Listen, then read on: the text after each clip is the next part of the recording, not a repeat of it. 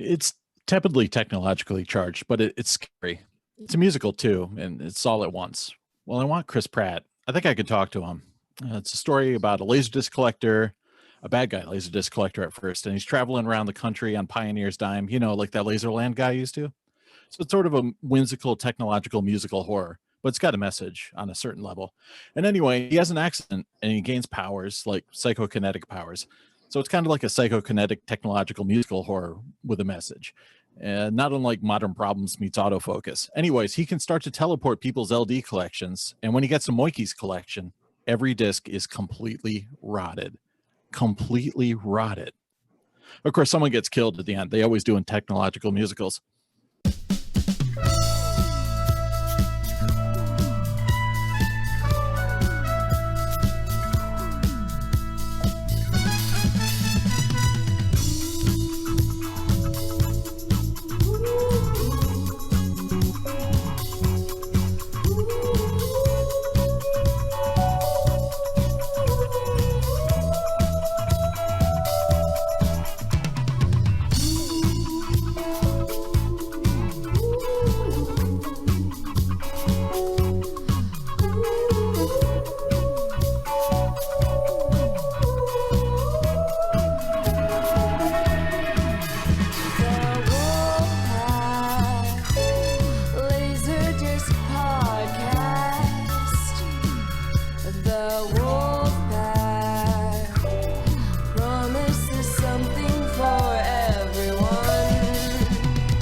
LaserDisc Wolfpack. What's going on, everybody? I am Culturedog Sam Hatch. Welcome back to the LaserDisc Wolfpack THX CAV Special Limited Edition podcast. And we are getting into movies on multiple levels tonight. We're getting into movies about movies. I'll tell you more about that in a little bit. But first, I need to pass it along to the man who made my favorite movie of all time, coming home with the LaserDisc bag and its impending sequel, LaserDisc Bags 2. Ryan Cushing. Thank you, Sam. Tonight's podcast is brought to you by Rheingeist Truth from Cincinnati. How about you, Luke? What? I literally was just released from the emergency room. Here's my wristband. So I'm just, whatever. Let's just do this. Let's go. Maxene's next. Go, Max, go. Maxeene the LaserDisc Queen coming at you from Hollywood, USA, where the pictures are made. That's enough to Vinnie. Welcome, brought to you by Banning Springs Water, official water of high-powered Hollywood executives. Sam, is there any sex in that movie you pitched? Oh, yeah, there's sex. It's going to be a little bit. Good. That's all that matters. Yeah. I'm sponsored, obviously, by Kylo Ren tumbler full of water, and brought to you by my pile of crap because I'm moving. So pay no attention to that. I'll just green screen that out later. Yeah, we're talking about movies that are talking about movies. I'm not doing any documentaries, but I guess that would obviously be an option. But I'm doing narrative films that are about characters that are making movies, starring in movies, or somehow involved in the pictures in some fashion. So top 5 movies about movies. And I kicked a few out right away because my criterions are boxed up over there. So 8.5 is not making the list because it's sitting in the box over there. And Day for Night's not making the list because I don't know. I don't think I have that on LD. So number 5. We're going in with a film that is a satire on the Hollywood industry itself, and it's not the one you're thinking of. It's Blake Edwards's S.O.B., a film that was sent to me on LaserDisc, courtesy of Griffin Mill, Mr. Vincent Onorati over here. But yeah, Richard Mulligan's great in it, and Julie Andrews is in there, and it's Richard Mulligan plays this down in his luck producer who's churned out this trash heap, and the only way to save it is to turn it into this kind of like semi-pornographic film. So yeah, it's kind of got a bit of Harold and Maude in there where he's always trying to kill himself, and so played for laughs, but yeah, I just remember seeing this on my dad's top loader VCR a lot back in the day. So set to a certain moment. What's that? Oh no, I was watch the whole thing. It was about the artistic flow of the film. I met your dad. Yeah, my dad was probably just about the the orgy scene there or whatever. So Oh, now I gotta watch it. Oh, okay. yeah, check it out. Wish list real quick. And yeah, it can also mean SOB for son of a bitch, or standard operating bullshit. It's better known as the movie where Julie Andrews goes topless. Yes, I don't. Spoiler alert. What? All That's the best kind of spoiler. Yes. All right, up next is a film that is a very kind of meta postmodern film from the 90s about the film industry, and it's not the one you're thinking of. It's Wes Craven's New Nightmare, a film that I remember buying the script for this when it was just called Untitled Wes Craven Project. It was like so secret. It was a cool way to kind of rejuvenate the franchise, in which Nancy Langenkamp, the actress from the original, or Heather Langenkamp, sorry, the actress who played Nancy in the original Nightmare on Elm Street, reprises her role, but also plays herself, the actress. And John Saxon plays, the actor who portrayed her dad. And they're worried about the possibility of ending the franchise, actually creating Freddy Krueger in the tumultuous earthquake-ridden kind of land of LA. Is he playing John Saxon? Are they playing themselves, or are they just playing? Yeah, Heather Langenkamp and John Saxon are playing themselves, and Robert Englund is also in it as himself. But then Freddy is also in it as like the actual creature, Freddy Krueger. So yeah, it's interesting stuff. And who is it? Miko Hughes, I think, plays her son. He's being tormented by visions of Freddy. But also cool, it's got a lot of special effects stuff in it, because her husband is an FX artist on the actual new Freddy movie that they're making, which is this movie. So it's very kind of it's got a lot of kind of nursery rhyme stuff in there, and so it's got some Grimm's fairy tales type stuff, but it's got a lot of meta, poking fun at itself and looking at the camera stuff too. Number 3, we're gonna go with Get Shorty. Fun film based on an Elmore Leonard book with John Travolta, following up on his newfound popularity post-fiction, going out to Los Angeles to collect some money from Gene Hackman's character, who's a producer who, is making trashy B movies, but he's trying to get this one script produced and try and get Danny DeVito's character involved in the making of the film. And everybody and their mother then gets kind of roped into this whole kind of situation. Great supporting cast from Dennis Farina, Delroy Lindo in there, and Rene Russo's great in it as well. So yeah, Get Shorty. I don't have I think there was a DTS reissue. I don't have that yet. This is just the original one I bought from Suncoast back in the day. But is that the one where Keaton plays the same character he plays in Jackie Brown? No, that's Out of Sight. Out of Sight? Yes, yeah, he does that.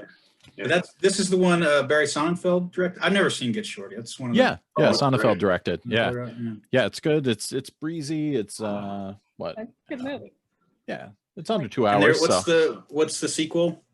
Oh, Be Cool. Be Cool. I had a literal birthday party where it was going to see Be Cool in theaters. You are so young. Because I'm 100 years older than you, I saw Get Shorty. I saw Get Shorty on my honeymoon at the Beverly Center. We were in LA, and I said, we got to see a movie for in LA on our honeymoon. Man, I saw it a couple times in the theaters, but I wasn't getting married at the time, so I was just with my friend. Yeah. It's a great soundtrack too. It's got like Morphine on the soundtrack, and it's fun stuff. And then number 2 is, of course, Habeas Corpus. Oh wait, that's not it. Robert Altman's The Player. I mentioned my Criterions are boxed up, but I happen to have the nice AC3 widescreen reissue, not the dirt jabroni pan and scan one that you see everywhere in every lot, which I think I have like probably a pile of those sitting around in the corner. But this is a really nice reissue with AC3 and decent amount of extra features and a commentary, which I think is a different commentary than the one that's on the Criterion. So if you want to be player complete, yeah, pretty sure. Also with Michael Tolkien, and and that's got a featurette about Robert Altman's 5 deleted scenes theatrical trailer, and it looks fantastic. It's mid to late 90s digital transfer, so very, very nice. So yeah, if you haven't seen it, I'm sure Vinny's going to talk about it, so I don't want to steal his thunder. I'll let him describe The Player for you.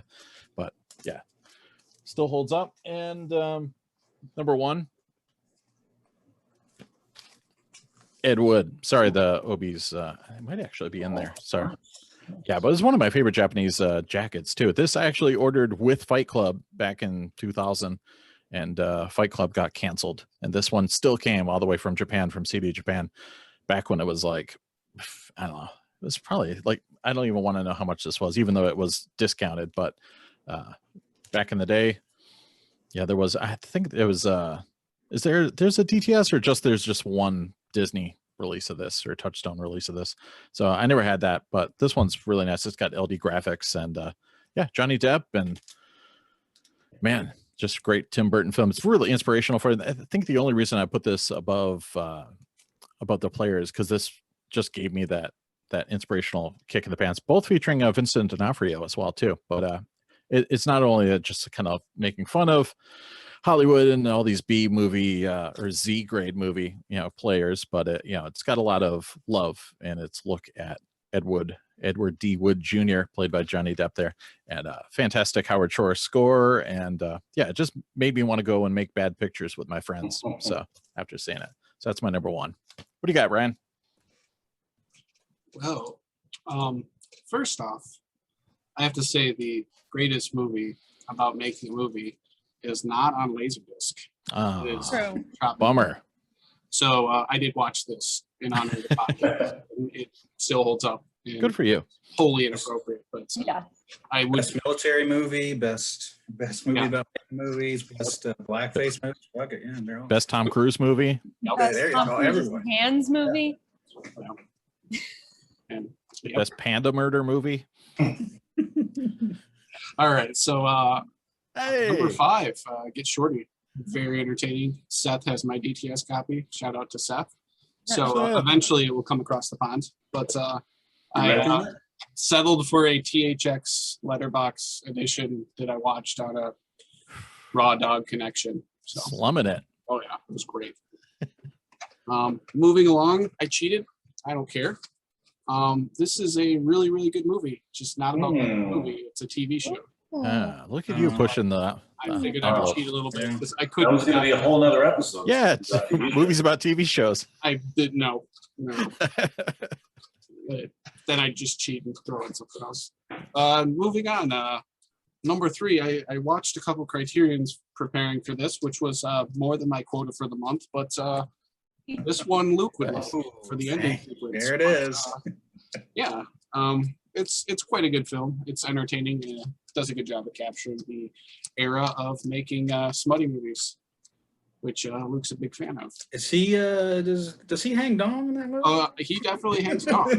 Yeah. Hang dong. Which Get Sam the graphic. forgot to mention. Somebody hung dong in the player.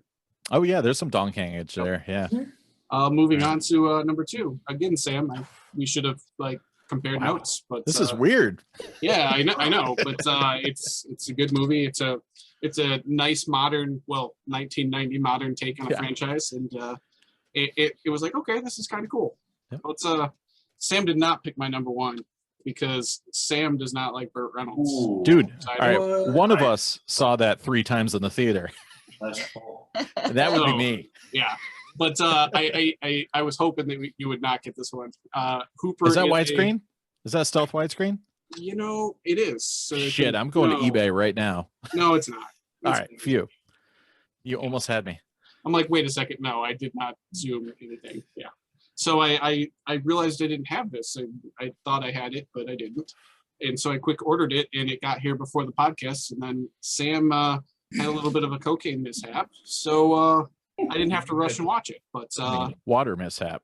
Burt Reynolds is a stunt guy, and this is about making one last stunt to get out. And there's a new hot shot in town, and it all goes down, and the stunt sequences are nonstop and fantastic the entire movie. So Is it directed by his Cliff Booth or whatever? Is it directed by what's his face? Yeah, this bro there. The Smokey Smokey dude. the Bandit. Yeah, Hal Needham. yeah.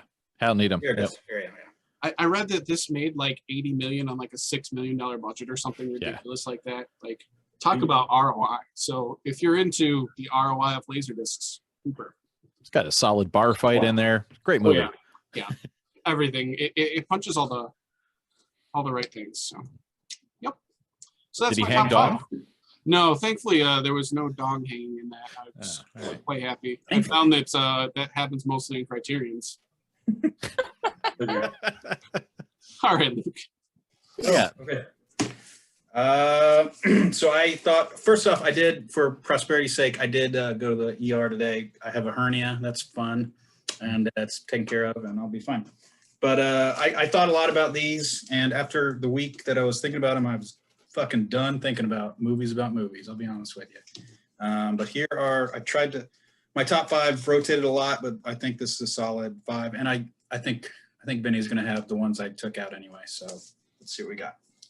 All right, back in the 90s when I was in high school, 95, 98, graduated 98. I was really, for a little bit, we had cable, and I was all about the Sundance Film Channel. Like, it was the one kind of real movie channel we got. We didn't get anything else.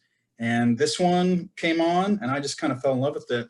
This is Living in Oblivion. Yep. And first off, this is a Hong Kong release of Living in Oblivion. This is HK some guy Flex. had it. Say what? HK Flex. Yeah, sure, okay. And some guy had it. You know, it's just one of those flip videos. It's the only Hong Kong movie he had. I'm like, yeah, I'll take that. This movie's great. It's, you know, Steve Buscemi's making a movie.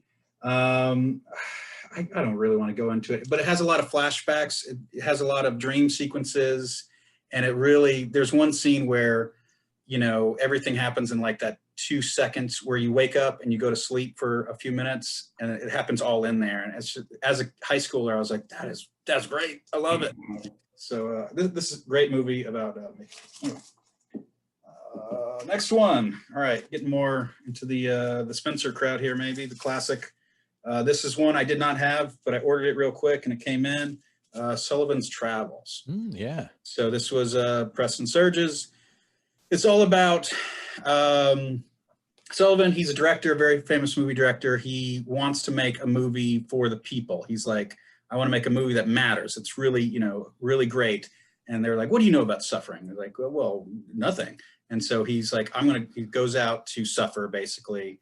And then what he learns, spoiler alert, I don't give a shit. He learns that movies don't have to be serious. Like a good comedy is very powerful, and it's just as great as, you know, the serious movie about anyway. It's a great movie. It starts off really fast. You know, the first scene where he gets in the kid's car and he's driving really fast, it just kind of like sweeps you in and you're on for a ride. I really enjoyed it. And Veronica Lake. Woo, holy smokes, she's a good movie. Wait, you have to tell people what the name of the movie he wants to make. Oh, of course, yeah. So in the movie, he says, I'm going to make Oh Brother, Where Art Thou? Like, I've got Oh Brother, Where Art Thou? And then, of course, the Coens, which I hope, this movie is very similar to Barton Fink. I think there's a lot of themes in there. Like, Barton Fink wants to make a movie for the people. It's like, oh, I can do it. But then, you know, anyway, it's a good one. All right, 3 more. So I told you guys, these movies, I'm not gonna lie to you, these are movies that I watched for the first time the past few weeks. Oh. I love them so much. I'm like, fuck it, it's going in my list. And they're all Criterions. These last 3 are Criterions. The first one is, it might be a stretch. I don't think so. Sex, Lies, and Videotapes. Right. So I've had gaps in my movie education. I've never seen this movie before. It's all about these 4 people. You got a married couple with Andie MacDowell and Peter Gallagher. Is that his name? Right? Of the Player fame. Yeah, of the Player. Yeah, you got James Spader, Andie MacDowell, Peter Gallagher, and Laura San Giacomo from Just Shoot Me fame. James Spader is amazing in this movie. He's the one. So he comes into town and stays with these guys, and he has this fetish for filming women talk about sex. And he says up front, he's like, I am impotent. Like, I can't, he's just very forward about it. And so that's how he gets off. He films them and then they go away and he can, whatever. And I think there is something very in there about movie making, about the impotent director who can't get off unless he films somebody. This was great. Like, I really enjoyed it. It's so simple. It's Soderbergh's first movie, and it's James Spader is fucking amazing. Like, he's just really good. He plays a character. He's not super creepy, but he's He's kind of creepy. Yeah, and Andie MacDowell, like I was really impressed by her. I usually don't like her, but she was great in this movie. All right, next one. I got two more. David Holtzman's Daybreak. All right, so this movie is a fake documentary that he made in the 60s about, you know, he loses his job at the very beginning, and he's like, I want to make a movie because I want to figure things out. So he's like, I'm going to make a diary, and it's just going to be, he's looking for the truth. He's like, I want to know, if I film everything, I'll just find out what the truth is. Long story short, all film is fucking lies. Like, so this is not where he doesn't find the truth. It does not end good for him. His girlfriend dumps him because she's tired of him filming him all the time. And at the very end, he just kind of ends where all of his equipment gets stolen. He's like, I guess this is the end of the movie, and then that's it. Like it's really short, and it's just really, it's an easy watch. Like I've had this for a while and trying to watch it, and then I just watched it, and it was great. Interesting thing about the cover, I was like, what is he holding? He holds like a record that has the sound. Like after his stuff gets stolen, he's like, I went to this place and I made a lathe cut record basically of the audio that you're. It's really good. Like it's holy shit, it's good.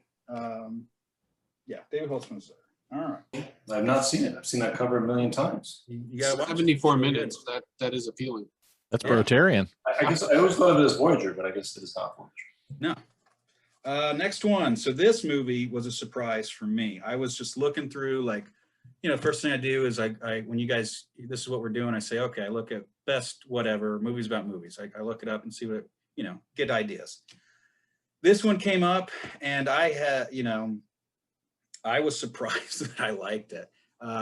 This is Singing in the Rain. Ah, nice. Like, so I've never seen it before. Like, all I knew about Singing in the Rain is this scene. Like, I thought this was the whole movie, just that scene. But in reality, this scene could be taken out and you wouldn't miss it. It's all about they're transferring from silent movies to talkies, okay? And so this guy, what's his name? Not Fred Astaire, but Gene Kelly. what? Gene Kelly. Gene Kelly is a movie star, silent movie star, and then he goes into talkies, and he has this girl who has a horrible voice, like just comically, like it's really funny actually. This whole movie is really funny. This is like you describing Star Wars to someone. I think hopefully everyone on the planet knows what Singing in the Rain is about, but that's it. It's fun to hear. I didn't. Okay, let the rest. I've still never seen it. Come on. See? No, Ryan hasn't. So keep going. That's a given. Keep going. Okay. Okay, fine. I'll take that.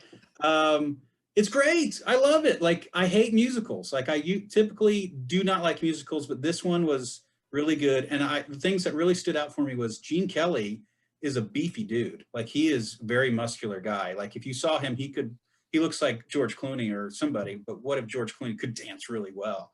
And then what's her face? Debbie Reynolds. Reynolds was amazing. I wish she was in it more, but she wasn't. Like, she's really funny, and she's not the bombshell. Like, she's a typical female, like just a normal female you would see, but she's amazing. Like, I really, really enjoyed her in this movie. Does this make La La Land better for you? Because I know you didn't love it.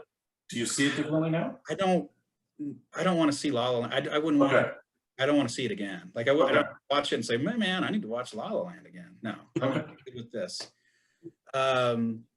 What else do I want to say? Oh, the funniest part of it was when they make this movie and they have the lady's voice in it. And it's just so ridiculously bad. Like, it's basically, they made the first movie that was so bad it was good in this. And I just love this movie. Like, yeah, Star Wars, and they fucking Darth Vader is The pew pew pew. That's it.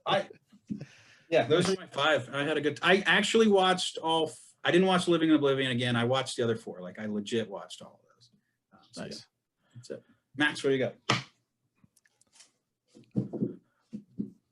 So, I was in a similar boat on a lot of these. I had not seen a lot of them. They were always ones where I was like, oh, I want to see these. And then so there was a big big opportunity to watch a lot of ones I hadn't watched before.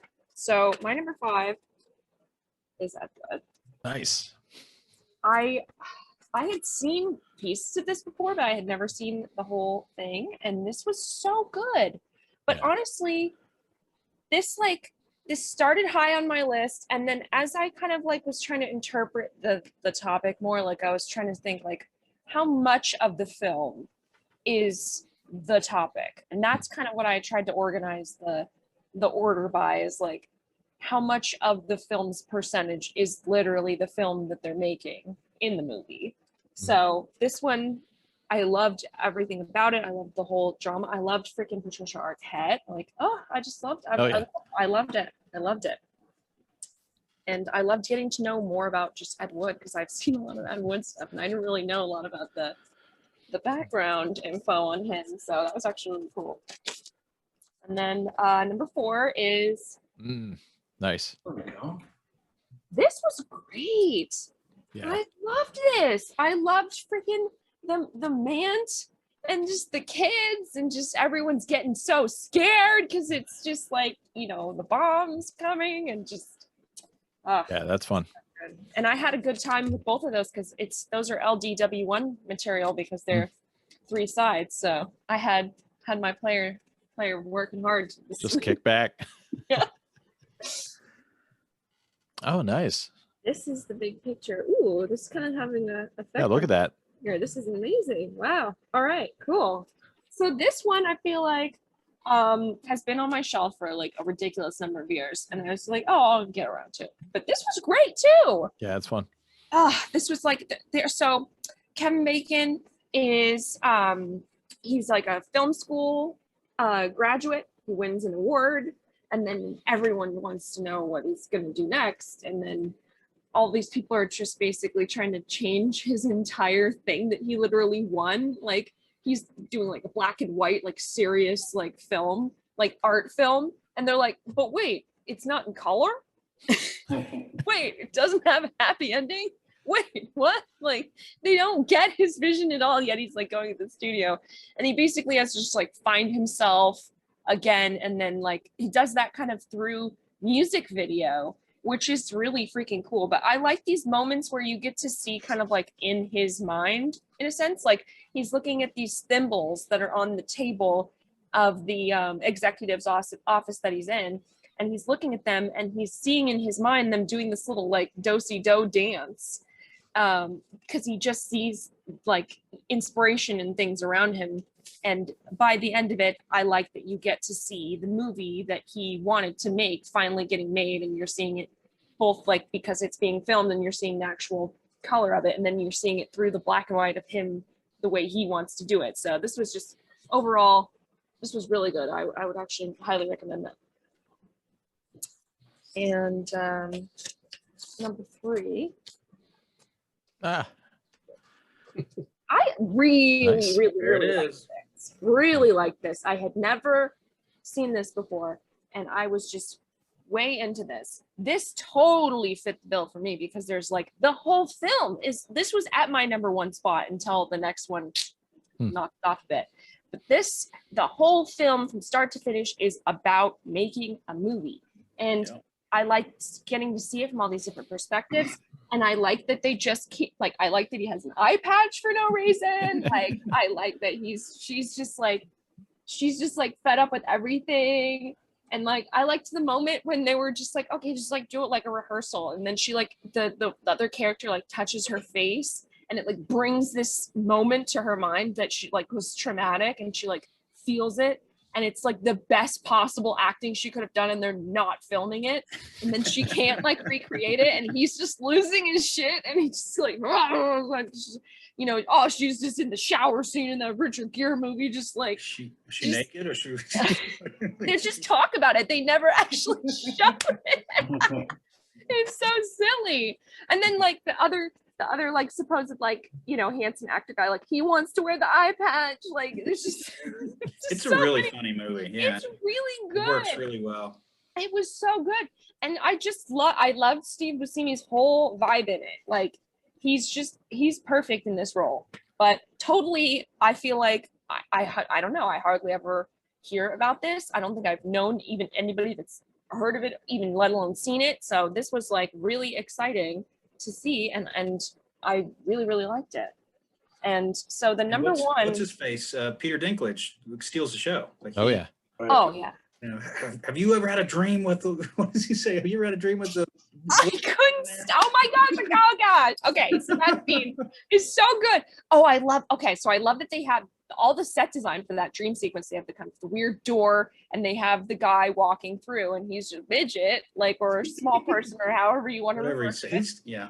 And he's from the Game of Thrones guy, and that's all I thought when I saw him. Like, what's he doing in this? Like, Pretty he's sure this like- was his first movie, and then he made the Station Agent was like his big, Agent. yeah.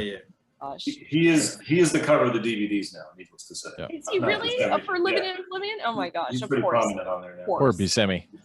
It's Yeah. so funny. He's just like he couldn't figure out like the laugh he was supposed to give. right. It was like they wanted a laugh and like he couldn't do it, and then he just freaking storms out. Oh my gosh, that whole moment was great. It was like why she's in a wedding dress, like it was great. But this one, Oh, nice. just bopped that one off my top. The moment I saw it, I was like, this is literally so good. I had no idea.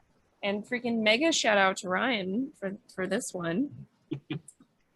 Because Nice. it is like, honestly, this cover for me, it does like nothing for me. Like this is not something where I would just say, this is going to be what I just watched either. Like this is Yeah. not giving me anything. Yeah.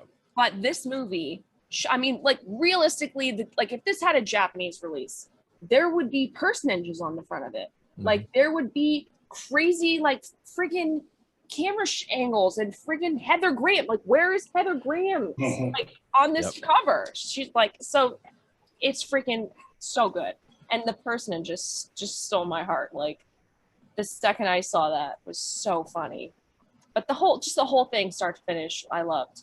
Nice. Loved it. I loved how Hollywood it was. And I would have Oh, yeah. put Player in my top, but I knew someone else probably would, so I left it off, left room. It was off of Others mine for a people. while too, but then it just went back on. Yeah, I know what you mean. It's really freaking. It's very Hollywood, which is my total weakness, sweet spot of things that I like. So, yes, this was a good topic. I really enjoyed it. I was surprised no one had swimming with sharks yet, but we'll see. Maybe Vinny has it. So, come on, Vinny. Fellini's counting on you. I just have to say, I'm very happy to see that everyone is happy. I'm glad I maybe forced some of you to watch movies out of your comfort zone, and you all found cool stuff and tons of things that every day as we were waiting to do this, I remember another movie and I throw it on the list. And, God, I forgot that one. And you guys just pulled out 3 or 4 that I totally forgotten about. So that's amazing. So for me, and I'm sure for some of you, maybe not all of you, but the fact that I'm even here or collecting LDs is all about movies, right? That's what got me into this for the movies themselves, right? So to me, movies about movies, there's nothing better. So this topic was pretty easy for me, which is why I picked it. I'll start, I'm gonna call an audible. I'll start here just because Maxeene just talked about it. Nice. But, 1989. So you'll see that almost every movie in my pile is basically from 1989 to 1991. So that was my sweet spot. That's really when I turned the corner and just movies were it. I was in film school. I, dove headfirst, and that was it. And then all these great movies about the craft came out. And this was amazing. And this one, of course, is, like you said, about a kid who wins like the student Oscar out of film school and now gets to write his ticket and goes to Hollywood and suddenly realizes it sucks and they're changing literally everything he made. And one of the great studio bosses, and there's so many great studio bosses in all these movies, J.T. Walsh in this plays the studio head. And, he's got the over-the-top office and the assistant always next to him, all the cliches of Hollywood, and poor Kevin Bacon just gets sort of thrown around. And in probably the best cameo, his agent is played by Martin Short. One of the greatest performances he's ever given. He's so many great characters, but his character is incredible. This is Chris Guest's first movie as a director. He co-wrote and directed this. so that you'll see a lot of the familiar Chris Guest folks. Michael McKean is in this, who plays his best friend, who of course gets betrayed when Bacon eventually does sell out and leaves his real friends behind. But it's fantastic. Never in widescreen. This is one of the few. I don't own too many pan scans, but that cover is incredible. It's a movie I had on VHS. So this is probably one of my very first LaserDiscs, basically, that I ever had. So. One last thing on that freaking Yeah. topic. The freaking the guy who plays Ricky in Better Off Dead is like Yes. he's in that, Yes. and it's just like I screamed. I'm like, oh, it's Ricky. Yeah. Oh. Okay. I'm dipping into one classic here because I figured some of them will pop up, and I know Spencer's absentee list will hopefully have Yes. plenty of those. But this is a movie I just saw last year, Day of the Locust. And I have the LD because it's still sealed. It's just a pan and scan, old Paramount. But that cover is incredible. That was the movie poster. That's Donald Sutherland there playing a character named Homer Simpson. So that is 100% where the name Homer Simpson comes from. Either the novel that this is based on by Nathaniel West in the 1930s or the movie. And it's sort of, think about when it's written in the 30s, it's a real satire and not even, it's not that funny really. But, you know, it goes after what Hollywood had become in the late 30s and that whole culture and everyone coming to LA to sort of seek their fame and fortune. And it really doesn't turn out the way they want. Karen Black plays a struggling actress, and William Atherton's sort of a new kid in town who is, I believe, an art director.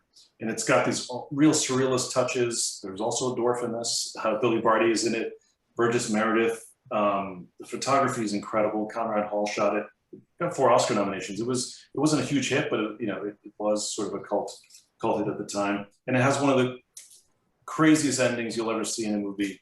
This whole sequence filmed at Mann's Chinese Theater on Hollywood Boulevard, and it's just incredible. It's grotesque is a good term to describe sort of what happens to these people and what they sort of see Hollywood as. So definitely checking it out.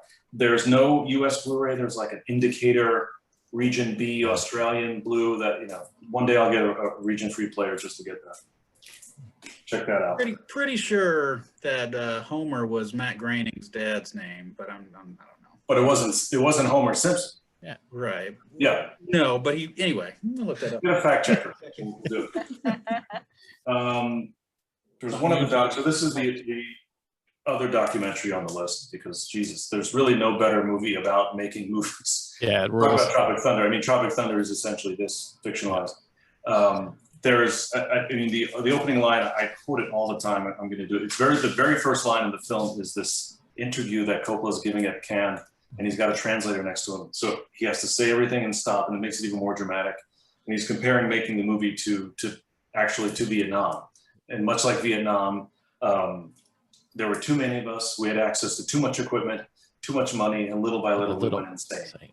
And that's it. I mean, this is 2.5 years of his life. Has everyone seen this? Mm-hmm. No.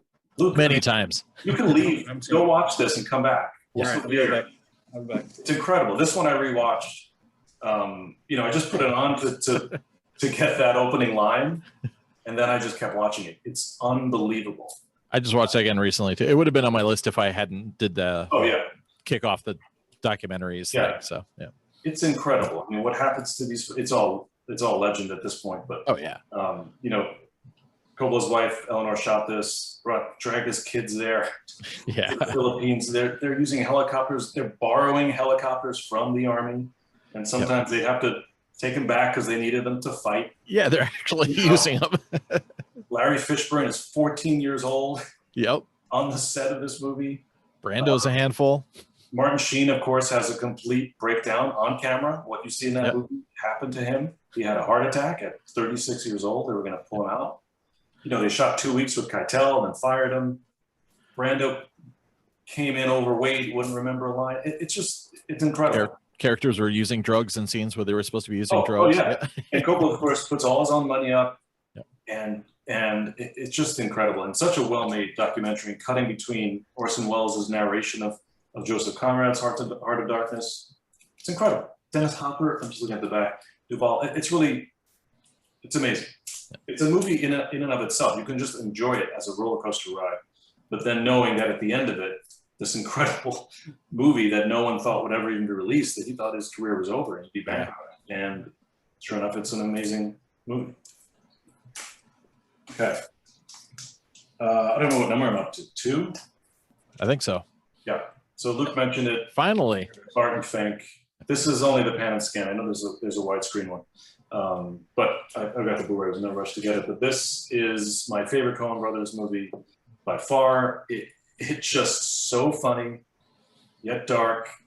I mean, you know, Turturro plays a New York playwright who gets sort of swept up. There was sort of a fever back then to get sort of New York playwrights to kind of make movies a little more serious. So they bring him out to LA, and he thinks that he's going to make this, you know, the great American movie about the people, and they just want him to make a wrestling picture. Yeah. You know, his agent, the agent played by Tony Shalhoub, is like, Wallace Beery, wrestling picture. What do you need, a roadmap? You know, everyone talks like that except Fink. And that alone is just an amazing movie. But in the middle of it, because it's the Coen Brothers, Barton he's stuck in a hotel room where he sort of, you know, we talked about movies that show heat well in that summer episode. Yeah. This thing, I mean, just the sweat and sort of the brown undershirts and the clothing. And he's literally in his hotel room, the wallpaper is sort of melting off the walls. And he's trying to stick it back on. It's just so overwhelmingly hot. And he's trying to write, but he can't write. He can't even write the first sentence of this wrestling movie. And he keeps getting interrupted by noises next door. And his neighbor is played by John Goodman. He shows up at the door, and he's sort of upset because Barton, you know, kept pounding on the walls. And then the movie takes this crazy turn with John Goodman in this neighbor role. There's so much cool stuff in here. The scene in the hallway with John Goodman is just like amazing. Yeah, have you guys anyone not seen it? I'll show you the life of the mind. Yeah, which is his repeating line as he's screaming and the place is burned. John Mahoney's in it. You know, his sort of idol, the screenwriter that he idolized, turns out to be, you know, total asshole. Judy He's Davis. supposed to be like what's Faulkner, right? Yeah. Or him. He was hired because he looks like Faulkner. Right. And then you know, Seven gets all the credit for that box, but there's a way cooler box in this movie too. Oh yeah. Yeah, really great. Yeah, I love I love it when the bad guys aren't so bad. Like they're set up to be bad. Like the producer, you know, who brings them out to Hollywood. He's like, yeah, just make a boxing or wrestling picture. You know, as an adult, I'm like, yeah, just fucking make the picture. Make your just money do it. Move on. Can't do it. There's that scene where he gets into a fight with a bunch of Navy guys. Remember that? Is that at like a dance hall? Oh yeah, that was great. Yeah, I do remember that. Quick aside, I saw this movie in the theater in the Hamptons. I cut class, I'm sure, and drove out there. I was only about an hour away from where I grew up. And as I walked into the theater, the previous show was ending, and Kate Capshaw was walking out towards me. So because I'm a nerd, I'm like, wait a minute, Kate Capshaw's here. Spielberg must be here. So as she's walking out, I turned around and he was picking her up. He was in a Jeep. She just got in his Jeep. And wow. He didn't want to watch it, huh? Yeah. You've probably seen it at home. Yeah. I'll pick you up later, babe. Yeah. Since I think Ryan broke the rules, I'm going to break the rules too. I don't know if we have this, but we have a tie for first place. Wow. So when I was thinking about movies, it hit me like, I don't know, like a few days ago, like, I'm going to include the greatest movie about movies in general. I mean, what's better than Cinema Paradiso? And because of Columbia House Japan, I have a lot of nice Japanese. These are maybe the first few things I ever got from Lucas Japan. Yeah. They're the same edition, I think. They just have oddly weird, different covers. Never seen it. Who's never seen it? I don't know. The same people. Looks like this is one of the only few cinema discs I kept, because as we know, the cinema discs aren't as great as they are cracked up to be. None of them are like so I have, you know, many other versions of this, but you know, put yourself in the shoes of a 19 or 20-year-old Italian wannabe filmmaker when this movie comes out, and I take my mother to see it, who's probably seen, I don't know, 3 movies in her life, and they're all Italian.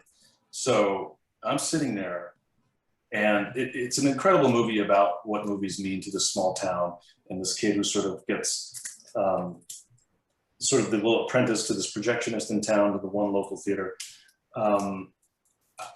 It's probably the best ending of a movie maybe ever, maybe that I've ever seen. And the funny thing is, when I first saw it, I literally couldn't see the screen because I was crying so hard. You make fun of me, Ryan. No, It happens all the time. Yeah, he wasn't even paying attention. So right. Yeah. Yeah, it's just I can't tell you what happens in it because it really gives it away. It's really one of the best endings I've ever seen to a film. But it's really just all about what the movies mean to this one small town and how it brings everyone together. And as someone who's almost just a few days away from becoming an exhibitor, it's important that people still go to the movies. You know, we watch a lot of movies at home. We look at every format and every which way we can. But it really all started with us in a dark theater. So it's my PSA to go back to the movies. All right. I like it. Cinema Paradise. So yeah, that was just really just killing time until the player. There we go. So, I was going to say, you're going to have so it. the funny thing is, I didn't have anything to hold up because all 3 versions I have been in frames since the minute I finished my theater. So they're on the wall. Insert picture here. That is a cool one. But just this morning, Luke sent me this one because we were talking about it. I noticed that I have the Japanese gold rental. It has the little rental thing, but I didn't have just a regular clean version. So there it is. Yeah. That's Griffin Mill. Not the best transfer on that disc, by the way. I'm sure there isn't. Yeah. Yeah, but it is a beautiful disc. Look at that. Yeah. The jacket's cool. Maybe the transfer on the 8mm is. Oh, look at that. Oh, look at that. That's what I'm talking about. I think Bill sent me that. That's pretty cool. Wow. So the transfer is the smoker on that AC3 reissue. So grab that. You know what? So I didn't realize that was AC3 that reissue because I have the pan and scan because I had it framed among the other 2, but maybe I'll go after that. Yeah, grab a copy. Yeah. I think it was like $4. So who has everyone's seen the player, right? Ryan. Probably not Ryan. No, he watched it. Yeah. I made Ryan watch some good movies this week. That's great. The Player is the ultimate movie about movies. There's no getting around it. At the time it was made, I always try to tell people who see it now, they have to sort of realize that there's no internet. So movie stars they were still movie stars, and we didn't see Julia Roberts and Bruce Willis every 5 minutes online. So everyone was still sort of mysterious. So the stuff they pull off in this movie with the cameos and the ending in particular, I mean, I saw it 4 times in the theater in the span of a year. That's how long things played back then. And every time the place just went nuts when that ending comes on. It was a bitch. Traffic was a bitch. Traffic was a bitch. And I listened to the commentary recently. I reheard it as I was driving. And it's a really great commentary because you've got Altman on one side and then Tolkien, who wrote the screenplay based on his own book. So it's fun to hear him talk about what's been improved and what hasn't. I think, and I read the book overall, I do like the movie better. There was also a sequel to that book, which wasn't as good. But I opened with the Banning Springs water. So Altman, he didn't really play the game, right? He didn't play the Hollywood game. So here he had to make a movie about Hollywood and then sort of conform to some of the rules. So at the time they told him, if we could put some water, high profile water in the movie, maybe we'll get them to pay us for placement. So they started shooting and they thought they had Poland Spring or Evian on one of them. Then it turned out they didn't, they couldn't get them. So there's a running gag throughout the movie. I think there are 11 different bottled water brands. So throughout the movie, every time he goes somewhere, he orders something by name or he's holding a different one. And then this one is the only one they actually made up, called Banning Springs Water, which is what he really drank. And there's this great moment in the beginning where he's served water in a wine glass. Oh, yeah. And he goes, "This is a red wine glass. I want my water in a water glass, please." And then he leaves. Yeah, and then he leaves. Which is typical Hollywood. And I think it's the same scene where Burt Reynolds is sort of in the foreground. Yeah. And often playing with that audio. First, all these cameos, he didn't tell anyone what to say. So they're all just improvising. And Burtman, Reynolds, he walks by and Reynolds just goes, "Asshole." Yeah, you have all these great, incredible cameos. And then the story itself is fun. There's a murder mystery in the heart of it. You mentioned Peter Gallagher. I've never tweeted at celebrities or like tagged celebrities ever, but I was watching the show Togetherness. It was on HBO maybe 5 or 6 years ago, and Gallagher plays a studio executive, pretty sure named Larry. So I tweeted at him. I said something like, "Good to see Larry Levy is still working," and he wrote back. And I thought that was pretty cool because to me, that's my favorite Peter Gallagher role, because he was the, the slimy counterpart to Griffin, who was trying to hold his job, and he thought Gallagher was coming in to take it. There's so much cool stuff in here. Great cast. There's like something like 80 something cameos. The Criterion Gatefold has like a map of all the celebrities at the party scenes that they did. Yeah. So that's it. Yeah. There. Excellent. Yeah. So sorry, Fellini. Nobody picked you. Oh, that's fine. Well, I'm gonna hopefully Spencer will throw 8.5. Oh yeah. We'll see. So I didn't pick Fellini because I've never seen it. Like it's really good. And Stardust Memories, which is basically a remake, is also pretty cool. I got like 30 minutes in and I stop every time on 8.5. It's not a late at night movie. No. Yeah. So I think we're going to talk about quickly, since we're talking about making movies. Some of us have made movies in the past, so I figure we'll give some maybe snippets or at least some small clips of some of the product we've made before. Who here is Ryan? Have you made a movie? Are we going to show anything from you? No. No, I played sports. Were you weren't a filmmaker in high school? I played Right. sports. All right. What about Luke? Were you a budding filmmaker? Of course, yeah. You got something you want to show? Sure, I'll show my porno that I made. Okay, cool. Are you hanging dong? Oh yeah. All right, excellent. You had all your teeth then, though. Nope. Yeah. So when I was in high school, I was in independent study, which means I had a free period to do whatever I wanted to. I'm not sure how that happened, which basically meant I stayed in the library, bullshitting with friends and reading the newspaper. But I did make a movie, and it was super existential and kind of sad. It was called Einsam, which means lonely in German. Wow. That's more pretentious than mine. Yeah. Keep going. And, it was, so I was super lonely in high school, and I thought, well, if I get all my friends to be like lonely as me, I won't be as lonely. So okay, how do I set this up? So it's the same scene every time, the same lines of dialogue.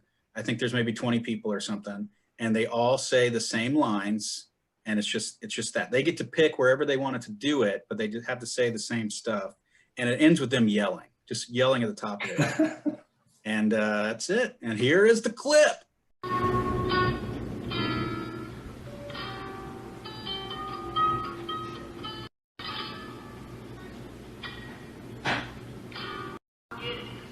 just want you to scream as loud as you can. What if I scream like a girl? What if I scream like a girl?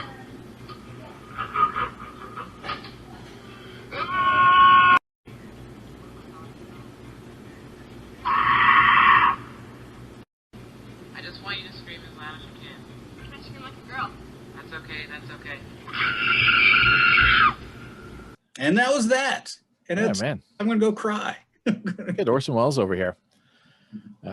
Max, did you make any movies you want to show? Or Well, I have made lots of music videos, and that counts. one of the music videos is kind of basically B-roll, just like cool shots, more film-like than a lot of other ones.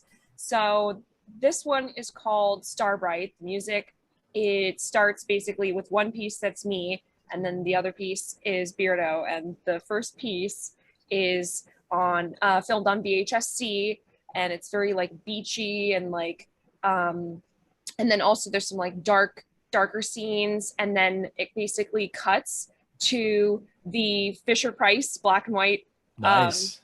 camera, and this very just like very rhythmic moment, and just like this very crazy like mask and like a lot of flashing and everything like that. So it's very crazy, but it's more like artsy than some of the other ones. Like we did another one, Confusion, that's on Super 8. Nice. That's, you know, that's more traditional music video in the sense like we're actually singing the words and everything like that, and the other one's more kind of an instrumental song, so it has more visuals and less kind of mouthing the words type of thing. But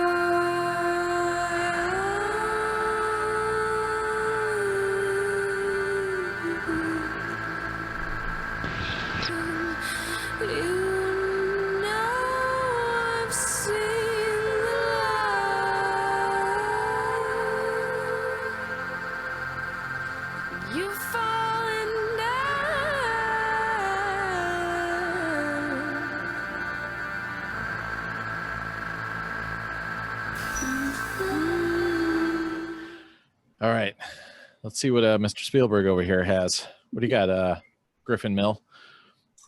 Well, I made like tons of stuff in high school on VHS, but so my first year of film school, you know, they bring the whole class together and everyone has to submit a script, and then we're going to decide what's going to be the project for the year. So I had this huge ego. I'm like, please pick mine, because I didn't just want to work on some random dude's movie for a year. But so luckily they picked mine. So that was cool. So I got to make my movie. I'm sure they were saying the same thing, probably pissed off that they had to hang out in my house, because where else do you shoot your movies but in your own house? So I dragged the whole, you know, crew and cast to my house. It was called Merry Christmas, God. It was based on a short story that I read and just adapted about some guy who has to come back to his sort of estranged wife's house around Christmas time to help them put up the lights. And he sort of snaps during it and starts chomping on lit bulbs, which gave our prop guy something to create, you know, these candy bulbs with nice blood. And it was pretty cool. You know, that week shot on 16. The funny thing, we went to cast the movie and there weren't that many people auditioning, but I cast this woman named Debbie Rochon. She was very good. She made us take her boyfriend to play the other part. He was not that good. She was good. And she, years later, I found out, maybe I saw her in a magazine. She just sort of became like a scream queen. So yeah, I know her name. Yeah, she would always be in whatever that magazine was. Fangoria. Yeah, or it was another one, like not even as good. Oh, okay. Yeah. I'm just trying to think. Anyway, yeah, I saw her in one of those. So, yeah, it was fun. You know, and then I also made sort of the more pretentious one, which was black and white and just snippets of all verse from Edgar Allan Poe stories. Wow. Just basically shooting like my friend's girlfriend in cemeteries and stuff like that. All right, so you have a clip of something you can show us? Yeah, we'll show you Merry Christmas, God. All right, cool. Let's check it out.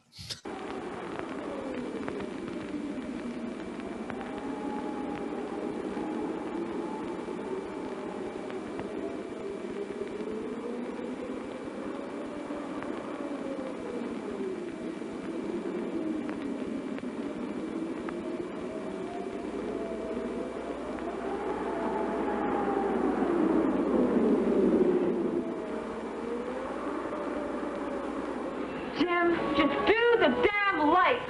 The Yuletide guest. From now on, our troubles will be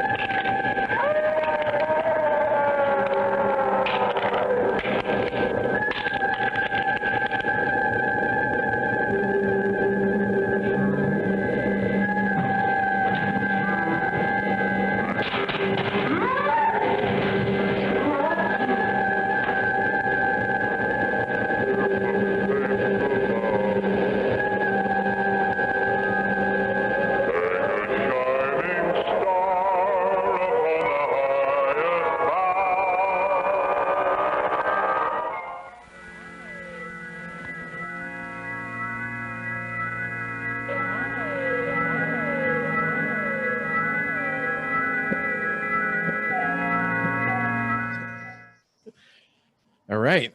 I guess I'm the last one standing. Yeah, what do you got? It's rough, so I'm just gonna see what salvageable footage I can get from. I was in independent studies too, but I was working on a giant science fiction epic that I don't think I ever filmed anything for.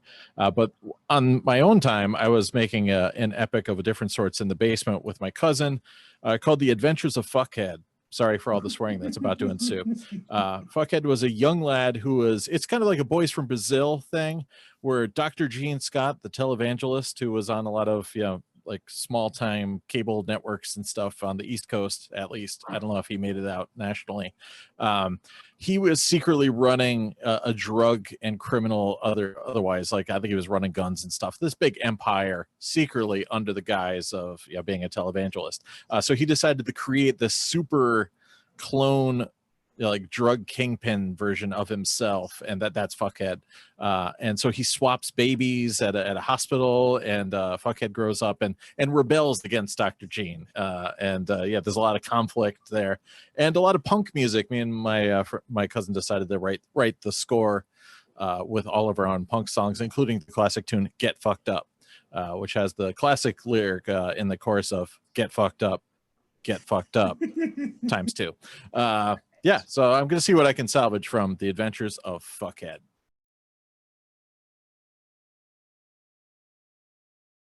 Feel my rock!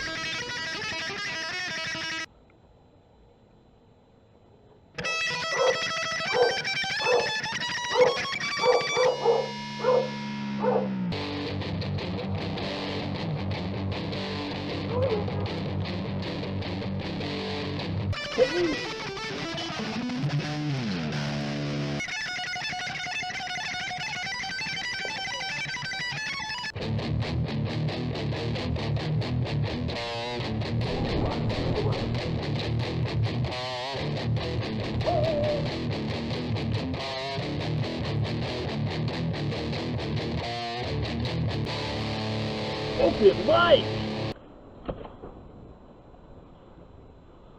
What do you mean no fake guitars allowed? Damn. Time to shred! Ooh, feel the little. Hot metal magma. All right, well, thanks for sharing movies, everybody. Let's move on to a wolf pick. Dun, dun, dun. This is a little bit connected to our theme because one of these films actually does have some movie making in it in a couple short scenes. But because we haven't done a podcast since Mr. Donner passed away, the late great Richard Donner, we're going to do a pick between two Richard Donner films. The middle Oreo cream, that is Lethal Weapon 2 versus Lethal Weapon 3, which has his daughter working on a film shoot or a commercial shoot in one scene. So there's a little bit of filmmaking in it. So there you go. This one's got them versus South Africans that are mean. And this one's got them against ex-cop real estate developer that's mean. And they both have Pesci in it.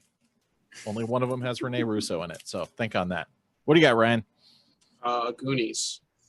That's not an option. Oh, This isn't an LDF poll. I thought we were just picking Richard Donner films. No, it's these two. All right, we'll just go with 2. Okay. What do you got, Luke? Okay, truth time, everybody. You haven't seen either. I haven't seen either. All right. It has them on the toilet. 2 has them. I've seen some. It's got toilet. The toilet. Yeah, okay, toilet ones. Okay. Well, what about Max? Okay. Yeah. So okay. That's basically the Pesci thing the whole fucking time, and we can't with that. So this is really, I mean, Yep. I don't know which is worse. They both kind of have that vibe. Yeah. I guess 2. I'll go with 2. Okay. All right, Vinny, what do you got? 2, no contest. I'm pretty sure I saw all 3. Well, definitely saw 2 and 3 in the theater. By 3, I was done. I didn't like, I didn't like Pesci. I've only seen 4. I've only seen 4. Okay. Wow. Okay. All right. Yeah. No, 1's great. 2's fine. There aren't that many great sequels, but that was a decent sequel. Jet Li is in 4. Hello, Jet Li. True. Oh, That's why I didn't pick them, because I knew everyone would go Definitely Jet Li. Two. Two, definitely two. Two. All right, cool enough. All right, I'm gonna go. I'm also gonna go with two, just because three actually. I was a little sleepy when I saw it theatrically, but I think it was just because it was stupid late at night. I watched it again, and it was actually a lot better than I remembered. But it's got the Rene Russo angle in it, which is fun. But this has got, it's just ridiculous. They're tearing down that house that's on the stilts and in the hills, and it's got the great kind of gimmick where they can't get at the villains because they have diplomatic immunity. Yes. Until they're just like, no, you don't. I'm gonna I'm gonna do violence upon you anyways. I'm like, wow, that's a good solution. Just use violence. But yeah, it's fun, and it's got Joe Pesci's "fuck you" at the drive-thru. Which of course they did reuse in different incarnations. That's true. So. It's a line we always say, and I forgot where it came from. Yeah, right. They fuck you at the drive-thru. So there you go. I say it weekly. Not for drive-thrus, mostly for takeout. Yeah. We don't do drive-thrus. Yeah, true. All right, let's do recent spins, right? That's what we're up to next. This is going by fast. Look at us. All right. I've been watching a lot of just random things, and I finished watching, I think I teased I was about to watch the end of Mobile Suit Gundam, which I did, but I didn't bring the box over, but just know that I finished watching that. And I moved on to the Macross Memorial box, 15th anniversary. I took it out because it's really, really heavy. I think I'm about 10 episodes in. Of course, I've seen it all many, many times before, but it's just got a young kid who used to be in a flying circus, and a big alien spacecraft has crash landed on Earth, and one of his old friends is now working for a newly developed fighter pilot program, which is kind of reverse engineered from the technology they found on the alien ship. And this little punk kid just kind of flies in to see his buddy, and then gets all embroiled in the situation when the aliens come back and decide they want to reclaim their ship. And it's fun. Yeah, it's great stuff, and it's got a love triangle in there as well. It's a good space opera. And I'll just put that up there. These are also recent pickups, but I also watched them. I think it's all music from here on out. I got Devo, The Men Who Make the Music, which is available on DVD, but I really want to get it on LD anyways. It's one of their earlier music video compilations with a bunch of live stuff in there as well. So it's got, Mark Mothersbaugh's dad as General Boy, and Mark Mothersbaugh himself as the strange mutated child Boogie Boy. And lots of silly interstitial things, including the record executive Rod Reuter, who's trying to get them to get their act together and sell out and wear the suits so they can sell Devo action figures. Really good stuff. It has digital audio, and it's worth checking out. Then I got an upgrade that I had to watch. Roxy Music, The High Road. This is them in France at the tail end of their original run as a band before Brian Ferry went solo. Just really hot stuff. I had the older analog only version of this, so I watched the digital selection reissue, only 4,800 yen. Fantastic stuff. The band is tight. Great backing vocalists. Fonzie Thornton's great in there, and it's just hella good stuff. And it's 2 sides too, so it's a decent amount. 75 minutes, so it's still Broterian. So I watched that, and then I watched Brian Ferry's solo. I finally got this. Was something I've been looking for ages. I had the VHS tape of this and wanted to get it on LD. A little bit later in the 80s, 88, 89, this probably was. I was just telling my wife about it. One of the coolest things about this is, you could see the old Roxy Music thing, and they would have the backing singers as far back on the stage as possible. But he actually had all 3 backing vocalists on the front line of the stage with him, which was pretty cool. And it's got this guitar player, Jeff Thal, who's amazing. I thought he was going to turn into some big shreddy hair metal guy, because he's got hair out to the moon, and he's just totally shredded. It's this cool suave sophistopop music with this total LA metal scene. You should just stumbled out of the Whiskey or something, or the Roxy, and just he's tearing it up on this Hamer guitar, and it's just so good. The band's tight, and it's awesome. And this, I guess, this counts as a movie. It's got a little bit of a narrative flow to it. Tom Waits is big time. Sorry, it doesn't have the Obi strip, but Yeah, sometimes you have to make do. Remember, Sam. Yeah. Obies are lame. What am I remembering? Obies are lame. Oh yeah, Obies are lame. Hold on, do I have that? I always put that little sign You around haven't here somewhere. got it tattooed on your body yet? No, damn, where did I put that damn thing? Oh well, I'll find it later. Anyways, yeah, Tom Waits Big Time, really interesting kind of performance piece. Little opera that he did, performing a lot of his stuff from the 80s when he was doing Swordfish trombones, Rain Dogs, and there's also a companion CD to this. A lot of stuff from Frank's Wild Years. It's not the entryway to Tom Waits. Like if you're kind of interested in his stuff, some of these songs they kind of really tweak with them and they kind of riff on them a little bit. So you might want to actually listen to the CD versions first. So this is more for like the diehard fans, but yeah, it's really cool. And he's playing multiple characters. He's like a character sleeping, and he's like a character like sweeping up and taking care of the theater. And yeah, the band is like obscured in the beginning, so it's kind of cool. So you can see more and more of them as the film progresses. And yeah, Mark Ribot's great on guitar, and yeah, hot wacky stuff. It's good stuff to like annoy your wife with on a Saturday night. I just found out. I didn't know before, but Tom Waits is from San Diego. I did not know that. Oh, you should. He's probably not there anymore, right? No, he lives next door. Oh, cool.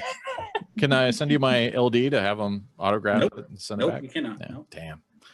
Oh well. And tell me what you watched instead. Oh, is it my turn? No. Let's do Ryan. Yeah. Go. What do you watch? It's laser discs or something. I don't know. Let's see. Yeah, LaserDiscs are good.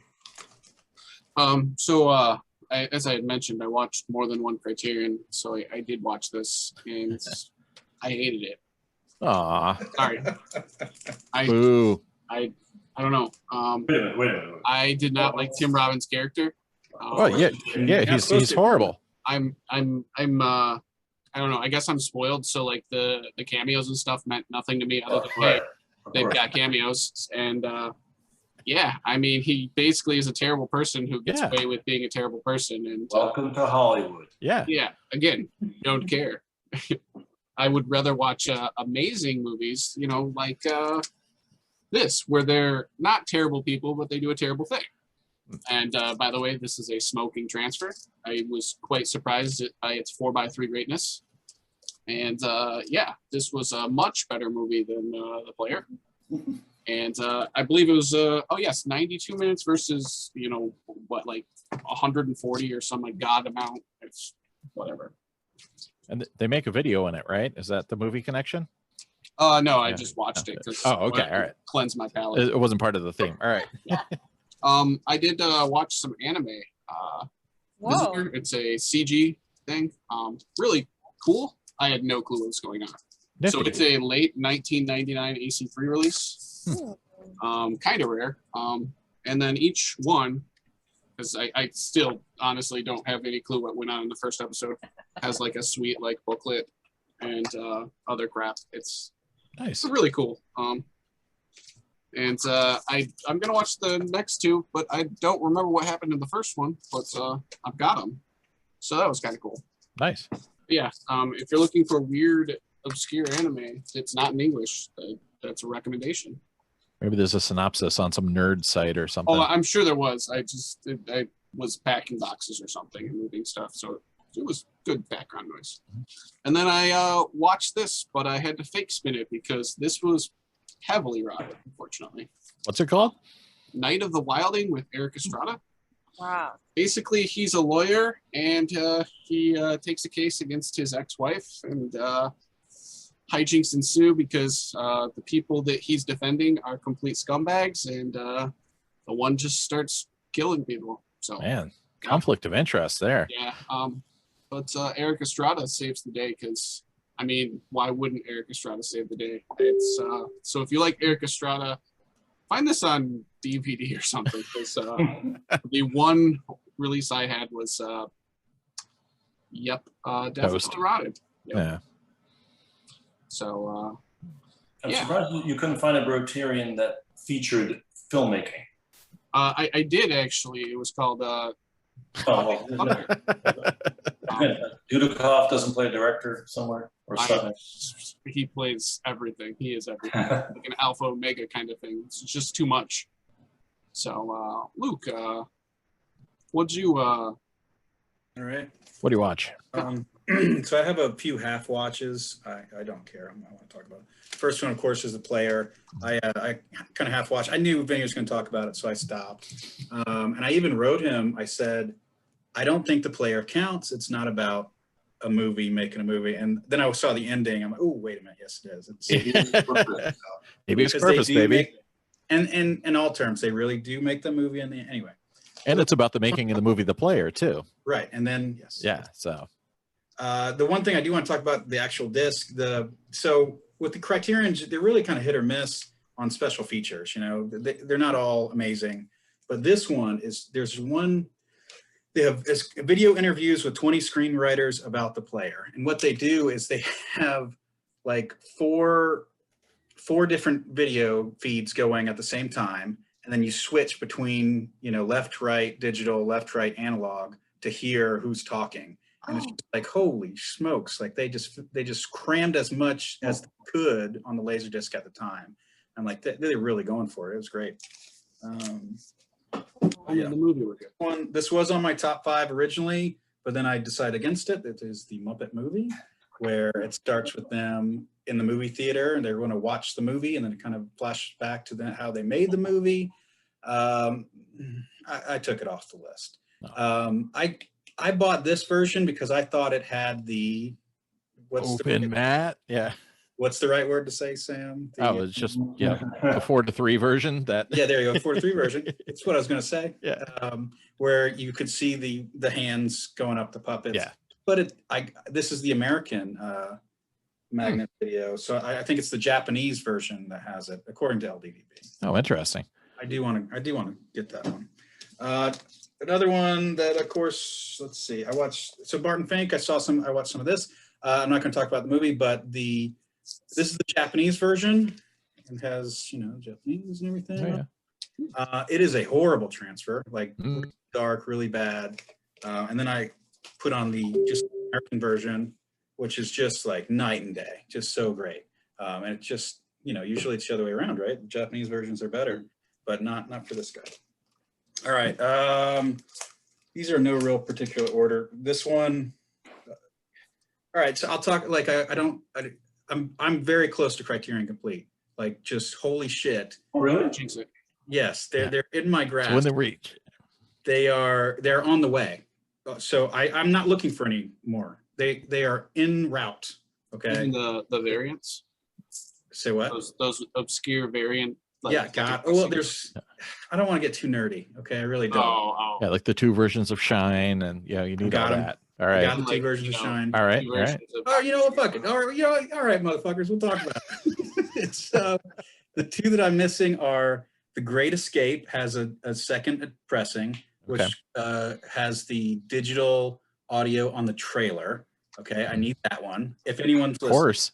How can you watch the trailer in analog? Yeah, yeah. And the other one is, oh shit, what is it? Strangelove? What? Did you get your Strangelove? Strangelove, yeah. Now I have 2 of them. I thought I had the Strangelove. Yes. Somebody thought I had the hookup with Strangelove. Yeah, I've discovered later that I sent the one you need to Daisuke. Yeah, that's cool. Good for him. Yeah. Shout out to Daisuke. It's in Japan. Yeah, let me just go rob him when I'm back in Japan. Does it have it? Max, I have to test it. I found it, and I'm going to test it for you. Oh, no, I'm so excited.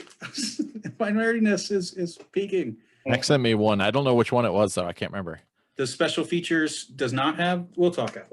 Yes. You can tell by the jacket. You don't have to play it. Okay. Anyway, one I did see. I watched Dead Presidents. Okay.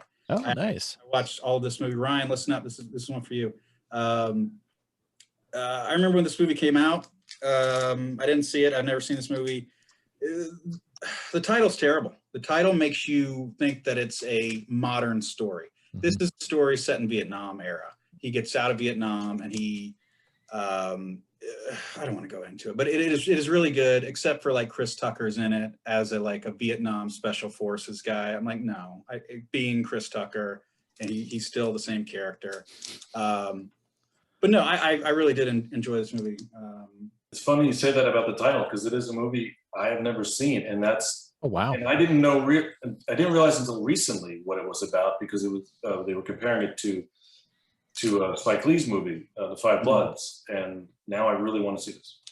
Yeah, I don't have the Criterion, but maybe I would definitely recommend getting this guy. just send that one to me. You don't need it. You have all the rest. Say what? True. I didn't hear anything you said. Okay, next one. This one we watched because the sequel was announced. So wife and I watched Candyman, the original one. Nice. Yeah. It's been a while.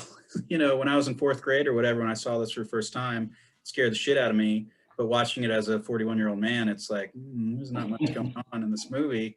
Not much exposition. If any exposition they say, I've forgotten it instantly after they said it. But it looks great. It's really cool. This is a pan and scan piece of garbage, but Yeah, they all are, which is weird. yeah. Does it have the extra gore when her therapist gets like totally hooked for like 30 seconds with blood geysering all over the room?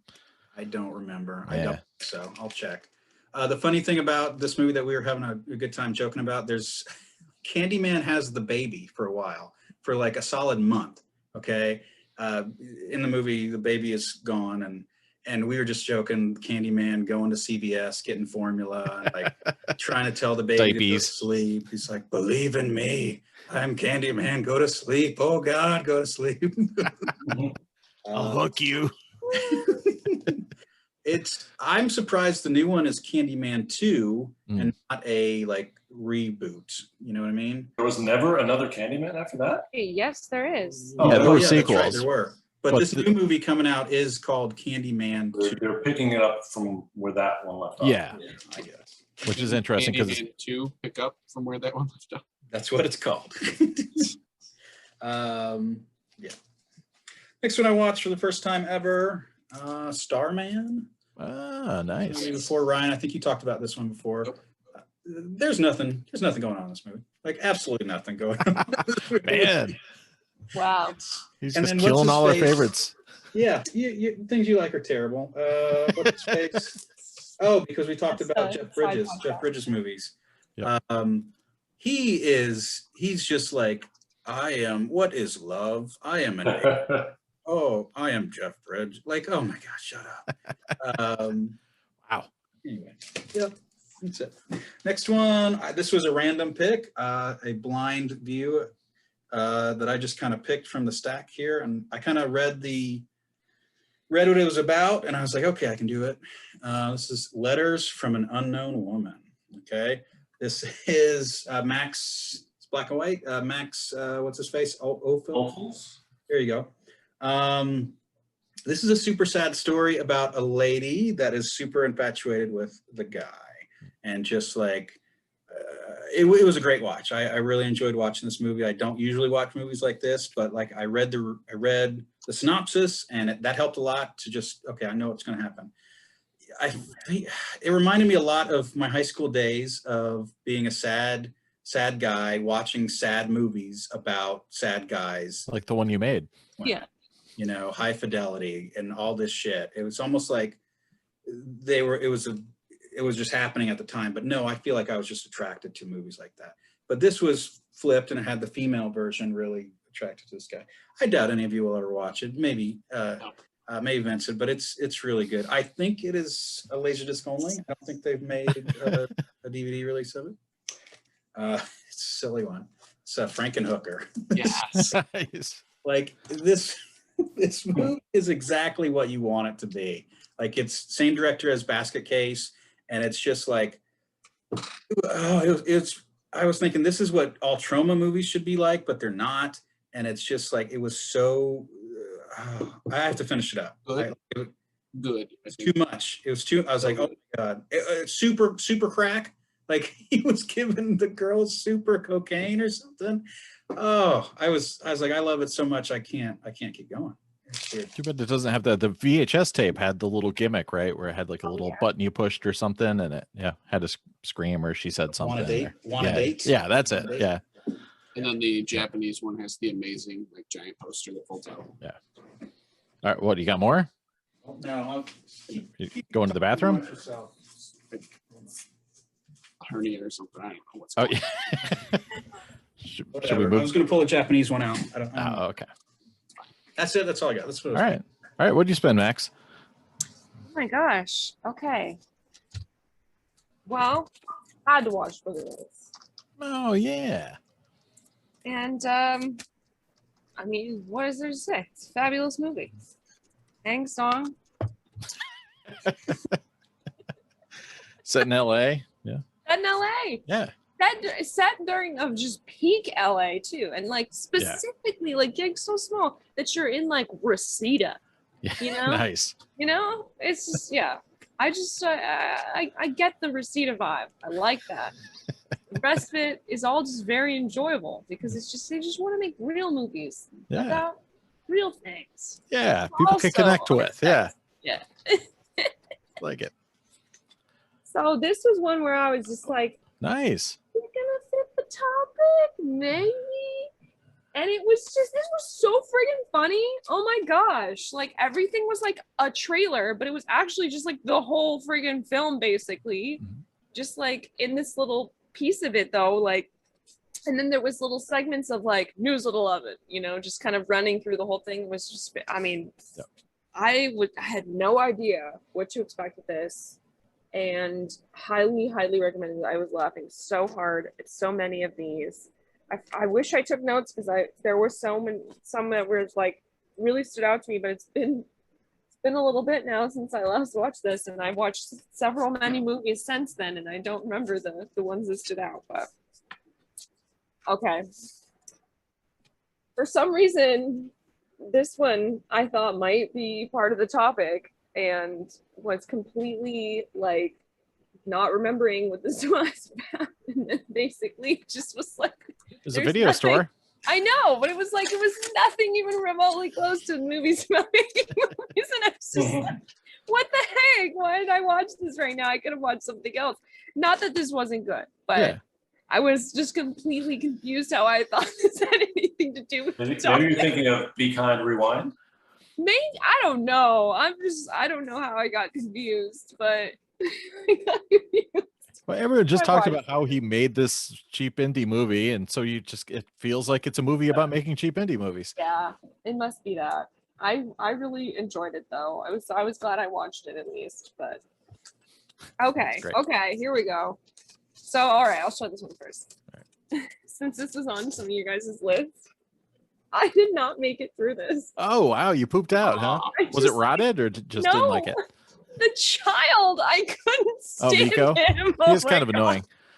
He just literally like I had a huge stack of movies. This was one of the first ones I put on, and I was like, I am never making it through all of these movies if I finish this one, and I'm not enjoying it right now because this child is like being so annoying. That's great. I was like, I will circle back to this when I have time to skip through some of his scenes. You were on Freddy's side. I was like, get this kid.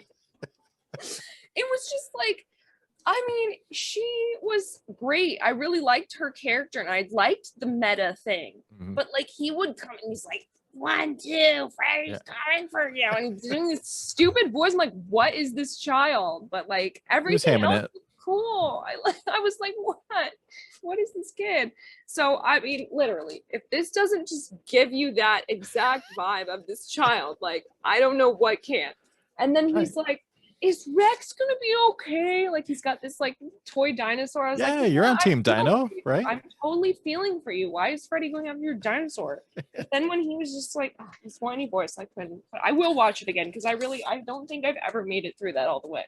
All right. So I will make it through it because I want to see it. Report back. You guys liked it, but oh, nice, Fulci. Shout out to Altman. I watched this whole. I know, seriously. I was like, damn, Chris. You know, I was. Altman does have that. I actually got it for him in Japan. I remember. Nice. Oh, anyway. This was like this was totally wild. Like I had no idea what to expect. This cover is radical. Yeah, it is. This freaking happens for like 0.5 seconds. The whole rest of the movie is like just this guy. Yep. And he's just getting framed. He's like making a movie, and then all the things that are in his movie are like kind of tipping into his real life. Like he's filming the scene, and like I don't know, the guy was like turning people into like ground beef. And so he goes to like this restaurant, and they're like trying to serve him steak tartare, and he's repulsed because it's looking like the scene from the movie that he was shooting in his head. Like it was abstract. I will go with that. All right. Yeah. It was definitely a horror movie, but I wasn't sure that I was in the mood for that when I watched this, so I don't think that helped. But overall, this was like something I might watch again. I don't know how I feel about it. Is there a poster in there, or there's some sort of bonus, right? Oh yes, we have bonus material here. Let's unfold it. Nice. Yeah. Very cool. I love that. I love the whole cover. And I liked the movie, but I just like, after watching all these other things that are like, you know, Ed Wood and like, kind of like lighter hearted things that weren't like killing, I was like kind of taken off guard by this one.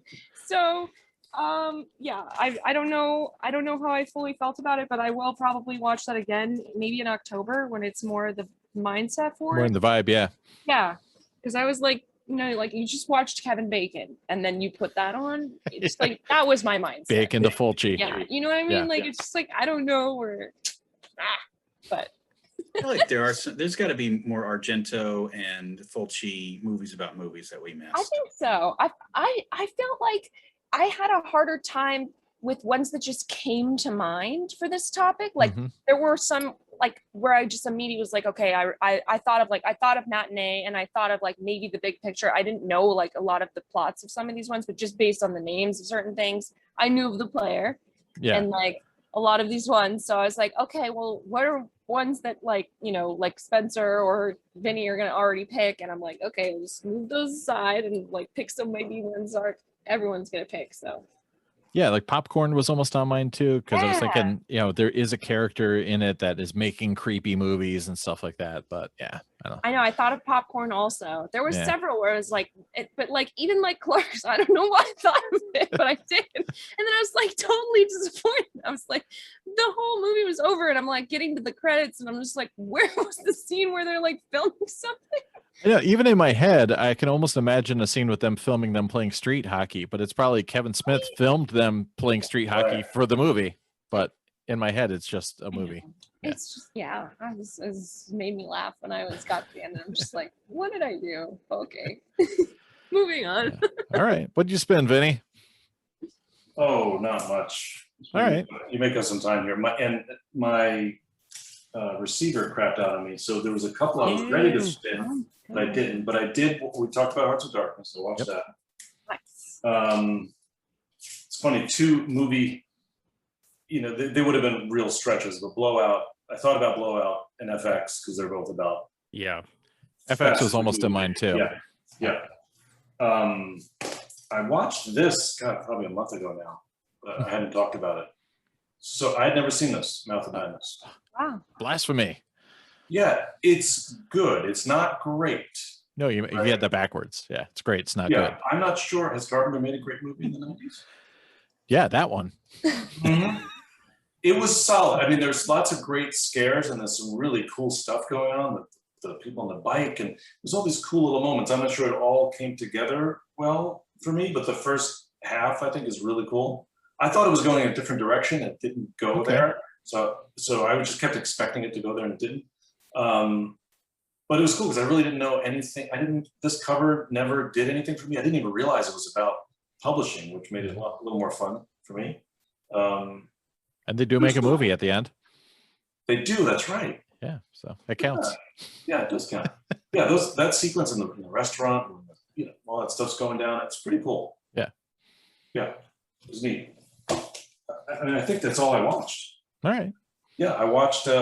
Speaking of Argento, there's a cool YouTube video. It's like 3 or 4 minutes of him shooting opera. I don't know if anybody's seen that clip. It's hysterical because he's just screaming and yelling like a madman. Trying to get all the birds in the opera house, and he's trying to direct all the these birds and the people. It's really fun. So check that out. Man, yeah, that's it. All right, wow. Just gained like another 20 minutes. You watch some stuff. All right, who's this gentleman that showed up here? Oh, see, what's up, sir? Oh, I might have popped in for a moment. Did you spend anything? Yeah. I've actually got a couple. Did you do that? Did you do that background just to torture us? Or is it always there? Who, me? I joined the Casino Royale fun movement. What are you talking about? Luke has just signed off the videos. I mean, the only thing I didn't put up the mono. I could, but because I couldn't figure out where to cram that in. Yeah. I couldn't resist. So going through recent spins real quick, I randomly threw on, because I hadn't seen this in a long time, I threw on Total Recall, which is a phenomenal pressing for this THX reissue. Really surprisingly good, like THX reissue Terminator 1 good. Nice ballsy sound mix too. Of course it's Pro Logic, and yeah, it holds up really well, much better than I remembered. And I had stumbled across a cheap copy of the dreaded open mat version, which it's cool seeing it in 133, but you can tell it was not composed for that. But yeah, the transfer on this is actually pretty solid too. Not as spiffy as this one, but and there is a non-widescreen THX variant too of that. Yeah, so there's 4. So yeah, so I'm curious to see what the widescreen version of this looks like. I'm sure it's pretty similar, but yeah. So that's what I had thrown on as the random grab, and then of course the news broke, and that immediately meant that I went to my shelves and started pulling all the Richard Donner titles. Yes. So first thing I randomly just picked off because I wanted to do the Lethal Weapons together and stuff. So I watched Lady Hawk for the first time in forever, and I was like, I forgot how good this was. Yeah. Although the score completely just left turns frequently. I mean, it works in some places. It does. Yeah. As soon as the opening titles come on, and you're like, I'm getting 80s. What? like in. I mean, I get what they were going for, but there are places where it doesn't gel. It hurts. Yeah.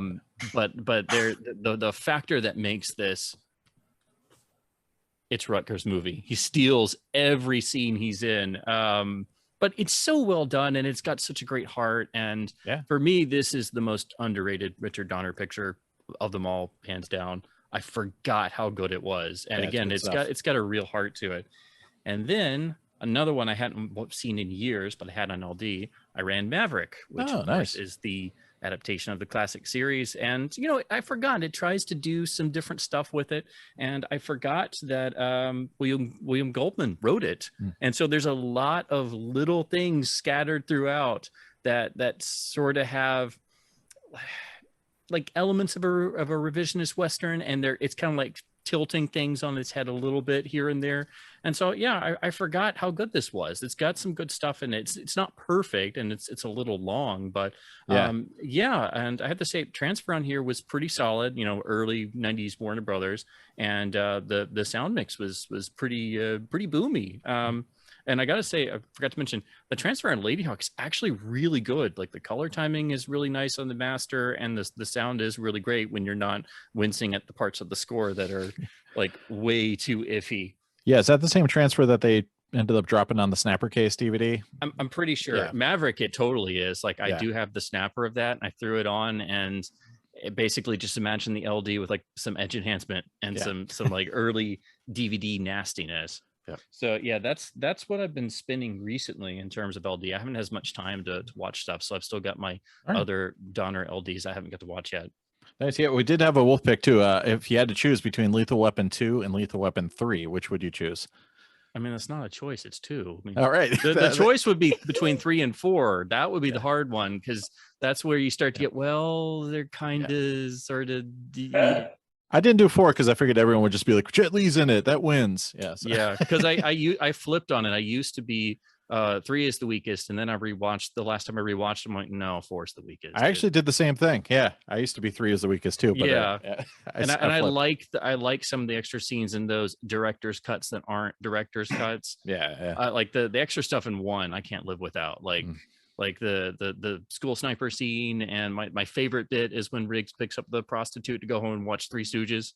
Like for me, that's like, and they that's like not in the theatrical one. I'm like, but that's one of the best parts. Come on, womp womp. Yeah. I still need that box set. I don't have that yet. I just have the standalones. Yeah.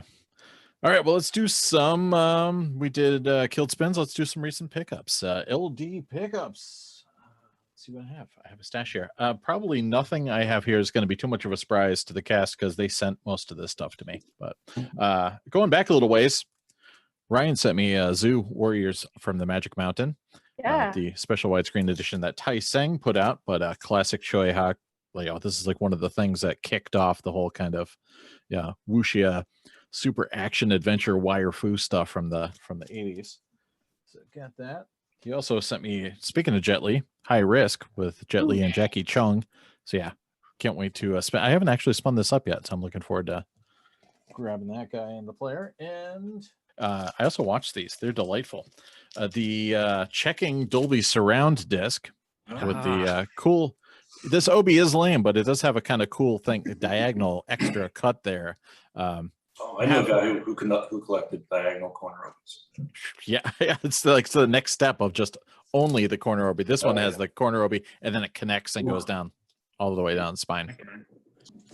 Dolby surround. It's got lots of. It's mid 80s, 87 or something like that. So it's got some air show scenes from another release and some cool like show off bits there. But some of the sonics did, like there's one bit where they're just like the camera's flying through it's like a little campsite or something, and it's just all these wacky sounds coming at you from all over the place. But it's cool stuff. And he sent me a tune-up AV2, which has some. This one's got some great footage actually, and it's a little bit nerdier than tune-up AV1. Actually appreciated that. It's a lot of good fun things in here, and it's got a tune-up section, an audio section, and a visual section. So right, and yeah, there's some really stunning shots and great detail in there. Had to get, Vinny's gonna be excited. Max actually pointed this out to me. How I got into college, there was a sealed copy sitting on eBay, so had to get some Savage Steve Holland action here. So I haven't seen this in a long time either, so this is going to be fun. So yeah, loved. Yeah, great jacket art though. I mean, it's just tops. And Luke sent some other stuff too. I never realized there wasn't a widescreen version of Much Ado About Nothing, but I settled for this 4:3 one that he sent me. Thanks, Luke. You're the man. And you settled for that thing I just threw in. Yeah, it's just here. filler. Take some, Kenneth. Take it. But no, the other thing I wanted to get, because I'm trying to put together a rot-free copy of Das Boot, and the one Luke sent me actually filled in the gaps nicely. So now I'm the point. So was it rot? Did one disc have? How did it? Yeah, I think disc 1 was pretty rotted, but no, actually, you know what it was? Disc 1 was nice and clean, and disc 2 was a little rotted. But my other copy, disc 1 was a total nightmare. So this was a great, great piece in the puzzle. So I think all I have now is like side 3 has like a mild amount of speckling, but it's enough I can live with. So you saved the day. Oh yeah, also he forced a copy of Vanishing Point on me. So radical. One of my favorite films of all time. So thanks, Luke. Yeah, you're welcome, dude. Yeah, it's got, don't pay no attention to that. Yeah. He peed on it, and then he like put some paper towels on it, and it just pulled it right off. Yeah. Wolfpack tip, peeing on discs prevents rot. Yeah. Oh, good point. But he also made it up for me by sending another copy of Vanishing Point. So yeah. So that's the Japanese one with the, I think, dual languages on there. Yeah. Cool. Bilingual. No Obi because Obi's are lame. Yes. Obi's are lame. Don't forget. But yeah, fantastic film. If you haven't seen it before, leave right now. Go watch it. Hey, when are we going to do car movies? That'd be a good one. Car movies. Why haven't we done car movies yet? That episode will be so long. It'll have to be like what? Everybody has at least 10. Yep. Probably. Or we'll just do 2 parts. We could do 80s and 90s car movies, or 70s and 80s. Vinny sent me some stuff too, including A VHS upgrade for me. Harry Connick Jr. and his orchestra swinging out live. Yeah, I had this on the old VHS back in the day. This was like the only thing I could do to piss off my parents, because they were cool with me listening to Ramones and Metallica and all this stuff and Slayer. So the only thing I could do to freak them out was listen to Harry Connick Jr. So this is my version of rebellion. Harry Connick Jr., was he in the player or no? Or am I thinking of what's his face? I didn't see him in the player. It was not. No. Robert's husband, Lyle Lovett, is in the player. Oh, yes, as one of the cops. He's like the super quirky cop with one of us. Yeah. He's talking about freaks in that scene. And what else? Oh, Vinnie also sent me a delightful signature collection copy of Tremors, which surprisingly nobody on LDF picked up for ages, but you'll see why soon. Oh, is it rotted? No, you'll see why I sent it. Oh, what do you do to it? I didn't do anything to it. I didn't play it. That's why I sent it. Oh, interesting. All right. Oh, I don't pee on discs. You sure? Hold on. Does this gatefold open up? Is there a slight smell? Ooh, yeah. All right. Vintage 96 or 98. That's stanky. Also upgraded finally to a widescreen edition of The Running Man. So the transfer on that thing is fantastic. Oh, can't wait to spin this. Yeah. That cover always tricked me into thinking there was ringware every time I see it. Yeah, right. Yeah. Oh, look at all that ringware. Oh wait, that's just every time. it's just. I mean, I do have a little bit of ringware here. That's all. Yeah, that's okay. Yeah, but yeah, it's my favorite Dweezil Zappa movie. So Yes. Yeah. Sure. And you and who do you love? Grabbed AC3 Poltergeist. Oh. Yep, this was another max tip if I remember correctly. So you gotta look for the tiny little. They just kind of faked and added that on there. I sold the CAV box because I'm like, I'm never going to play every side of this thing, but I would like to actually do that. The CAV box has the nice little extras thing though, yeah, which is pretty cool. But yeah, and what else? I think we almost done. DTS Jackie Brown, which rolled in, which was unfortunately pringled. So the vinyl flat came to use to help kind of flatten these out a little bit. Was that the one on eBay that we were all kind of looking at, and then you pulled the trigger on it? Yeah, and hilariously, the listing said that there was all this schmutz and crap on the jacket. Yeah. So I thought the jacket was going to be rough. Come to find out, it was inside a Chicago One Stop, and the One Stop was covered in schmutz, and the jacket was completely minty, except for some minor kind of stress bands and stuff like that. So hilariously, the jacket was ace, but it was just the discs themselves were pringled a little bit.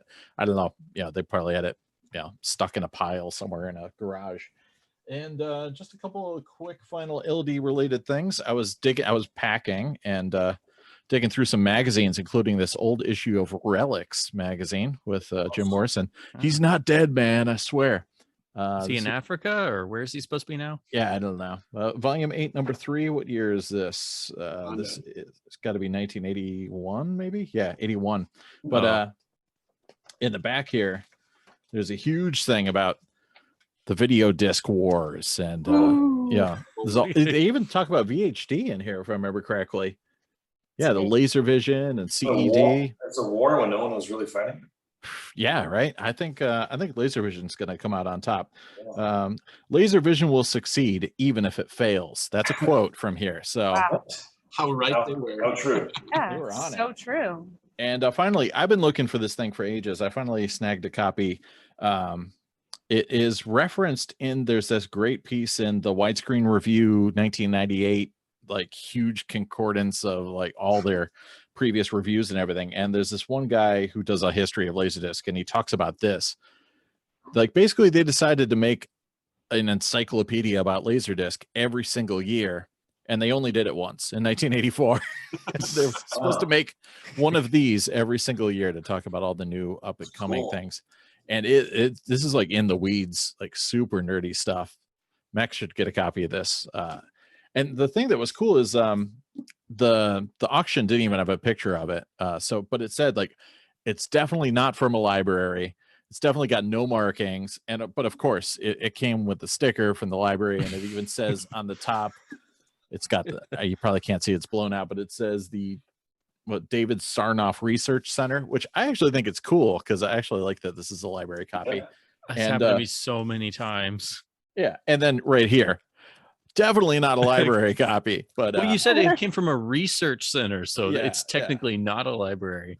but yeah, it's got all sorts of stuff in here. Yeah, like histories of what's going on. Hilariously, they talk about sound and new things going on with sound, but they don't really mention digital sound at all because this was like right on the cusp of digital sound coming out. But it's got a great history, and it's got a directory in the back of like everything that's available. And it's got a list of all the companies that are involved in LaserDisc and all their addresses and what they do. So this thing is smoking hot. So I'm finally glad I got a copy. I just wish they'd come out with another one, but the video disc book, a guide and directory from Rod Daines and Beverly Butler. So maybe we can add that to our reading list, even though it's not in print. But that's about it. What Ryan pick up? Well, I have a second round of pickups from that trip I made because I was not going to get them all done in one video, but we'll go through them pretty quick. Got a sweet Mark Harmon thriller, Casualties. Nice sealed disc. No idea. It's probably pure trash. So good. Mark Harmon, though. That's quality. Yeah. New Zealand Broterian Smash Palace. Oh, cool. Yeah. So I was looking for that and I almost pulled the trigger and thankfully I didn't. A ridiculous titled Sammy and Rosie Get Laid. Nice. With an amazing mustache. Incredible. It's a power I stash. think that's highbrow. You might have picked that up by mistake. It probably is, but it looks cool. So Timothy Dalton, Wuthering Heights. Sure. I know Excellent it's not choice. Rotarian, but it's Nice. Dalton. So I'd sing the Kate Bush song, but I might Copyright. have snuck this one in for Vinnie because I did not have a copy. Full cover. Yep, it's the full cover version. So Awesome. You've seen it? I didn't. No, I haven't watched it yet. Oh, have you seen it before? No. Oh, I did not sneak this in for Vinnie, but I was happy. that's oh, cool. oh damn. Yeah, I see that one pop up a lot. It's pretty Yeah. cool.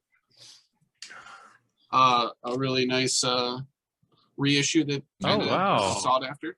With the commentary. Yeah. Yeah. So really cool, nice condition. An upgrade from a rotter that I had gotten. Finally found a rot-free copy. So this one is very hard to find. A complete piece of trash trying to cash in on Top Gun. Right down to the font. Oh, yeah, I love that logo. I believe it's like kind of like a, I don't even know. I looked it up and was like, I shouldn't keep this because I'm never going to watch it, but I have to. That was Laura Dern on the cover. Was that? Yes. Yeah. Laura Dern, Afterbirth. Nice. Possibly one of the most ridiculous LaserDisc covers ever. Undercover. Obviously, she's undercover. Of course. Yeah. The hat would give it away. Yeah, again, more undercover. Yep. Definitely not a cop. So these were all in that same collection that I went through, 10,000 discs, and that's the kind of crap I came out with. Speaking of crap I came out with. Oh, that's a good one. Yeah, Transylvania 5000. So really kind of hard to come by for some reason. You'd have thought it would have been bigger. I kept a Criterion. I don't know. Oh, Hey. what's that? Oh. It's That's sealed. obscure. That sticker on there too. Nice. Record approved, yeah. It Yep. might stay sealed. And Shouldn't. Open it up and watch it. couple more. Sweet. Oh. So how It's me. Let's Get Made movie. That's a good one. Yeah. So, and then the last one from that collection, and second to last, a sweet Zach Galligan Yes. Man. horror. Oh yeah, Who Cupid. the fuck is Zach Galligan? Really? Gremlins. Come on, I Zach have no idea. Galligan. Who's Zach Galligan? Gremlins? Yeah. Is that Gremlins, you know. I've never seen. No, just joking. Never seen Gremlins. Just Just About the joking. Gremlin. Got it. And then I did pick up something from the far lands of Asia. It's an unknown, never seen before version of the Secret Agent Club. Man. This thing is like crisp. It's got the original shrink like it was sold in like a Singapore store. The disc is immaculate. It's got the sweet like video club sticker on it. Like This Man. is just, yeah, this is about as nice. This is the nicest foreign disc, besides like Japanese stuff, that I've ever seen. They all look heavily suntanned or something. What's going on there? I don't know. The whole jacket is a little like the Orangey, yeah. Yeah, way orangey. But I don't think Barry Bostwick actually is more orangey than normal. Gotcha. But yeah, so this is like beyond a grail. I had seen one in an Instagram photo from some seller like a year ago. Max had pointed it out, and it was like long gone to God knows where. And I was able to find somebody who tracked one down. So I now have 2 copies of the most possible to find Hogan disc. So Are you Hogan complete? there is one that I'm missing. I don't want to talk about it because I can't find it. So we'll get there. So, all right. Who's next? Luke. Oh, okay. What do you pick up? All right. I listened to another podcast from the Quentin Tarantino had a podcast from the New Beverly Theater about best last movies from a director. Okay, so it's like a director had died. Usually the last movie they make is terrible, but what are the really good ones? And he talks about this one, Die, and it's with Hal Ashby's last movie, Harold and Maude fame. It's just completely different from all the other movies he's made. I'm looking forward to, and of course it's got The Dude and Arquette. Anyway, and Andy Garcia, it's his first movie. Sealed for your protection too. Yeah, I like that sticker now. Yeah. So I did go to LA last week, 2 weeks ago, who knows? And I went to a store in Long Beach called Finger something. And, I said my line. I said, hey, it's a stupid question, but do you guys have any LaserDiscs? And the one guy said, oh, no, we don't have it. And then this 18-year-old guy who was working there was like, whoa, wait a minute. Come here. I've got a stack of one that I haven't priced yet. I was like, all right, here we go. And so they were pretty much all boring, but I did get these 2. This first one is RSVP. It's so good. This is porn actors who made a TV movie. Is that what I'm reading about this? I don't know. Wacky. I love it. I thought it was porn. Like, you know me. Like I just smutty. Of course. I was hoping it was porn, but it turns out it's not. But there's still nudity in it. So yes. Hanging dong? No. I mean, I don't know about dong. It's not a criterion. Yeah. Not a criterion. 2 things I love: hanging dong and criterion. That's it. Next one I found. I just You're the Hunter. Speaking of your movie. Please explain this to me. I did not want to research it or watch it long enough to understand how this guy is from the future. Yeah. He's the hunter from the future. How does it says it right there? It takes place in the past. Yeah. Yeah. Oh God. Okay. Next one I picked up. Like I said, I'm close to Criterion. I'm thinking about going Voyager next. There's not many discs, not as many as I thought. And so I went and got this guy. Oh, yeah. Oh, nice. Which, of course, has the Criterion DVD cover, but it is very much a Voyager on LaserDisc. All right. This one I just got in the mail today, and this was from Ryan. He gave me a copy of Very Bad Things. This movie, I remember when it came out in the late 90s, right? This was like the first time for around that time where it's like, you have these guys doing very bad things in the movie. And this kind of stuff I feel helped influence, like It's Always Sunny in Philadelphia, stuff like that, where you have these characters. And also I feel Seinfeld was also, that was the leading on to of that kind of stuff. But I showed my wife, I was like, have you seen this one? She's like, no, but I would like to. So this would be a good one that we'll watch together. Nice. I guess. It's a great movie. Yeah. The last 2, again, this is thanks to Ryan for the hookup for this. I was looking for the last Criterion, and he showed me a guy that was selling these discs on the other group page. And this first one that I got was this one. Yeah, looky there. Criterion. This is Criterion one. This is Criterion 69. If you haven't seen it, anyway, I like it. Highly recommended. This is unrated version. I'm not sure, right? Unrated version of it. All right, the last one. This is the big one. This is one everyone's excited about. All right, so get hyped. Okay. This is, I found it thanks to Ryan. This is, here we go. Ah, yes. CLV? CLV 311, single disc, baby. So, you know, at the end of the Criterions, the earlier ones, they did the alpha versions, you know. They made 50 Rules of the Game, 50 alpha. They made all these, but then later on, they... You mean the letter A? We're not in the military. You mean the letter A? No. I'm sorry. Can you speak the letter like a A? citizen? Yes. Yes. What time is it there? Oh, it's about 1700. That's what I thought. It's not 1700. It's more like 1500? No, come on, 1700. 1200? 1900. You tell me, what time is 1700? What time is 5 it? o'clock. 5. Yeah, there you go. There you go. Look, anyway, RoboCop. So the later ones, they gave them new numbers. There's really hard ones to find. Dead Ringers. Spinal Tap has a single version of it. Brazil has a single version of it. A lot of you guys helped me find this, and it's Anyway, this is the last fucking one, man. Like Nice. they're all in. Besides I can stop collecting LaserDiscs now. Well, you you started the sell 'em all. Voyagers. That's the next chunk of it. Yeah. I didn't say that. Did I say that? Yes. Oh, Don't forget it on tape. Don't forget the I have a CD bunch ROMs. for you, I'm sure. CD-ROMs. Then The a nice handful thing of is- VHS releases. Oh my God! Will you stop? Oh yeah, the VHS Will one. you stop talking? Vinny's got a head I'm start. hoarding those. VHSs. I'm gonna be rich.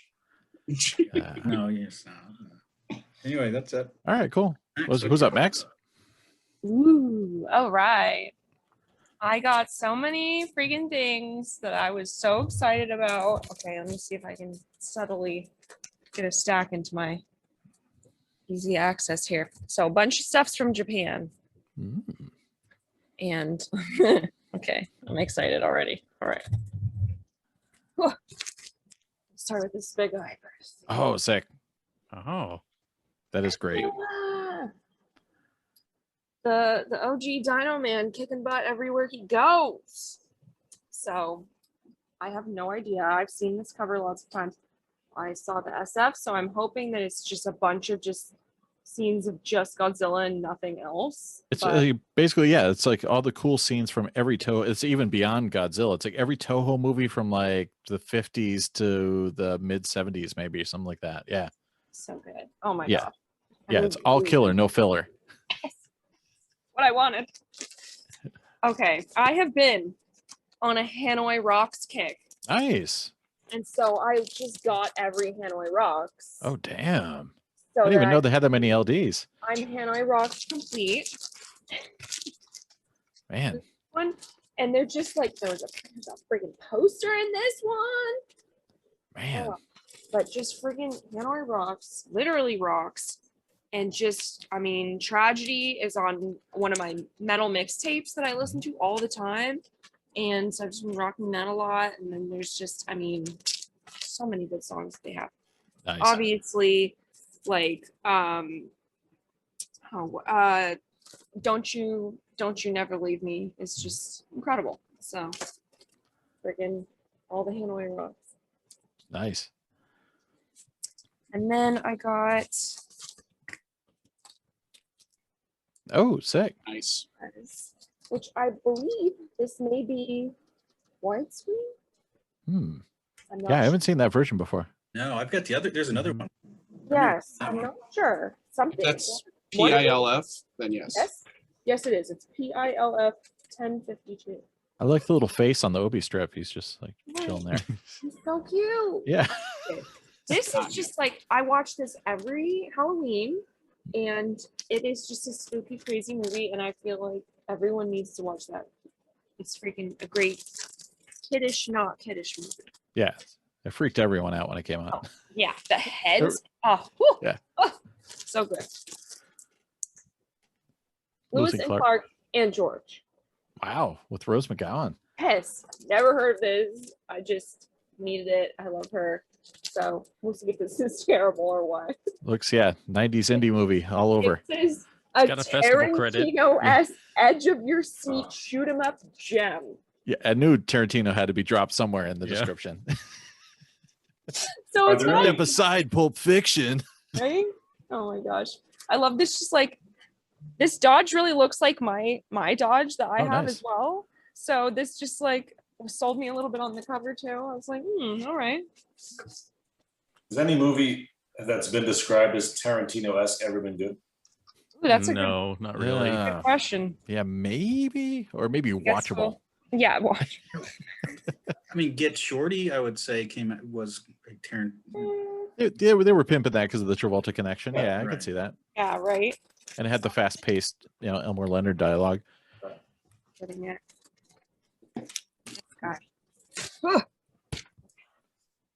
Oh, snap.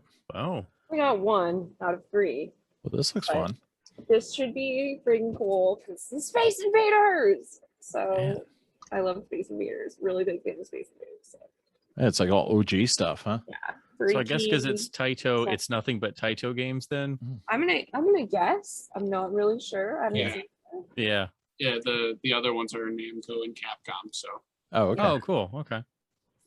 Oh, I didn't even know they did that many of a Oh, there's series. 3, That's yeah. cool. It's super cool. Okay. And then just because I didn't have enough big in my life, I got more. Import big. I just needed to import Tom Hanks because I didn't have enough Tom Hanks copies of big. So yeah, one is widescreen and one is not. So just for good measure. Yeah, I didn't even know either of them were. That's good. Okay. I got California man. nice. I had to get California. I that's didn't great. even realize the cover was different for freaking Japan. I was like, you know what? Yeah, they don't know what Encino is, right? No, they don't know. Yeah. It's so specific. Like Yeah. even people outside of California probably don't know what Encino is. Yeah, they think it's some sort of like old Paleolithic term.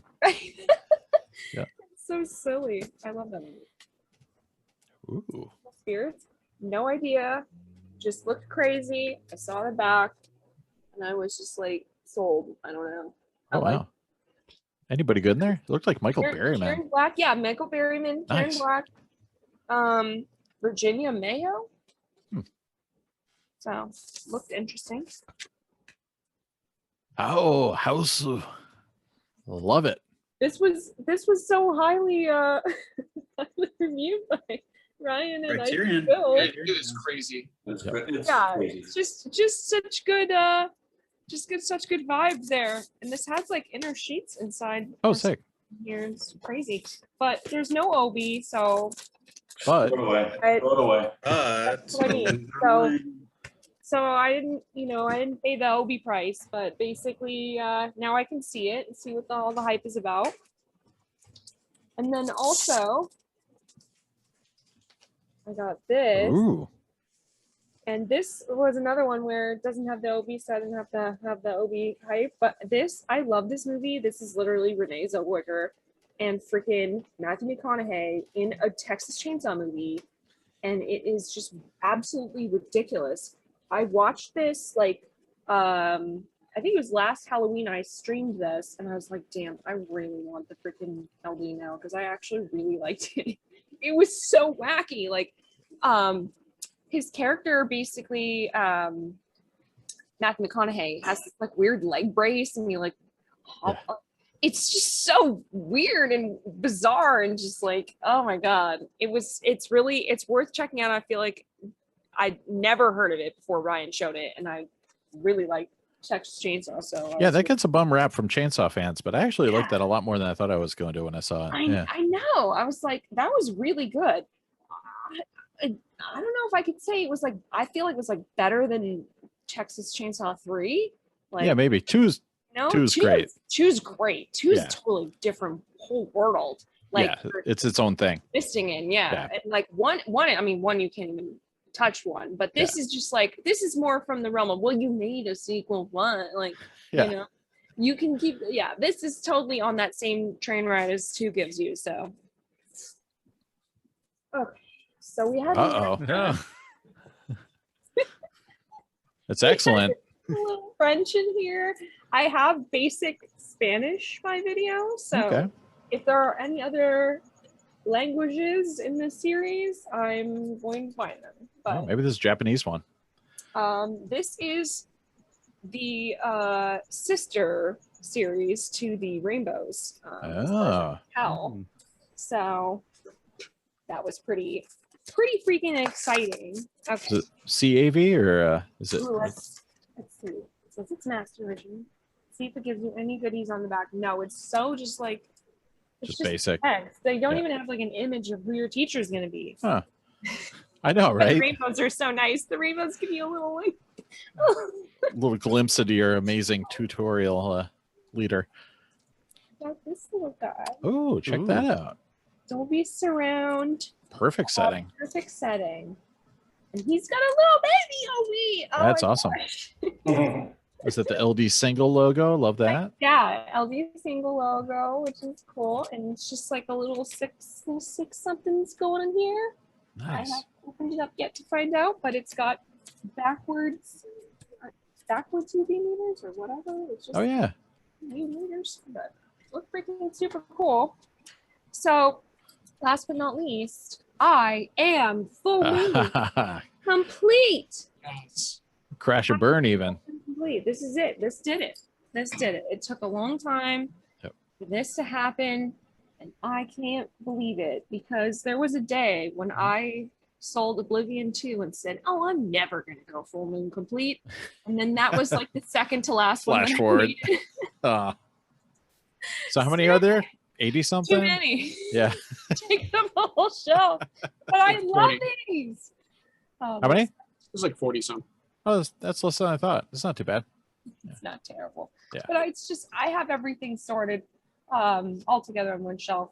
I have Trauma and Full Moon on the same shelf together too. Nice. So, but yeah, I'm really excited for this because I enjoyed Robot Jocks. So if this is anything similar to Robot Jocks, then I'm looking forward to it. Yeah, it's like Robot Jocks, Robot Wars, and then that one. But Oh, you'll still dig it though. cool. Well, I have so many more, but I'll be good and just show all that. All right. More for later. Let's wake Vinny up. What we got? Just LDs? Yeah, Yeah. you get any pickups? Yeah, I got some. All right. This is a series I didn't know I was chasing until I realized I had a bunch, so I might as well get them all. This is the music for movies. Oh. So I have the Bernard Herrmann, and I forgot the other one I had, but then I saw these other two. Toru Takamitsu, Japanese composer, a lot of Kurosawa movies. Yep. So that's pretty cool. Oh, gatefold even. Oh, Yeah. cool. Very spiffy. And then once I found that, I had to get the last one, the Georges Delerue, Oh, neat. still sealed. A lot of Truffaut stuff, Jules and Jim. These are all Sony Music LDs. Oh, those are I nice. think there's 4 total, so I have 4. Nice. Luke sent me this, which is a beautiful, beautiful Japanese Night on Earth. Oh, that's great. No Obi, doesn't matter. Yeah. Who Actually, cares? we were just getting away. Yep. Really nice. Oh. Oh, that's cool. Yeah. Great. Love that. That's awesome. It's Japanese too, so it's going to be. You're only going to understand the English one and And the Italian one. the Yeah, I LA, hope you the know New it. York. I saw this in the theater, but probably not really since. Which is your favorite story? I gotta remember the Benini one's funny because it's him. Winona's I think was good. Yeah. With Yeah, with Jenna Rollins. They're Yeah, all fucking good. yeah, they're cool. Super They're cool. I got myself the DTS West Side. Ah, Nice. Ooh. So I've got both. I got the AC3. I was trying to sell it. Nobody wanted it. So I've got the AC3 and the DTS and Criterion, I guess. Yeah. Excellent. A little stealthy, pretty in pink. Ooh, Yeah. yeah. Nice. Yeah. Stealth Wide. Yeah, this was I put in a late bid and got it. So cool to have. It won't Do you go have some on- kind of wonderful? I don't. All I right. don't have that one. So I'll keep an eye out for that one. Yeah. Never mind. Yeah. Strike it from the record. Right. That's it for LDs. Okay. Cool. Spencer, what do you got? Not too much LD wise. Actually, right. the 3 that I have actually came from Vincent himself, so he will recognize these. Yeah, there's a lot So- of that in this episode. It's very incestuous. So anyway, he posted some stuff, and I was like, I've needed that. I know there's no widescreen version, but Dog Day Afternoon. Oh, I just always wanted to get this because the jacket is gorgeous. Cool, yeah. It's in really great shape. Again, the only issue is it's not letterbox, but it's, you know, just basically opened up a bit. I haven't got to watch it all the way through, but I have checked it out, and it's, you know, pretty good for a Warner transfer around this time. And, you know, PC and mono, which always helps, and that's where my geekery comes in. But really nice jacket for them. I like the silver and the red. It's not just the plain black stripe. So, you know, it looks better than your typical Warner jacket at the time. And I was happy that it didn't have a bunch of creasing because there's no gatefold, and it's, you know, obviously 2 discs. Oh, in yeah. here. Yep. So then yeah. Yep. Are we allowed to use that term? No, it's 4:3. Yeah. It's been formatted to fit your television. Okay. Should we just call it culture matted or, yeah, yeah, we'll come up with something. Yeah. Like SAM ratio? I wasn't sure. SAM ratio, yeah. Okay. So then the other one, I've never actually seen this all the way through, and I know it's a pretty late release. So I'm like, wait, okay, because I saw the black MGM banner. I'm like, okay, that's like code for late release. So Pope of Greenwich Village, which has been on my list for a long while, and I think this is, let me see. Yeah, 97. So it's pretty, it's getting on up there, and I've never ever seen this on LD floating around before. So yeah, this will be a first time watch through all the way through, and of course, because it's later, it's actually, you know, pressed by Image. So nice, yeah, it's one of theirs. And anytime I see that black MGM bar, I'm like, you know, it's like 97 and beyond. Whatever it is, I'll watch it because man, they just knocked them out of the park. So those were the 2 I got, and then all of a sudden I'm like, wait, why is there like a third one in this box? So this one was a total surprise.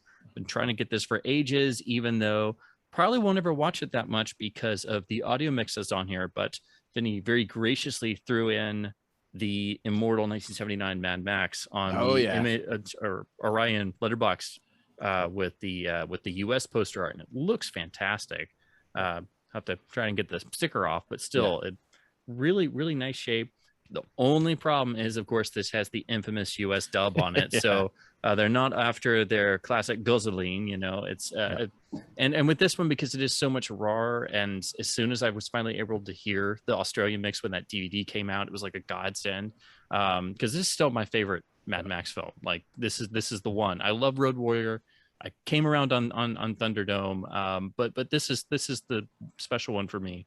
So I will probably watch this a few times, but yeah, I got to have the original Australian dialogue, because some of the American ones are just hilarious. Like some of the line readings, it's just like, oh, those Yankees won't understand Australian. Oh, they'll never get it.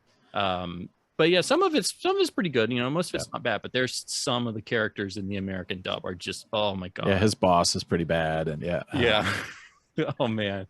But yeah, there's no actual original. There's no one's found an LD yet with the original Australian, because everyone assumes the Japanese box has not it, that but I it doesn't. know of. Yeah, and I know a lot of fans, because there's a lot of discussion when Kino did the 4K and their version of the mono, and all the Mad Max diehards went through like, oh, here's my VHS broadcast version I taped in 1983 in Australia, and so it was like this crazy. You can read the Blu-ray forum page on it. It's massive. But yeah, so that mono finally coming out on the DVD, and it is on the Kino, a version of it. That was pretty huge, because like you said, pretty much every disc out there for LD is the US unfortunate US dub. Yeah, but until Ryan discovers some obscure Singapore version or something. Yes, if you do, please keep us posted. Yes, I'll get right on that. Nope. So that's it for LDs for me. It's been pretty dry locally. All right, what's the word? You guys want to do some hot topics, or you want to move right into the non-LDs? What do you think, Ryan? Hot topics. You want to do some hot topics? Let's do them. Yeah, we got some. I'll thin it down a little bit. There's a bunch of stuff on here. Oh, first, the most important topic. It was brought to my attention that we need to figure out how many chuggas are there before the choo-choo. You got to count them out. It's like how many dicks, you know, when you're talking about Madonna. 2 chuggas. Chugga, chugga, choo-choo. Just 2? All right. 2. All right, what do you got, Max? 4. I'm also 4. I'll tell you why later. Do you have a reason, or is it just that's how you like it? That's how I've always heard it. All right. Chugga, chugga, chugga. And the train near my house. Ryan, do you have a special I believe opinion? It's that way in the Charlie the Unicorn video. Okay. So throwing back to YouTube garbage from the mid 2000s. All right. Cool. How many chuggas, Vinny? I don't know what you're talking about, but I'm going to say 6 because as I'm saying it in my head now, I'm going 6. Okay, I like it. Or Spencer, do you have an opinion one way or the other? I also have absolutely no idea what's being discussed right now, so I'm going to say 3 because that seems to have a nice ring to it. Okay, this is all Max's fault, by the way. I love it. I love it. A radio station asked this question, and I just was laughing so hard at it because it's such a very debatable thing. Yeah. So I'm going 4, but you know what? There's actually 8, but in my mind, I don't hear the train until 4 of them have already happened. So I'm only hearing the last 4 of the 8. So it's chugga, chugga, chugga, chugga, choo, choo. Then 8 start again after it as it speeds away from me. So, yeah, but I'm going 4. I like it. I put way more thought in that than anything else this week. Is this any train or a particular train or It's that just- evil it's train just in the Mario Kart generic- 64? Just the generic chugga, chugga, choo, choo phrase that I don't know. I guess you say when you talk to kids or something like that. I got some old ones in here. We'll see what you guys think about. There was a post in LDF like ages ago, and people were going back and forth about whether or not it was something worth doing or if it was a total ripoff. But there's all these companies that allow you, in lieu of going out to conventions, to get your disc jackets signed by celebrities. And like there's companies like Celebworks and everything. So you actually have to ship your beloved LaserDisc out as opposed to taking it with you to a con, send it out, and then put stickies all over it with like where you need it to be signed, and then they send it back, and then everyone's like, I'm not so sure about that. And I'm sure it's pretty pricey too. But does anybody here get into signing LaserDisc jackets, or do you have an opinion? If it's not special if you just send it off, like yeah. That was kind of my idea too. Like, I mean, you didn't even meet them. I mean, you get a picture, but my very first signed LD, I did not. I was working at Laserland, and our buyer was in LA or at Image or wherever, and I knew he was going to meet John Woo, so I said, "Get me a signed copy of The Killer." It's a little different. I mean, he brought it back. It wasn't like I mailed it and paid for it. So yeah, that was like a friend hooking you up. Yeah, paying for it's weird in any situation. Yeah, and I know a lot of people. I mean, it's expensive even at the conventions now because they figured out a way to monetize everything. So, yeah. So, I mean, I don't really get into. I have a bunch of random signed ones, but they were already signed accidentally, or signed by somebody else, and they have somebody else's name on them. And so is the controversy whether having to ship it and whether you get it back in one piece, or just the act of? It was more just wasting your money on this kind of like absentee signing. I was kind of more like, I don't know if I actually want to send my Yeah, especially because a lot of people are like horror collectors and stuff, and then you're gonna want to send your super expensive Evil Dead 2, blood red disc out to Bruce Campbell. Well, do you send it with the disc? I think you'd leave the disc. Yeah, just send the jacket. Yeah, but then you're gonna get the jacket back all folded and of course, box the jacket while still. Yeah, they're not packing it as well as you are. Yeah, exactly. They're just tossing it after they sign it and take the picture. Bubble mailer. Yeah, I think their assistant will package it. Although signed books is a huge part of our business. We have pre-order campaigns all the time, and then David Sedaris comes, sits down, and signs 300 books, and we mail them out. So you're not meeting him, but it's still considered. It gets personalized many times, so that's something.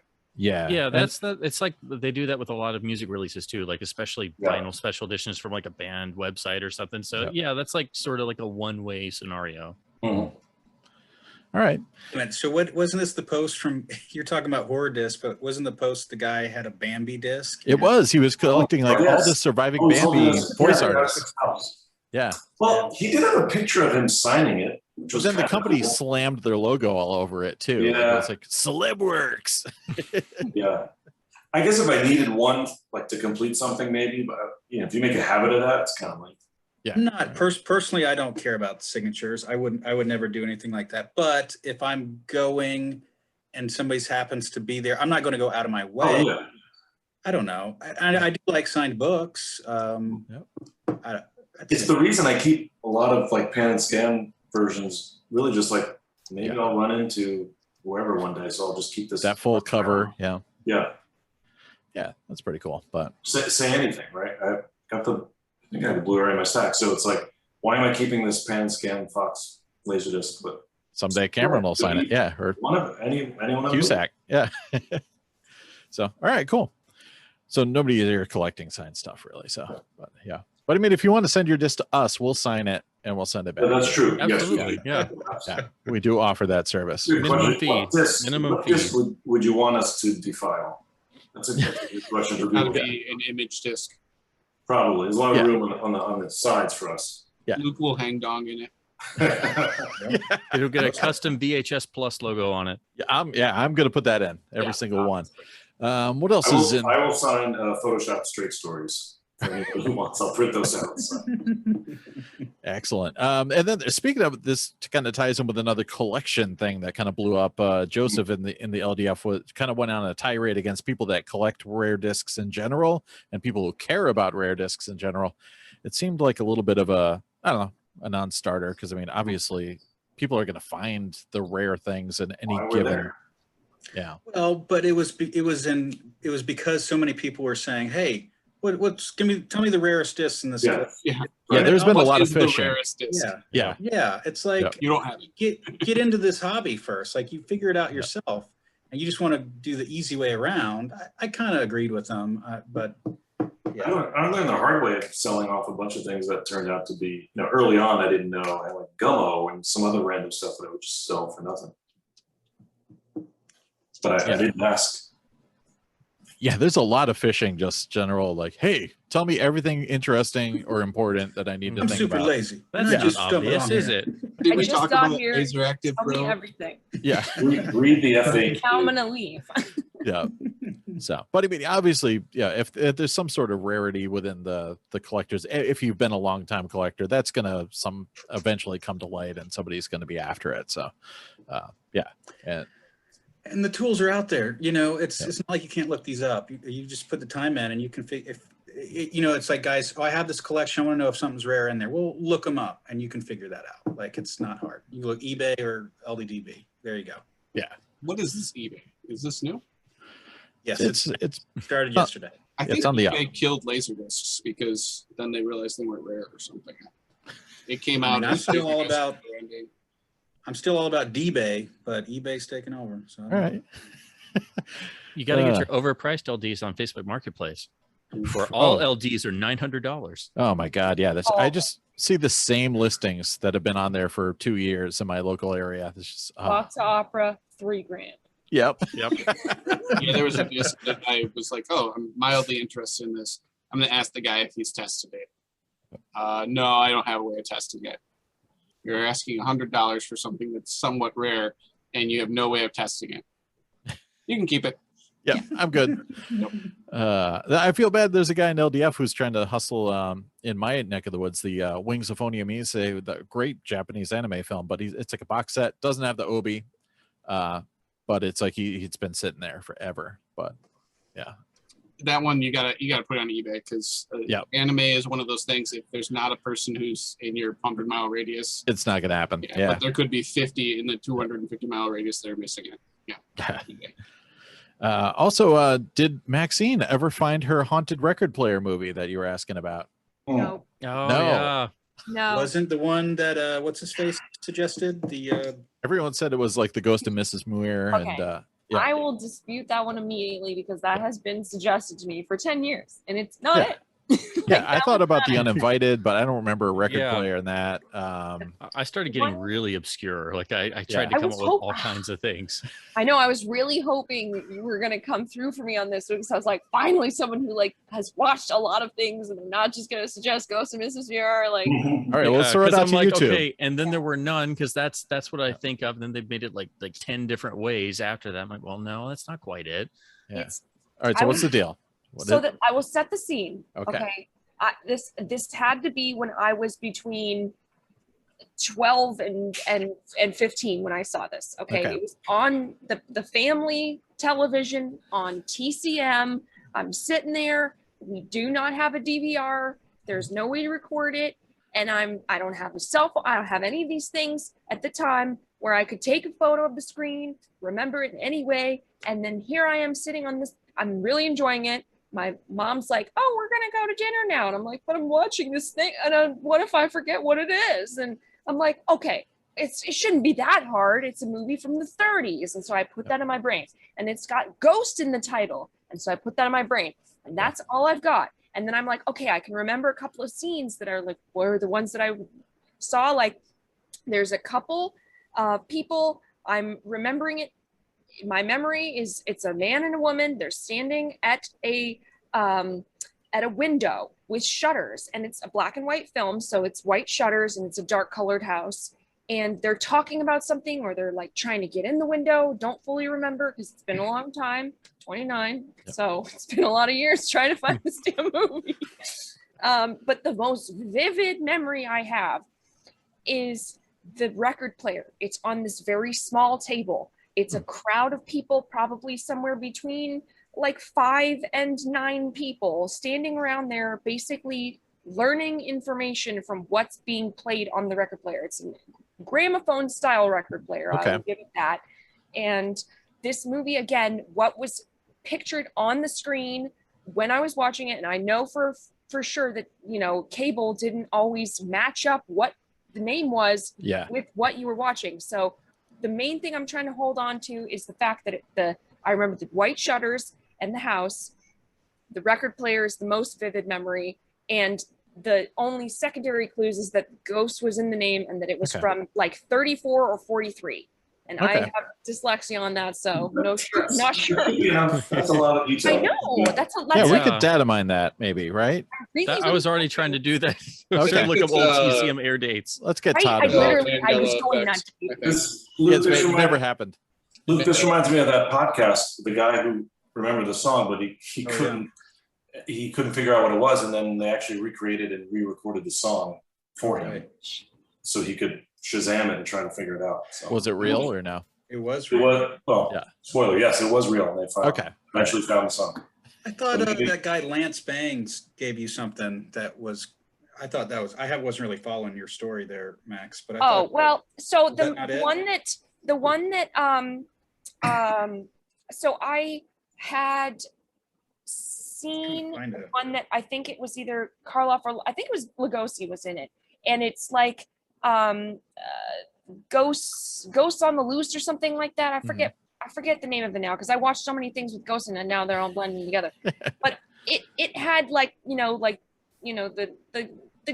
gang of kids, and their friend, and that one really was like felt like it could. I'm like, oh my god, am I watching it right now? Like I was like watching the whole thing. I'm like, am I seeing this movie that I remember?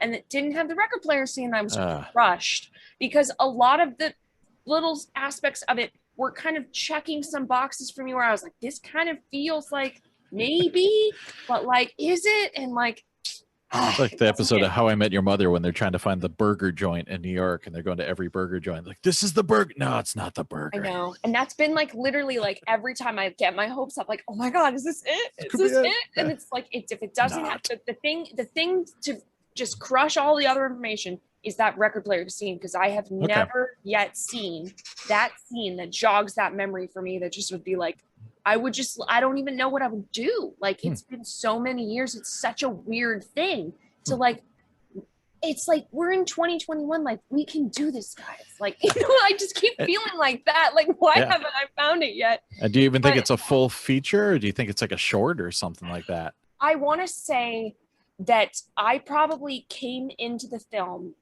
halfway through it because it was on cable. And so it's probably full length. Okay. So I want to say it's full length. But I want to say that record player scene would be at the middle or the end based on when I came into the film.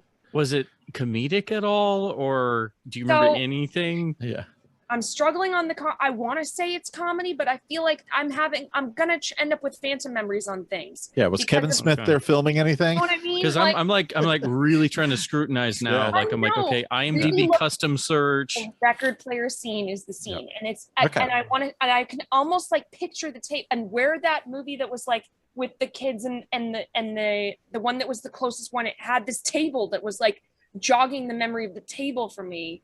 That the record player was on. It was like this little small white, because black white, so it's a light colored table where the record player is on, and it's in a foyer.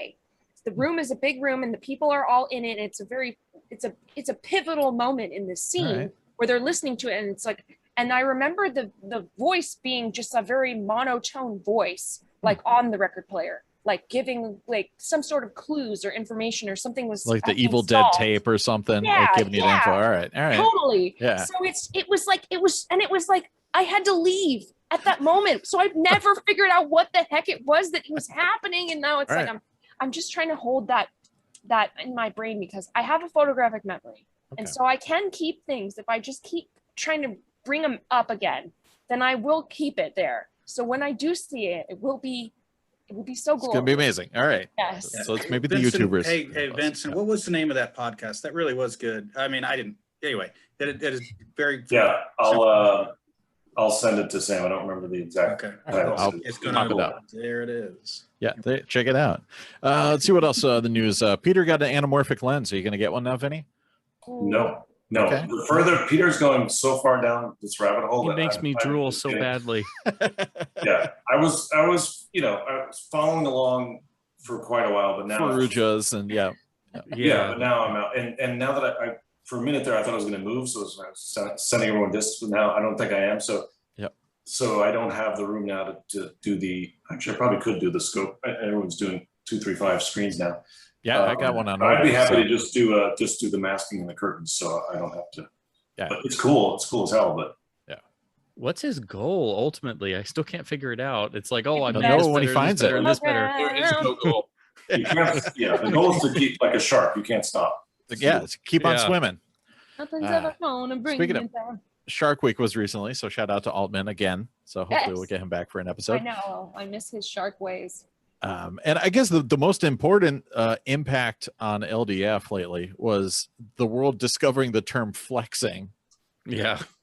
And also a surprising amount of people being bewildered by what flexing means. Never gone to a gym in their lives, I guess. Yeah, I know, right? Nobody's ever shown off. Their Wait, you're guns? telling me the movie nerds haven't gone to a gym? True. Come on.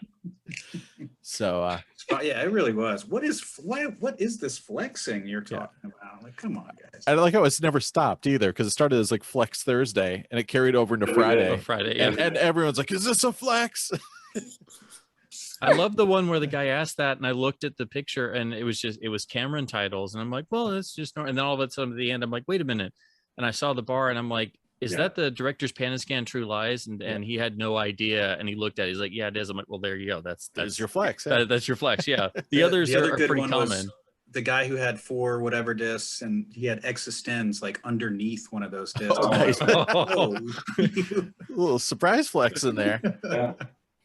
All right, we'll have to do like a little flex tutorial at some point in the future, like what counts as one and what doesn't, and So that's what this whole podcast was. Though. Yeah, I mean, we get accused of that, and LDF is mostly people showing off their cool stuff. So yeah, there's flex. I guess flexing has to be going above and beyond. Yeah, we have to make a 101 video how to flex. Yeah, exactly. Like showing off like a Taiwanese Army of Darkness bootleg behind you, or like a rare Hogan disc. Oh yeah. Hogan That's is a the flex. ultimate flex. This is a Man, he's got the great python. earring. That's earring flex. Yeah. All right. All right. One more, Sam. Oh, what do you got? Are you going to take all the YouTube support questions for us, or? Oh, that was actually on my list. Okay. Because there was someone that wanted to know why their YouTube clip was down, but they were asking LDF because I guess they had made a rip of a disc with Russian material on it. But I think the whole thing became they were convinced that YouTube had shut it down because something was inappropriate in it, and it was shut down in 41 countries. And I'm thinking it's probably shut down because it was a copyright strike. Exactly. Yeah. And then I turned off the topic because somebody answered it. And then they're like, why was this turned off? And it's like, well, because they answered it and we're not YouTube and don't give a shit. Yeah. You're gambling with fire if you decide to put anything on YouTube that's it copyrighted. doesn't matter what it is nowadays. Yeah, I'm waiting for us to not be able to post like jackets with poster art, and just get copyright strikes from the artwork. Yeah. Then you get crazy comments when you show something. People go, "Oh yeah, can you just like post the whole thing?" I'm like, "Oh yeah, what? No, I can't." Oh yeah, I know. Yeah, somebody was actually said they watched one of my LaserDisc player collection videos and they were upset that it didn't have like the footage of how they look. And I'm like, one, I can't film screen caps to save my life, and two, it'd probably be copywritten, and then I'd get it pulled anyway. So you'd be lucky to get a few stills and get it passed. Yeah, that's about it. Yeah, Peter could probably do it with like a test disc that won't get stricken, but until it does, yeah, somebody owns it. And then like one final tech thing too. There was somebody's usually got some sort of question about how to hook things up. But there was one thing about a player that was one of those late 80s players when they had a DAC in there to get the digital audio passed out to the RCA jacks. But Pioneer would have two separate jacks, and one, like the LDS one has it, probably the LDW one, where one set of jacks is analog only, and the second set of jacks is digital and or analog. And I think he had like the right plugged into the digital analog and then the left plugged into the analog only. And I'm like, you're going to want to make sure you really pay attention to the back of that. Because in the 90s, they made it cool where like both of them connected to the DAC. Everything was, you could select it. And it was fine. But yeah, those late 80s ones are a little tricky. So keep an eye on the back of your player for that. So there you go. Hot tip. You guys ready to do some physical media? Let's get physical. Oh. Yeah. I'm gonna tear through this pretty quick. Yeah, I know Vinny's gotta go to sleep soon because I got a ton of, it's been a long time. All right. I got some CDs in the mail. Just new metal, the new Dark Throne, Eternal Hails. Shout outs to Fenriz and Nocturno Culto. Those fancy gentlemen on the back there. Epic black heavy metal. Oh yeah. Shout out to Seth, some Swedish stuff. At the Gates has a new release out as well. Cool cover art there. Had to get that. I got this, and then I found out that there's a DVD CD combo with a bunch of extra stuff. So I was like, damn it, I didn't get the special edition, but whatever. I'd shown the VHS tape, but I also got the Blu-ray CD Mr. Bungle release. Oh, cool. The night they came home. I watched this. Very, very fun stuff. There's like a crazy bit where the opener is just this, guy pretending to be like an old timey comedian, just telling horrible jokes, but it goes on for like 20 minutes. It's really funny. And then, it's got, the band playing live to themselves, pandemic style, but they cut in like bits with people like Josh Homme and, all sorts of, one of the guys from Always Sunny is in there as well too, Dennis, and it's cool stuff. I've been on a Devo kick, so yeah, you're gonna have to deal with a lot of Devo. I finally got the Infinite Zero release of Duty Now for the Future. Henry Rollins did this imprint in the 90s when he would take like his favorite Warner releases and reissue them in special editions. He did 4 Devo albums, and I've got 3 of the 4 so far now, thankfully. Sounds fantastic. I got the Something Else for Everybody release, which is a bunch of demos and unreleased versions of tracks that were for the final Devo record, and grab that. And I'd shown off the vinyl, but I had to get, they reissued it a couple weeks later on CD with even more bonus tracks. Jihad Jerry, or is it Jerry? Yeah, Jihad Jerry. That's just Gerald Casale from Devo, his side project. Steve Bartek from Oingo Boingo even shows up on one track. Good stuff. And moving on to other video things. I got Devo, The Complete Truth About De-Evolution. The LaserDisc is way better, but I wanted to get this anyways. It's got some good bonus features on there. And that same LaserDisc I showed earlier, The Men Who Make the Music, I got this too. And this has, they got a gig at the Sundance Festival in the mid-90s that's on here too, where they were pretty much playing for, I think it was like executives and like, I think it was like a closed kind of private gig. And it's just all these douchey 90s kids in the audience that you could tell just have no idea what Devo is and what's going on. So it's pretty entertaining. And a couple Blu-rays quick. I got the 4K of Tenet finally. Still haven't seen it. Someday I'm going to watch that. Sorry. Yep. 4K of Soul and 4K of Raya and the Last Dragon. And then, oh yeah, I still haven't seen these yet. I got The Last Rites of Ransom Pride, thanks to Ryan, sent that over to me. And it did not cost $374 either. And Kiss of the Damned. So yeah, there you go. It's the best vampire, one of the best vampire films, according to that. And then vinyl stuff, quick. It was Record Store Day, drop 2, in case you didn't know. Did you beat back the hordes of RSD shoppers to get what you needed? For the most part, except I totally spaced and I forgot about the Cat Stevens Harold and Maude soundtrack LP. And I was like driving home and I was like, I forgot that. Oh, that's cool. I didn't know they did that. I did, and I made them like a mnemonic in my head to remember. Like I alphabetized everything, and then I think I put him under C instead of S, but it probably would have been on soundtracks anyways. But I got this actually comes out, but classic punk release, Fear the Record. I used to jam my dad's OG copy back in the day, but this is a really nice reissue, and it's really thick jacket. It feels like almost like an old Beatles record. Back in the day when they would just have a jacket and kind of paste the artwork on top of it. It's the guy from Clue doing on the back of that record. That was my introduction to Fear, actually. Every time I even hear the name, I think of Mr. Body every time. Yeah. Nice. Yeah. Lee Vang, man. He was in everything. Get Crazy, Flashdance. Yeah, so many great movies. Dudes. He's great in Dudes. He's totally scary. But yeah, great album. And this came with the F Christmas single as well too, so that was a little. Doesn't it have like a stencil inside too? So you can, it does actually. Yeah, I'll pop that out quick. Yeah, so you can go and spray paint the Fear logo all around your town. See if I can shake it out. There. It's like the best part about it. Yeah, you've totally done it already, right? Yeah, I could probably put that on that guitar case back there. There we go. Just put that Fear logo on there. So yeah, that was cool. I was psyched about that. Hold on. Let me put that over here. I'll put that together later.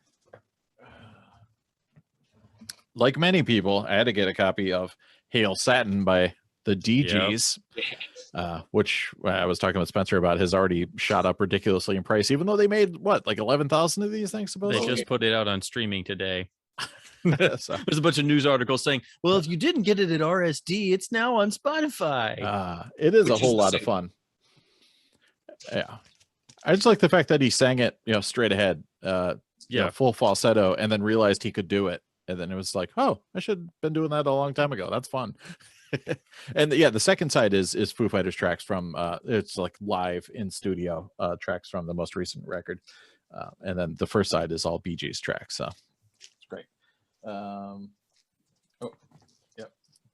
This one was another Record Store Day. Beastie Boys. Yeah. Luke said he didn't want it, so I didn't buy one for him. Sorry. I heard him say it. Aglio, or however you pronounce it, but it's their punk record from the 90s. So if you ever change your mind, you can have it. And Lamb of God, I had to get As a Palace is Burned. Really good 2003 record, maybe. Devin Townsend produced. Yeah, killer stuff. And Amon Amarth, One Cent from the Golden Hall, little Gimme Metal release, their first release from Metal Blade Records, which is nice. I'm almost done. These were not Record Store Day related, but Madness, One Step Beyond, German pressing, if I remember correctly. So that's an inner sleeve in there. Sorry, that guy's pretty cool looking though. Yeah. Luke sent one I'd been looking for quite some time. So fantastic. Oingo Boingo, Good for Your Soul. Ooh. This is the original version with the printed inner sleeve. And I was listening to this today on lunch. It sounds fantastic. So classic Oingo Boingo. Almost done with the Devo. The Mexican pressing, which is called Libertad de Elección, which is supposed to be also messed up. Apparently they mastered it at the wrong speed, so it's supposed to be super fast. I haven't listened to it yet, so but I had to get it for the novelty of a Mexican Devo record. And finally the 12-inch of Thomas Dolby's Airhead, which is great. Love that song. And it has the Strawberries Records and Tapes $3.99 price tag there. So there you go. Price. Yeah, can't argue with that.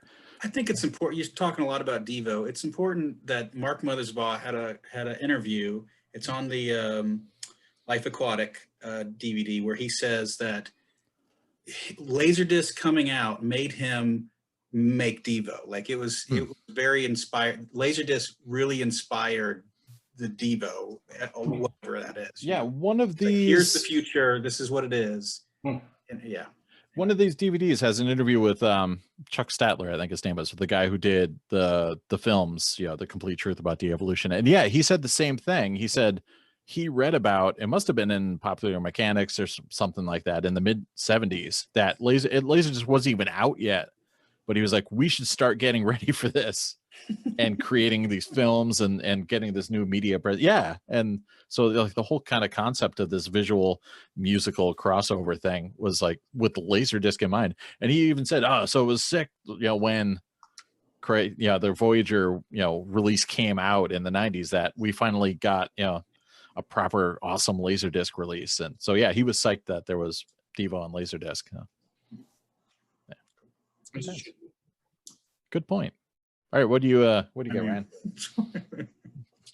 I just got a few things. I went on vacation, so I managed to pick up some VHS tapes. So I'll start there, which I normally don't do. But I was at this really expensive antique mall, and just kind of in the back in like this one booth, there's a pile of sealed VHS garbage, and I just went to town at 50 cents a pop. So here we go.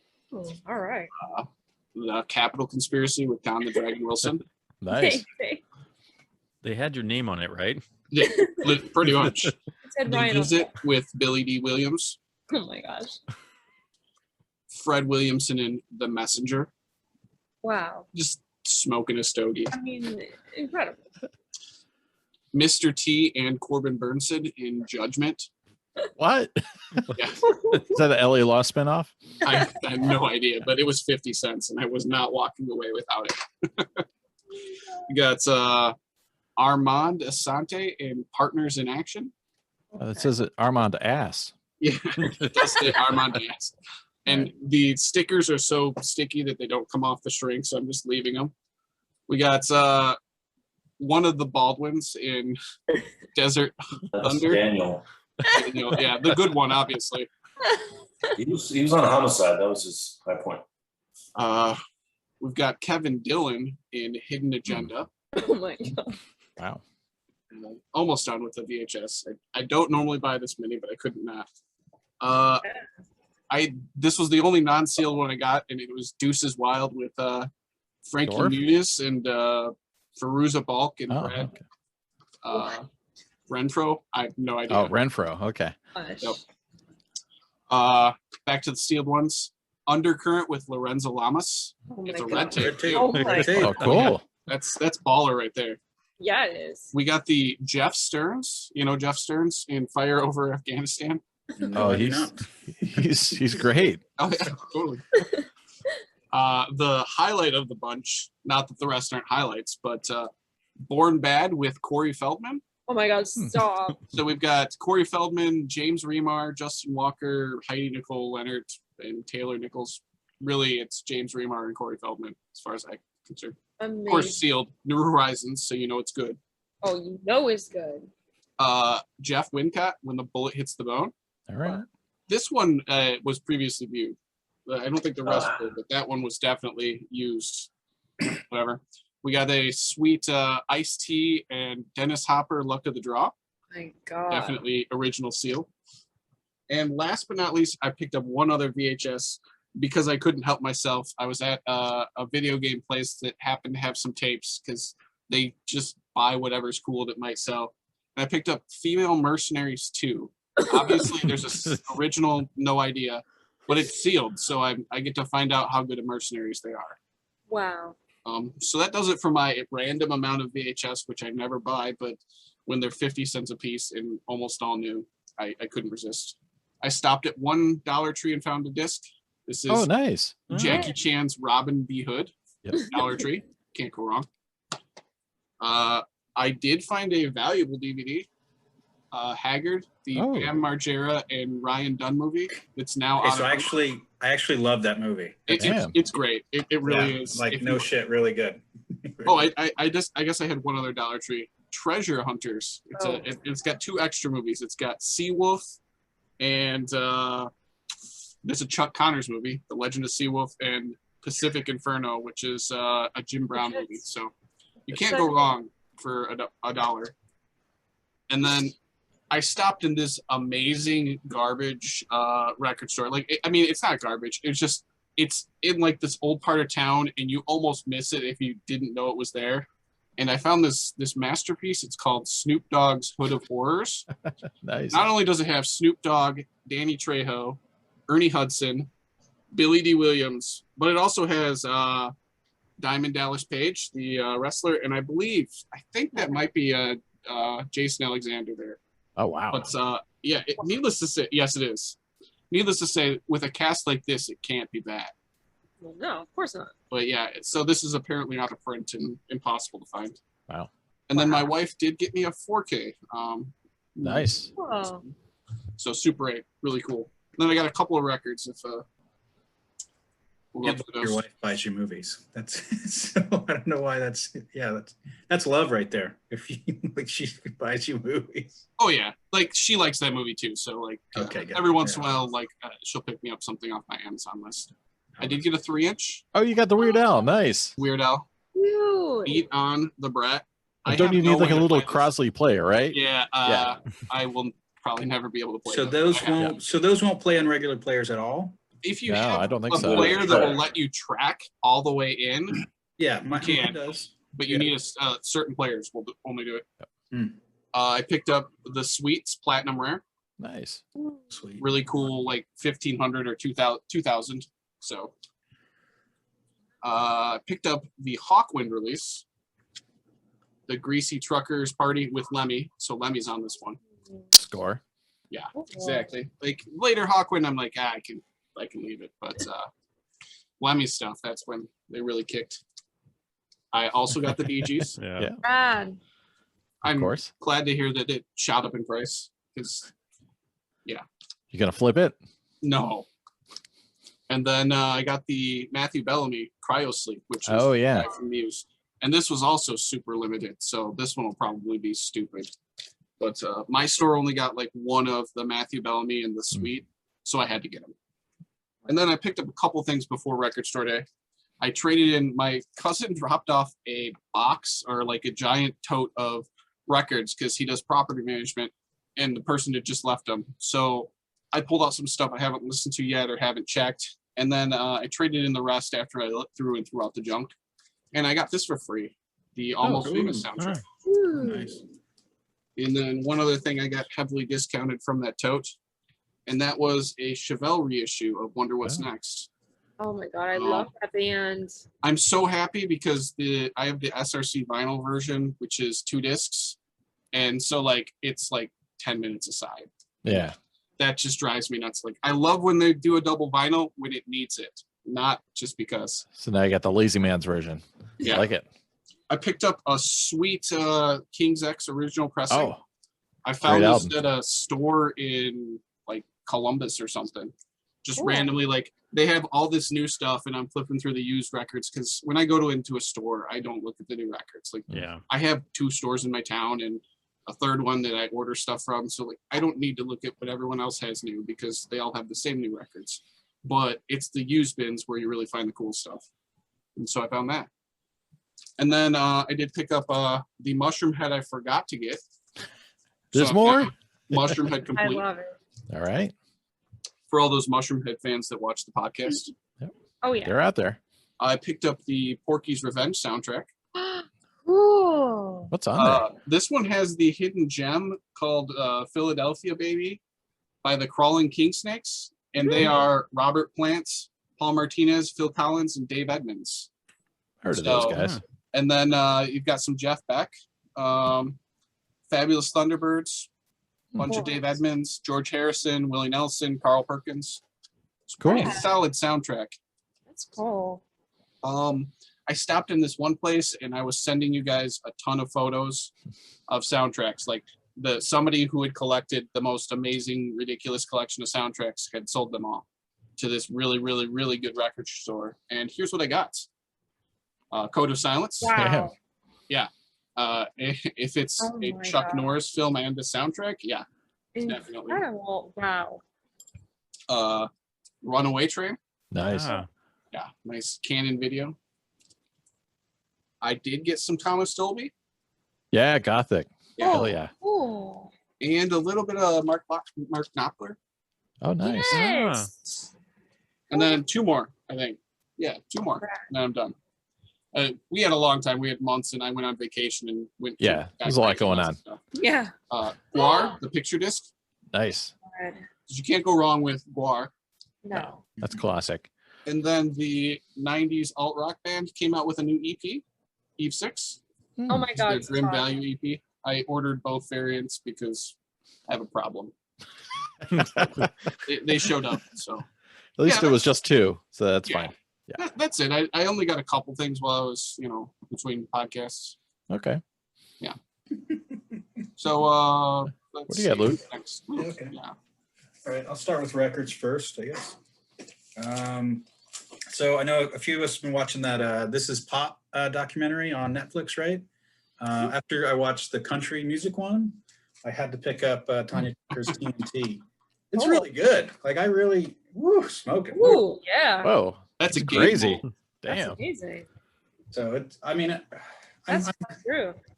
Yeah, I like to watch a lot of different things. I like to listen to a lot of different things too. But this is, this was good. It was good. I enjoyed it. These are in no real particular order. I just picked up this one the other day. This is Aesop Rock's Appleseed. I don't know if you guys ever heard of him, rapper. It's like the first one he put out on CDR, but they finally put it on record. I picked up this guy. I mean, these are 3 very different records. This is The Byrds, Sweetheart of the Radio. Holy shit, this is amazing. So yeah, pick that up. I went up to Amoeba Hollywood when I was in LA and I found some stuff.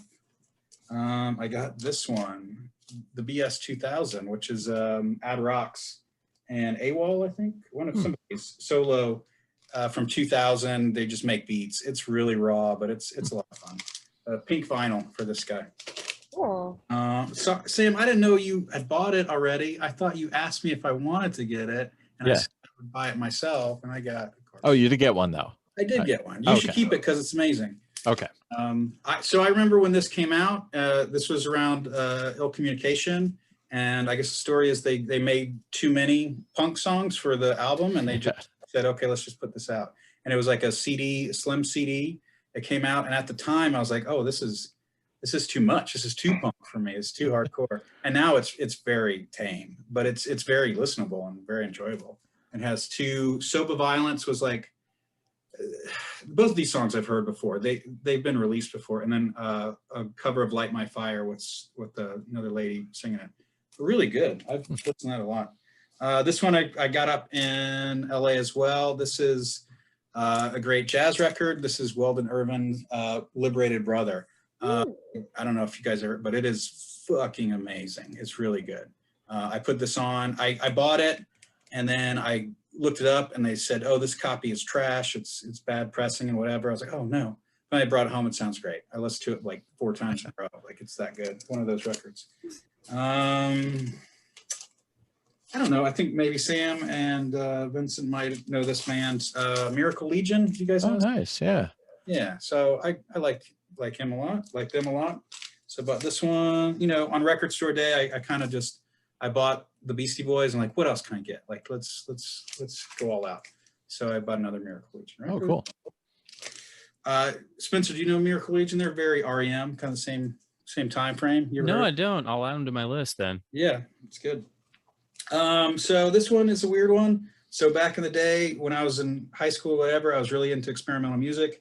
And this guy, Jim O'Rourke, who, produced Wilco's record and was in Sonic Youth for a while. He put out stuff. And this record, the record label said, there's maybe 1,000 of these out there. And of those thousands, a lot of them were water damaged. I was like, I need to get one of these. And it's Breeze Glass or Bree, whatever it's called, Winning Vanities. I loved this record growing up. I'm such a weirdo, but it's kind of like This Heat. You guys ever heard of This Heat? It's very experimental. Anyway, okay. Don't think so. You should listen to him. Okay, going back to Jim O'Rourke, I do have an interesting story. So he put out these LPs called Old News, and it's just like old stuff that he put out on vinyl, and there's 5 through 9, 5, 6, 7, 8, 9. So a weird story. I have found one of these in every city that I've lived in. So, you know, I found one in Chattanooga. That was the start of it.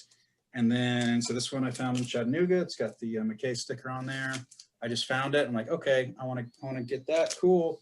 And then I found one in Denver. Found one in Denver. They're just different colors. It's super experimental stuff, but it's the story behind it is interesting. And then Tokyo, I found one there, the black one. And then when I got to San Diego, I was like, I need the rest of them. And I just ordered one online. Oh, wow. And then, so I needed the green one last, and I could not find it anywhere. Not online. Discogs, like some guy in Switzerland had one for $1 million. Like, no fucking way. And then I went to Amoeba Hollywood. I looked in the Jim O'Rourke section, and what did I find? I found the fucking one. Wow. It was just one of those moments, like, oh my, it's great. And so yeah. That's more variants than Ryan has. They're not variants. They're different. They're different albums. Oh, all right. Sorry, Ryan still wins then. Okay, win that. That's fine. Let's see a little bit more that I got. I kind of started buying some, not really, some Third Man 7-inches. This is the best 7-inch I've bought in a very long time. This is the Yes. It's called Don't Blow It Cage. It's really funny. Like, I mean, I love Tenacious D, and that was great. I also picked up the Conan O'Brien one. Oh, cool. So this one is interesting. So these are like spoken word ones. So he's just talking, and then like the other side is Jack White interviewing him. But what's really cool is there is a hidden track like on the label. Like if you play it right on the label, like right in there, kind of like the Jack White album where you can play it on the label. There's one of those secret ones on this, the Conan O'Brien 7-inch. So no way do I want to start collecting these, because they're ridiculous. Like, because they make the regular one and they make the tri-color one, which goes for $1 gajillion. But like, I found this guy. This is some auctioneer, Jerry King auctioneer. And it's fun. It's whatever. It was a $2 record. And it's fun because the side B has two grooves, you know, like depending on where you drop it, it's depending on where it'll play. But like, it's just some auctioneer talking about auctioning. But like the tri-color version of this goes for like $100. I mean, that's ridiculous. I'm gonna speed through these. I picked up a Sugar 7-inch. Nice. These old bootleg 7-inches back in the day, where it's just like radio. It's UK radio session 92. Yeah. I used to love these, and it was like $6. So yeah, I'm getting that. That's cool. Yep. Onto DVDs. I found a Merchant Ivory collection. Do you remember the Criterion adjacent? They put out all these Merchant Ivory movies. Whatever. I'm never gonna watch that. Nice packaging though. Yeah. Some of those are crazy out of print. Yeah. Yeah. I'm planning, if you want to buy it. You didn't find the Deceivers, did you? That's the one I can never find, the Pierce Brosnan one. No, but I'll be on the lookout. This one I picked up at Amoeba. This is the Long Good Friday, Mona Lisa. They're all handmade. These are 4-movie collection of handmade films. The real reason I got this was because it has fucking subtitles on the Long Good Friday. The Criterion DVD does not have subtitles. Yep. Like the LaserDisc doesn't have closed captioning. It's a very British movie. I have no idea what the fuck saying most of that. Like, yes, I'm getting that. Okay, I just got this. I don't know. What am I going to do with this? Ryan, what am I going to do with this? Where'd that come from? You've been hanging out with Ryan too long. Yeah. Let's see.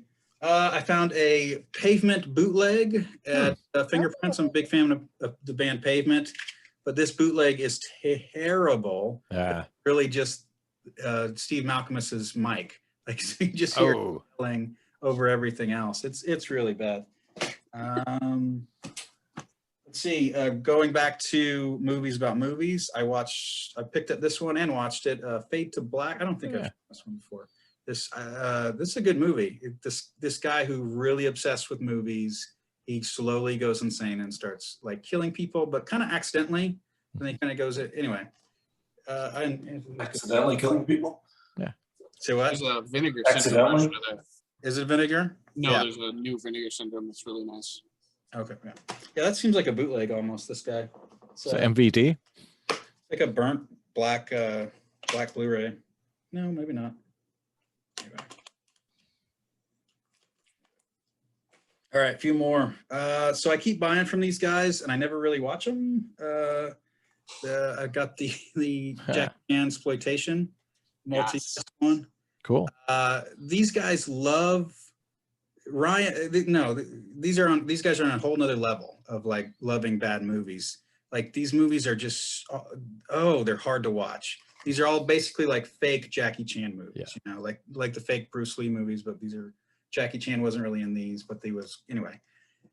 They're hard to watch, and these guys just love them, and they never say anything about, oh yeah, that's really hard to watch. It's almost like they can just consume them without any pain, which I just don't believe. But yeah, I keep buying their stuff. Last two ones, books. You can do it. And no one's had any books yet. I had a book. Oh, did you? Okay. The LaserDisc one. I don't read. Oh yeah, there you go. Yeah. Once Upon a Time in Hollywood by Quentin Tarantino. I picked this up. I got this at the Beverly. First chapter had me. I was like, this is great. It's very different from the movie, but it's still very familiar. So I enjoyed the first chapter, but in the second chapter, he makes Cliff Booth a super movie nerd. Like, not a nerd, but he just loves movies so much that I'm like, I don't buy it. Like, I'm sorry. He makes him like a war hero, a movie buff, and he fucks all these girls. And it's just like, this is clearly just who you want to be. Like, I'm not buying it.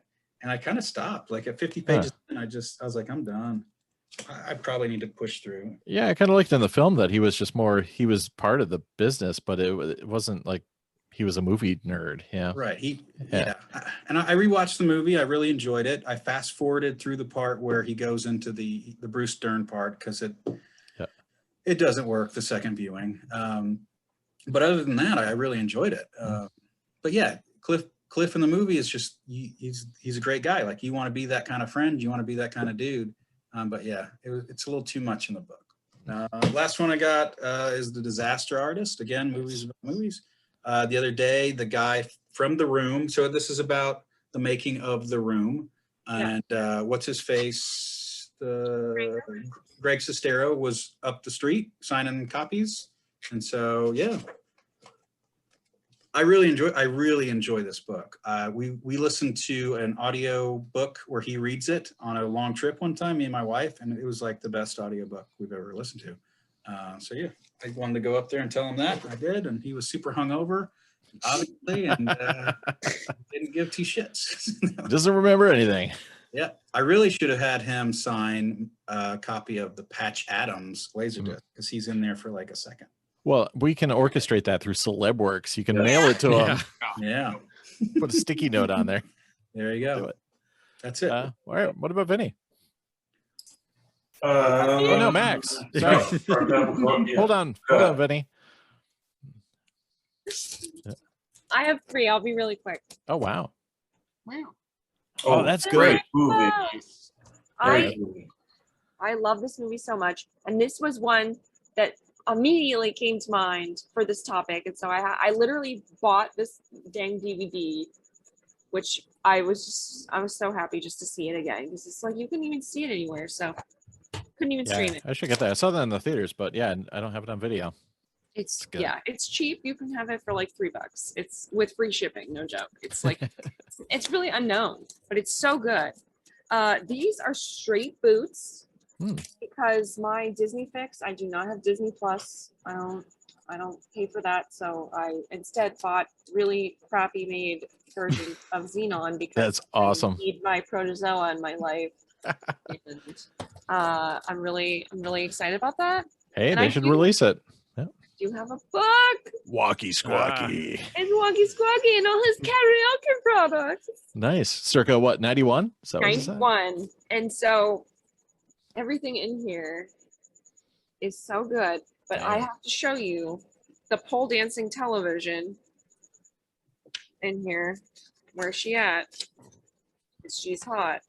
Here she is. Nice. Paul TV. Stripper Seems like TV. a bad idea. Yeah. It's gonna fall at some point or just collapse down. Scary. Like, why is that real? I was laughing so hard at that, but like, there's just, I mean, like, what? There's Wow. just so many things where they're just like, who's doing this? I love it. Yeah, imagine that sick club with those like 5 of those Oh, poles all So around. many ways you can have your TVs be in your Yeah. plates, but the stripper TV is next level. That's great. Oh, look at 2-on-1 pole. Wow. See, if you're doing a duet, you could have them angled in 2 directions. Everybody can see what they're. But the The lines are- stage. Oh, wow. Oh, that's You I need would the totally get stage, that. right? I would literally have That's that in a great. heartbeat. I want that so badly. But yeah, this whole thing. Those are probably in commercial karaoke bars in Japan. Your Yeah. coin mechs are even in here. wow. Your money takers are in there. But yeah, it's got speakers, it's got everybody associated with karaoke. I just love it. Even I love this one, the subwoofer. Oh wow. But yeah, microphones. It's great. It's great. All karaoke products. So. That's cool. Screw those replicas of the Dragon's Lair cabinet. I want to see a replica of that little stage. Oh, serious. I want I can put it that. on my desktop. I'm not even joking. I want that so badly. That'd be great. Somebody make it. We should make it and sell them. See if Yes. there's a market. We'll add that to our 7-inch. Available at LaserCon whenever it happens. Yes. Yeah. Yes. We have a whole Do it in bank of them. California, guys. Yeah. We'll Any do minute. it in California. We'll do it right near Disneyland so you can bring your families. Perfect. All right, now it's Vinny, right? Yeah. Okay. I have a lot of crap in every format. We'll start with this because where did Luke go? I too started reading this. I'm 3 chapters in. Okay. We talked about the Cliff thing. It's pretty funny that Quentin gets to expand the character and makes him more like himself. But I'm just glad that he did this. It's kind of cool. You don't really see the reverse novelization. The same filmmaker. Is it worth reading? Because as a novelization tie-in geek, I'm kind of tempted. You have. I would think you have to. Absolutely. Yeah. Yeah. And now I keep hearing there's like a new version, like a big deluxe hardcover probably. coming out at some point Probably. soon too, right? Yeah. But it's cool to have a mass market size. Yeah, I should pick that up. I should grab a copy. I probably Yeah. gave too. Mass market size. This is a weird format for this, but it's a craftwork book. But it panned out in sort of mass market. Kinda cool. Oh, Penguin. There's that Penguin? Yeah. So interesting to have a band bio with like no photos. Yeah. It's really all about That the visuals. really is so craft work, though. Yeah, They that would seems never them, have totally, yeah. right? That's cool. Wow. And then Awesome. these 2 books I had before I knew the topic, but I just happened to get them. Big Goodbye Yes. is about making of Chinatown. Nice. I have not started that yet. I have an advanced copy. This comes out October 19th. Leave the gun, take the gun. Oh. Nice. Wow. This will be the definitive 15th story about the Godfather. 1 VHS, a double Whoa. De Niro, 2 really early De Niro films. Notice Notice I that. noticed them. both sides. Oh yeah. Yeah, so this is Born to Win and The Swap, 2 really early De Niros, not the De Palma ones. I was gonna say, who did those? Yeah, Anybody? no one I recognize. George Okay. Siegel's in one, Karen Black. The other one's got Jennifer Warren, Sybil Danning.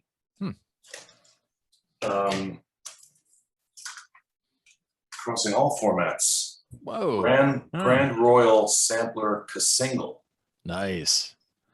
What What year? This is 98. Okay. It's on there. Yeah, so Liquid, Luscious Jackson, Ben Lee, Sean Lennon, Biss, Buffalo Daughter, and a Body Moving remix. All right. For information, merchandise, and brotherly love, please log on to our website at grandroyal.com. Yeah, that Liquid record came out just for a little bit. And then Yeah. pretty quick. I realized I never had this, so I Oh. grabbed one. Awesome, I shot that. I never actually saw this. Yeah, I don't have that either. Good. Yeah. And then this guy, which I also never had, this is the old Blu-ray. So it's a Blu-ray making of that Fight for Your Right reboot they did. And then this also has Hot Sauce Committee 5.1 Blu-ray on here too, and a 200-page hardcover, which I haven't opened yet. it was on eBay. Some guy had a ton of them for like $6. Oh, wow. Wow. They're probably still on there. Look for it. Yeah, I was gonna say you should have told us about that. Yeah, I guess you just did. I just did. Yeah. What else? You know, after I got that Lost complete thing, I decided there's a couple of shows I want for posterity. So I had to grab the definitive Seinfeld complete with the book, original aspect ratio. Yeah. It's good to have them just all in one place. Yeah, nice and compact too. Yeah. And then on the same note, I saw this, grabbed it. It was a season 1 and Miami Vice. Heck yeah. DVD. Yeah. I just picked up season 2 and 3. Just That's cool. Yeah. There's a sweet box I was excited to get, but then it's just got those like stuffed inside it. So I was like, oh, right. I just remembered I forgot that Don Johnson LD had to go. Next time. What Great else? stuff. I'm still amazed they were able to get all the music rights clearances for those DVDs. Everyone's going to get this Kino Career Opportunities widescreen finally. I was a huge fan of that movie. Yeah, it's great. Yep. It's got a commentary by film critic Eric Childress. And with Kino, you know, I had to get the free shipping. So I grabbed something gotta hit that 50. I never saw.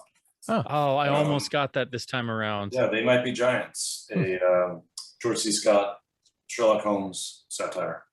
He plays a guy who thinks he's Sherlock Holmes and actually starts solving cases. Nice. So that'll be cool. I sent you that Tremors because I had picked up Tremors Arrow 4K. One day I'll get a 4K player, but yeah, look at you. You're going to get that anamorphic lens next. Someday, yeah. What else? Quick ones. This just to have all 4 vacations in one. wow. Whatever. There was a Christmas Vacation too. I know. Where is that? Yeah. I don't have the on the Did box. you forget that one? Yeah. I think everybody forgot that. I think I see this behind Spencer, but I never had it. This is the Oh US yeah, I've got US the British version. one. Yeah, it's the US version. It's really great packaging. The Each good movie has old. its own little thing. Wow. Just be careful when you do the discs in and out because it's very easy to scratch them. Yeah. Yeah, it's got a cool booklet that has all his cameos and stuff. It's really neat. Wow. And now when I'm hoping they finish the 4K run because they just did the 4. Oh, yeah. They're doing like the taster of the Right. box. Yeah. This is a format I don't know, maybe I just slept through this. I'm sure you guys know about it. The mini DVD. Yeah, I Oh. remember that. I never owned one, but I was like, what's Mini the point of size this? disc. It's a 3-inch DVD, or 2. There's 2 in here. If you got a LaserDisc ornament, that's what it's made from. Yeah. Is it like So I just guess super it's- compressed? It's split on 2 discs, is it? It's hold on. I know they're 4x3. Uh-huh. Disc showing actual size. Were they for There like was like a portables? dozen of them or something that came out. It's 119 minutes, so maybe it's spread over 2 discs. Yeah. Because it looks Full kind of like screen a version. UMD. Yeah. So they're all full Yeah. screen. I realized later, and then that same day I happened to be in a store and I grabbed the widescreen DVD because I bought it because I want to show my son. I kept telling him about it. Snapper. Some cool baseball stuff in there, but yeah, I saw the snapper. So now I've got that 3-inch for no reason. But cool. You hear that click? It's great. Yeah. Some vinyl. Yes. Love this Joe Jackson record. Nice. Yes. Big World. 3 sides. I don't know what's on the 4th side actually. Is it etched? I know sometimes they'll give you like a cool etching on the Oh, fourth yeah. side. I'm Yeah. not sure what's on that 3rd side. I'll have to check it out. But it's Yeah. a cool booklet. Oh, nice. 2 Mark Knopfler Wow. vinyls in 1 episode. Yeah. Wow. Our brow Knopfler is starting to flex. raise. I love this. I love this movie. It's one of my favorite movies ever. So it's cool to have. I have the CD, but it's nice to have. Nice sound sticker. Yeah, $3.99. This is something I didn't think I needed, but I absolutely need. I think I talked Luke into getting it. Say anything. Oh, and that's the Mondo reissue. Mondo reissue. Some bonus stuff, right? Yeah, it's got the push mode and fishbone on it, so Skank it to the beat. gotta have it. Yeah, really cool. It's red vinyl or something too, right? It is. I would have to open it to find out, but no, I think it is definitely a color of some kind. Probably red. So it's that- oh yes, translucent red vinyl. Cool. Which is another reason why I had those sort of linear tracking decks, but they don't do well with colored vinyl, and it seems like everything new I buy is colored. So I went out and got that other old Hitachi. New old turntable. Right. And then this guy, speaking of color vinyl. Ooh. See that? That's a quasi Obi. Yep. Wow. Phoebe. These are, I think these are green. Look at these amazing. These would make great fake LD covers. Of course. Oh, nice. Yeah. And these, I believe, are. God, this movie's so damn good. These are. Whoa. Oh, nice. Oh, Nice. You see, it's got that's the a really peach. nice shade. Yeah. Yeah. So great. Is it? Oh, one more giant Blu-ray I found. Oh, that's the one. That man, that is total LaserDisc size. It's a beauty. Right, it's gigantic. Wow. So cool. What a beast. Yeah, Ooh. it's got this little clear slipcase, and you slide this guy out. Totally my favorite BD box ever. No contest. It's Really? gorgeously done. So now this is, I don't know, the 100th version of Lawrence I have, but it's the first time I have it on blue. Well, yeah, you got to get it. It's a giant book, and it's one of these guys, little frame, Wow. 70mm frame. Awesome. That poor 70mm print. What did it do to deserve that? Probably went to a theater where they didn't know how to project very well. So they just took the clean frames Yeah, because the rest of it was chewed to pieces. Right. We got this left. Yeah. What do we do with it? Just put it in a box. Chop it up and yeah. That's it for me. Did I miss you Nice. talk about the? Oh yeah, and I got my first, maybe only Vinegar Syndrome. Oh, I forgot to bring it up, but Ryan, of course, has one to show you. Okay. Alphabet City. Here we go. wow. I think I know what I'm doing. Maybe. Here we go. Yeah. Someone, Facebook shot me an ad. I think it was Family Video was doing half price Vinegar Syndrome. So I looked through page after page after page until I found something I actually wanted to see. And this is actually a Fun City edition distributed by Vinegar Syndrome. So Right. it's not You got really the slip. Vinegar Syndrome. Yeah. I didn't get the slip, so I can't. You have can't, sex you with it. can't violate. Yeah. Mine's been violated. Cool. That's it. All right. Spencer's up. What do you got? Okay. I kind of feel bad. I didn't really get any of my books, but I've got so much stuff that it'll be good that I didn't. But I do have one next to me because this just got here, and I'm so happy because I'm chipping away at all the ones that I can't find anymore. Because of course I got into collecting these when they lost the publishing rights, and so I got 5 of them, and I'm like, oh, how many do they have? 153, and they're disappearing. Oh, Ouch. crap. Yeah. So I got volume 5 of these beautiful full restored reprints of the classic Shadow Pulps. So this is volume 5 from Sanctum Books with this gorgeous artwork.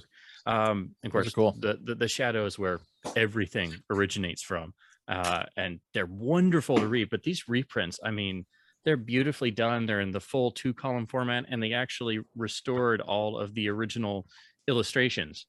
And they have little forwards, and they'll have like historians, and then like Denny O'Neill's written in a bunch of them. So they have comics guys and Batman guys, but like, yeah, the Shadow totally did Batman before Batman did Batman. Like everything goes back to the Shadow, and they're full on dark. I mean, everybody dies, and I mean, there's no compunction, and the Shadow's justice is total, and it's beautiful. But yeah, I've been chipping away at these, and this one you can't find anywhere. It's one of the ones that went out of print fast. Nice, So, nice package, glossy cover too, and everything. oh yeah, and they all match. They're gorgeous, and they let them get all the way till they had 3 stories left, and they're usually 2 or 4 stories in one. So they had to print one more book, and they didn't get to do it. Yeah. So that's all of them with 3. So it's maddeningly all almost 300 complete, and yeah. some odd Shadow stories. Yeah. But Right. so that's the one book I've got with me. So really quickly, so I grabbed a couple titles. Kino was running a ton of sales, and they still got their out of print sale going. So there were some in there. I'm like, oh no, I don't want to miss these. So just to fly through these really fast. These 2 were in the out of print sale, and they're films I'd seen in the past few years that had just eluded me, and I've just fell in love with them completely. The first is this it's actually a buddy movie in a strange way, The Wilby Conspiracy, which is a buddy movie with Michael Caine and Sidney Poitier in apartheid era South Africa that goes just really dark. but it's also got bizarre dark humor. So it's a very odd blend, but very one of a kind. And it's one of Rutger Hauer's first appearances ever. I can't remember if it's his first English speaking role. And he's great in it. He's just like in the last 10 minutes and you're like, wait, what? Rutger's in this? What? Yeah. But yeah, and it's in there going out of print sale. The other one, which is fitting because everybody had Jaws on the brain for July 4th. Yep. I watched this in the sci-fi UA box on LD and was like, oh my God, this is the best 50s monster movie ever. Monster that challenged the world. This is the 50s monster movie that inspired Jaws, where you don't see the creature for most of it. I mean, they do show it in the first 5 minutes for a second, but then you don't see it for the next 20, 30, 40 minutes. And, you know, the girl goes out swimming when the beaches are closed at night. And all of a sudden she gets dragged under the water. And the dude with her is just kind of looking around like, hey, where'd you go? So you'll see this. And this is the movie that had to be like percolating through Spielberg's mind when he made Jaws. And it's really well done. It's got some 50s hokiness, but it's like kept to a bare minimum. And the crazy thing is the lead is played by Tim Holt. When he was like semi-retired, so you get to see Georgie from Max Evan Amberson's deal with a gigantic mutated sea mollusk, and it's really well done. It sounds cheesy and the title's cheesy, but for me this is the best 50s monster movie of them all because it's mostly unseen. And what I'm really excited, Tom Weaver did a commentary, and for me Tom Weaver does the best commentaries ever. He talks like 100 times faster than I do and cracks wise like the whole time, like all these crazy anecdotes. So if I see his name on something, I'm like, yes, I must.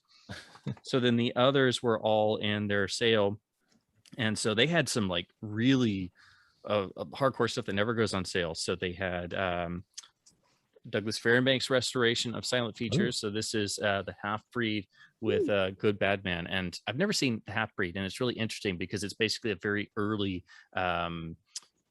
basically it's talking about racism against Native Americans in a silent film, and it's very progressive. So I'm like, I really want to see this because that just sounds like way ahead of its time. And they have commentaries, and it's double feature, and I'm a Fairbanks geek, so that was a must. Flying through these because I just got a stack of them. And of course, as an Arrow fan, I had to get Against All Flags, which is one of the last great pirate films that he did, and this is a nicer, newer HD scan with an actual commentary and the trailer. So it's cool that Kino is now doing more, actual extras. Yeah, good on them. This one was super cheap. This is the first version, the George Cukor Selznick produced version of Bill of Divorcement with Barrymore and early Katharine Hepburn. So that was a must. And they had some of the Cohen discs on sale, which are like normally like 30 or 40 bucks. Oh yeah. So this one was just like tucked in there. I'm like, wait a minute. So this is the restoration of the Fritz Lang classic Hangmen Also Die. With a title like that, you can't possibly go wrong. So yeah, I was like, how is this in here? So this was like, like $10. So I was like, yeah, you don't find Cohen stuff like that for cheap. It's just crazy that was in there. Next, Billy Wilder's How I Was Missing, his remake of The Front Page with Lemon and Mathau, and this is a full-on special edition with commentary and interviews and such. So I know it's an older scan, and it's obviously not as good as the earlier versions, but it's just a Wilder title I needed, and cool to see it have extras. Yeah. This other one been meaning to pick up because I have the first Blu-ray with the terrible stretching and the screwed up aspect ratio, but this is their reissue of The Big Country, the ultimate classic Western that Wyler made, and it fixes the aspect ratio issue and has some nice extras and things. So this will pair well with my LD with the exclusive commentary. So that's my stack of Kino. Score. Trying to fly through these because I had a lot more than I realized. That's how it happens. Yeah. So I went to Record Store Day, and I did get the DG's record, but it was my mom really wanted it. So that was why, like, she was like, if you do not get me this, I will murder you. So, and of course, because it's, buy one per person. So she's got that, and I'll get to, I've gotten to listen to it. So I can borrow it if I want to. But I do that, and I always go to RSD like later in the day, and I like looking at the store sales and what's in the used stuff. Yeah, otherwise it's too crowded, and yeah, they had some like really interesting stuff mixed in, and some OOP titles. So of course, it's like sometimes old man discs just like leap out at me. So I'm looking around, and one of the Kahane films I'd really been needing, the Warner Archive disc of Taxi. This is the film where Kahane infamously, he never says "you dirty rat" in a movie, but this is the movie where It's closest. it's closest, and it's early, and it's also, you know, it's pretty pre-code, so it's a bit grittier and darker, and it's basically, yeah, Kahane plays a cab driver, and it's like almost a gangster movie, but he's just playing a cab driver, you know. This is very, very, very similar, but yeah, this is just one I've been needing.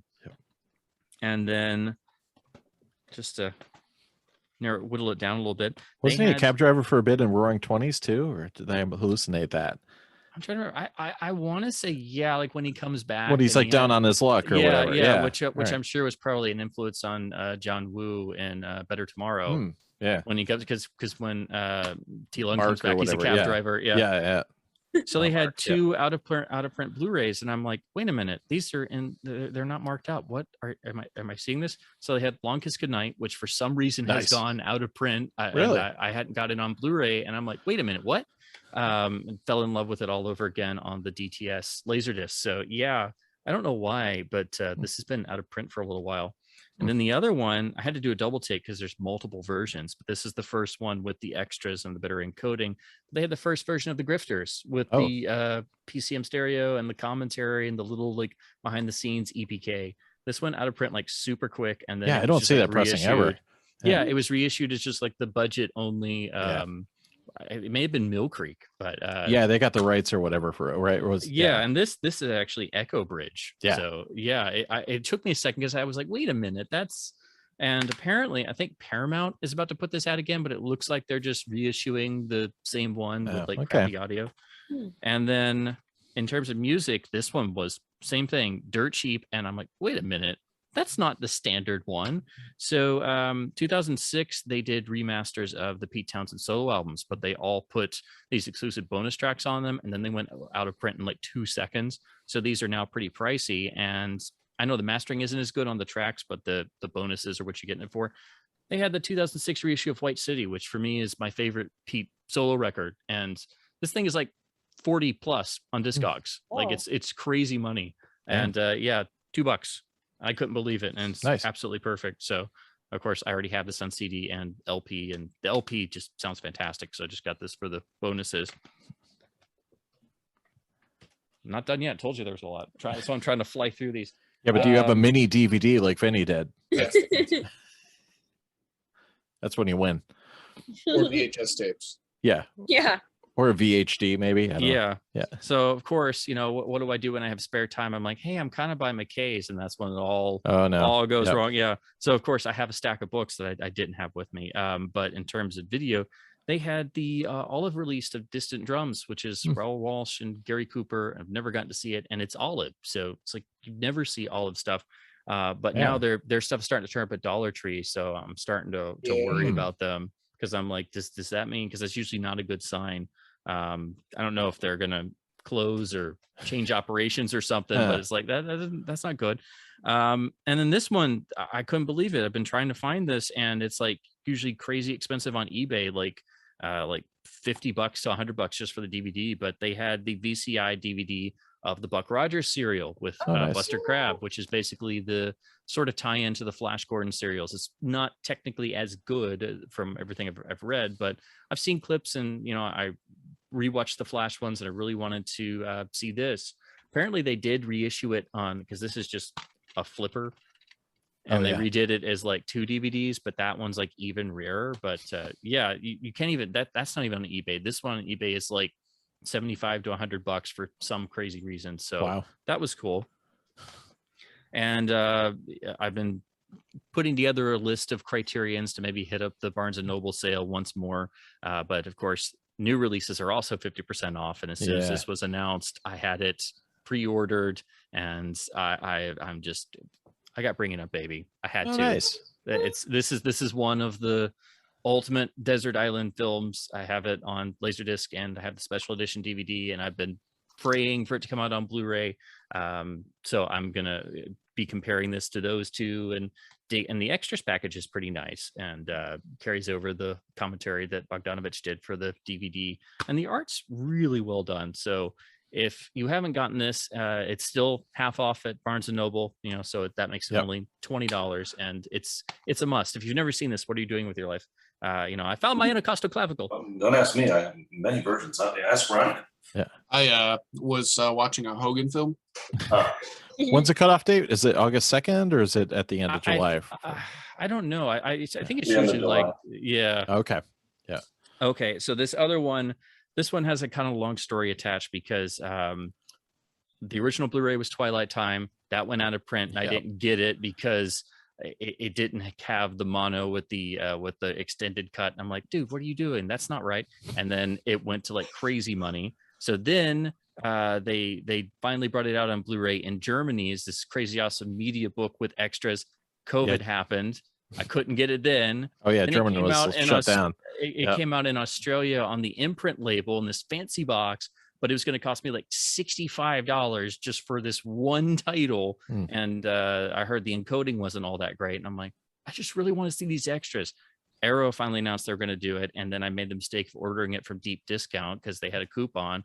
Never do that because it sat there and it just never updated. And so it just finally showed up. So I have been dying to dig into this because I'm obsessed with this movie, and this is getting really niche. But I, of course, had to grab the Arrow release of Peckinpah's Major Dundee. Oh, with wow. the extended version from a 4K scan with tons of new extras and a lot of extra, new commentaries. It includes the theatrical version. It has the new score and a 5.1 mix, but I'm a nerd. I like the mono. I like the Major Dundee score. I have the LP. I'm a nerd.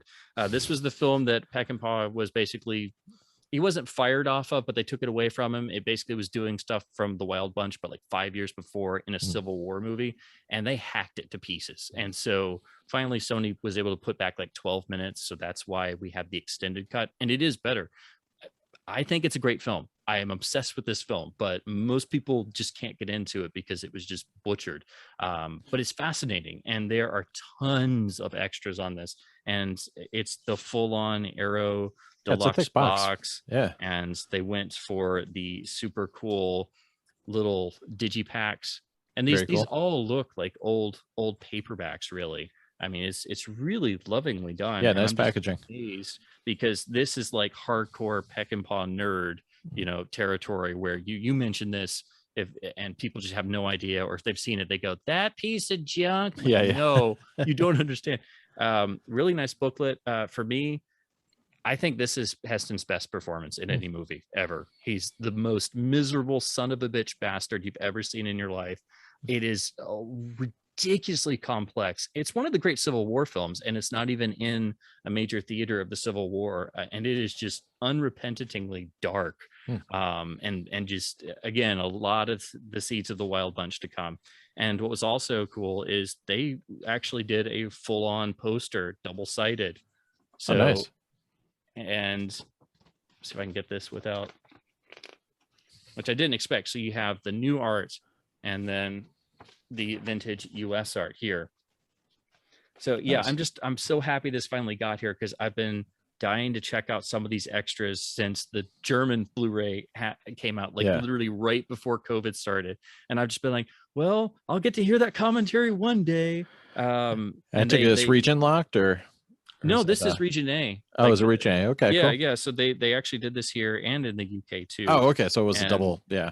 Yeah, and it's in the nice deluxe thick box. Oh yeah, I probably would have seen the little red UK censorship stamp or the But yeah, if anybody's a Peckinpah fan and you haven't seen this, I mean, it's a real must. Definitely do the extended version because it does help, but it can't get over the problems because it literally got hacked to pieces. But I still think it's a great film. Like, it's tons of great stuff in it. And then one more, the last one. This is the actual LP. I did a video about this, but this is a total grail title for me, so I had to talk about it. This has been in my top 10 grail pressings to dream about since I got into record collecting. Finally got the UK Ziggy Stardust, but this is the 6E 4E Matrix with the hotter mix and the loud version of Starman. Oh my God. Like, I'd heard samples of this. I'd heard the talk about it. Nothing prepares you. This is the one. Like, it's one of those weird cases where you got to get like not the first pressing, but like the second cutting of the first pressing, it get really obscure, and you have to ask sellers about what matrix it is, and they're like, "What are you talking about?" Yeah, did you find it locally, or did you have to order No, it? it was eBay, but it was Yeah. one of those where the seller had the matrix in there, and the pictures looked good, and they put a nice description in there, and their feedback rating was good, and I had to buy it now, and I found it early, and I'm like, yeah, this is not gonna last. I gotta take a chance, because it was far cheaper than it usually is. Like I see this usually go for well over 150. Like it's usually the 150. I've seen it go for like, 300 or more, and this was well under that. Like it's not perfect, but he described it as like very good plus. It's like very good plus for like 90% of it. So I was like, whoa. And the cover only has like a tiny bit of a little bit of ringwear. I ringwear, mean, this is just, oh my God, like this again, this is the one. Like this is a top 10 grail for me. So Score. And the US originals are pretty good, but man, this one, oh my gosh, like you're dead to the world for 38 some odd minutes. Like you're just in the world of Ziggy Stardust. It's just unbelievable. So yeah, that's one grail off the list. Most excellent. All right. I think we are down for final recommendations, non-LD recommendations. And I actually watched, what was that? I can't remember the name of the documentary now. It's killing me. There is a documentary that I tripped across that I'm going to recommend about not Bowie, but Iggy Pop, his post-pop depression album that he did with Dean Fertitta and Josh Homme and I forgot the third guy. What the hell is his name? I can't remember. Anyways, but yeah, the guys, they went out in the desert, like where Josh Homme hangs out all the time. And Matt Helders. Sorry, Matt. But yeah, there's a documentary about the making of that record and how nobody was sure it was actually going to come together and be a thing. Anthony Bourdain actually does a lot of the interviewing. Rest in peace. So it's interesting, and just Iggy Pop here in his kind of process of coming up with lyrics and having him kind of bounce off at angles with Josh Homme, and then them deciding to go out and tour it. And there is also a Blu-ray DVD combo of the tour when they played at Royal Albert Hall, I think too. But it was cool. It was just neat just seeing about how these guys were collaborating and how Iggy has like this repository of all this cool nerdy stuff from his history, and like diaries and like pieces about like recording in Berlin with Bowie, and so he kind of sent this package of nerdy stuff to Josh Homme to kind of twist him to convince him to work with him, and he was just like, oh my God, look at all this cool Iggy stuff. So yeah, that was fun. It was really interesting. So I'm going to recommend that. I can't remember the name of it. It wasn't post-pop depression. Like it was something. I'll put it down below, but yeah, it's a documentary. It's out there streaming. Check it out. What do you got, Ryan? So it's not Gimme Danger? No, it's not Gimme Danger. Not Raw Power? What's that? Raw Power or Roadrunner? Nope. What's that? What was that third one? Roadrunner? I don't think it was called Roadrunner. I don't know then. That's the Anthony Bourdain one. Yeah, you saw it? Roadrunner. Oh, is it? Are you talking about the Anthony Bourdain movie, or are you talking about Iggy Pop movie? No, it's Iggy Pop movie. Anthony Bourdain interviews everybody involved with the post-pop depression record. Roadrunner is the Anthony Bourdain movie that just came out, and then American Valhalla. American Valhalla. There we go. Thank you, Ryan, with the win. Had to keep Googling until we found something. Yes, that is it. So I think that is available on Blu-ray too if you want to get wacky. But I just streamed it because I'm a bad boy. All right, I watched the Shit-tacular masterpiece. Whoa, that's weird. Yeah, Champagne It is a masterpiece. Yeah. If you've ever heard of the most vanity filmmaking project ever, it's Champagne and Bullocks, featuring Wings Hauser. Ooh, Wings. It is directed and starring John DeHart, who financed the entire thing. Wings is hammered the entire time, and it is just the most. Oh, and John DeHart sings the whole soundtrack. Okay. It is the most glorious piece of shit I've ever watched. It is terrible across the board. It's not redeeming, but it is just fantastic that it made it to film. and that Vinegar Syndrome has the full version, because there's a couple like hacked up or re-released versions, but this is the glorious original vision of John DeHart. Okay. So find it before it goes out of print. It probably will make it potentially to the next sale, and that's it. So it's glorious though. Luke? Oh, I've been watching the McCarthy 321 documentary on Hulu. It's pretty good with Rick Rubin. Oh, good luck with that. The Rick Rubin and interviewing Paul McCartney. It's weird that anything is like that, because you know he's been famous his whole life, you know, so he's probably told all these stories a million times, but it's still really good. I'm enjoying it. Rubin's a good interviewer too. I like his podcast.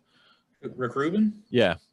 Yeah. Well, Rick Rubin is, you know, of course, I don't know, famous for being a great producer, you know, Beastie Boys and Def Jam out of his college dorm room. Like he knows the Metallica album that he redid, Slayer, everything. Slayer, yeah. Yeah. And they go through not just the Beatles stuff, but through Wings and McCartney and everything. It's just two guys having a good conversation. Rick Rubin's like wearing shorts and a t-shirt, you know, it's funny. And then nice. McCartney's wearing some very expensive casual outfit. Yeah. Anyway, I like it. It's fun. That's it. Max, what are you watching? So I just started the Fear Street on Netflix, the three-part series right now, although I think they're probably, I mean, based off of the first thing, I mean, it's said to be continued, and that one was set in 94, so I'm assuming they're going to do more of these.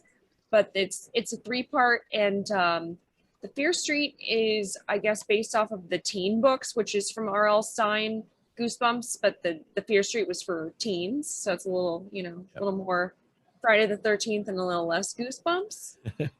And the first one was set in 94, the second one's 1978, and then the third one is 1666. And it's all very witchy and Halloween-ish. Like there's pumpkins in the background, and they're not like, they're kind of insinuating it it's Halloween time, but not just flat out saying it. But really enjoyed the first one. I felt like the music was trying a little too hard to be like, oh, it's 94, you know? Okay. But like, I actually felt I was like, is that even from like 94 or before? It's like music, I Googled a few of them. Yeah, it's music people in hindsight wish they would have been listening to. It's like the Pixies. Like those kids weren't listening.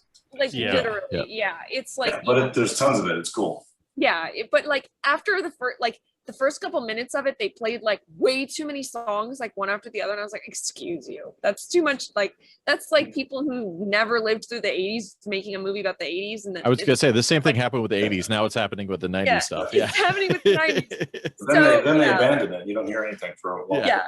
It's pretty, exactly. You kind of like only get that music punch like at the very beginning, and then you whatever is left of it, like it's you able to ignore it or it's not there.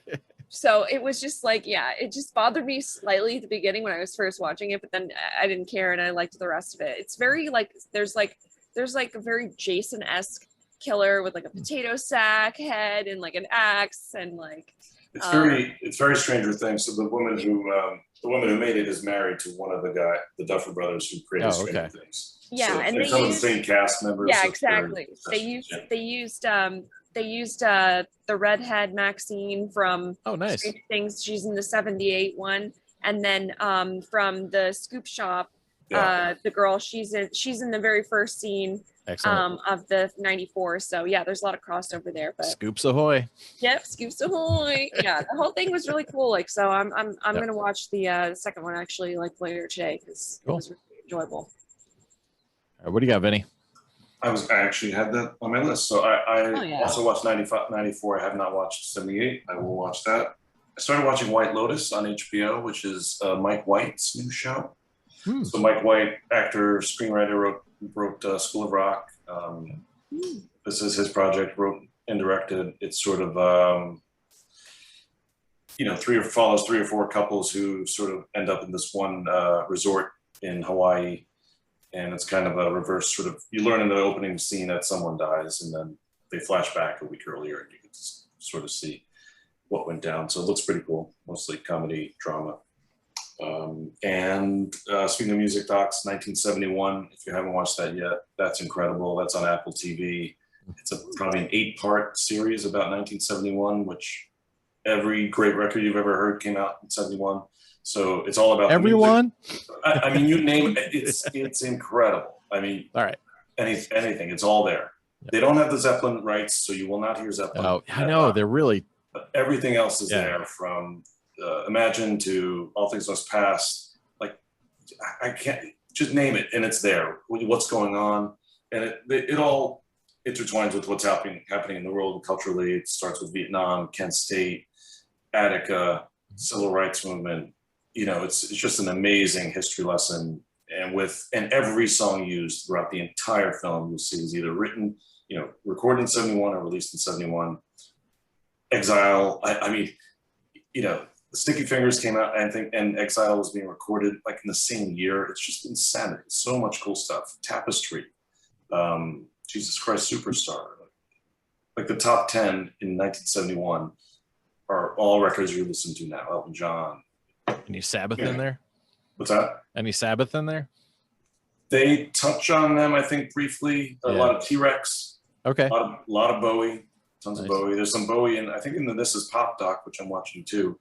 I don't know who mentions it, but someone, I guess we were talking about, maybe it was the Auto-Tune episode, talking about vocalists, and this one producer said he produced was it This Is Pop?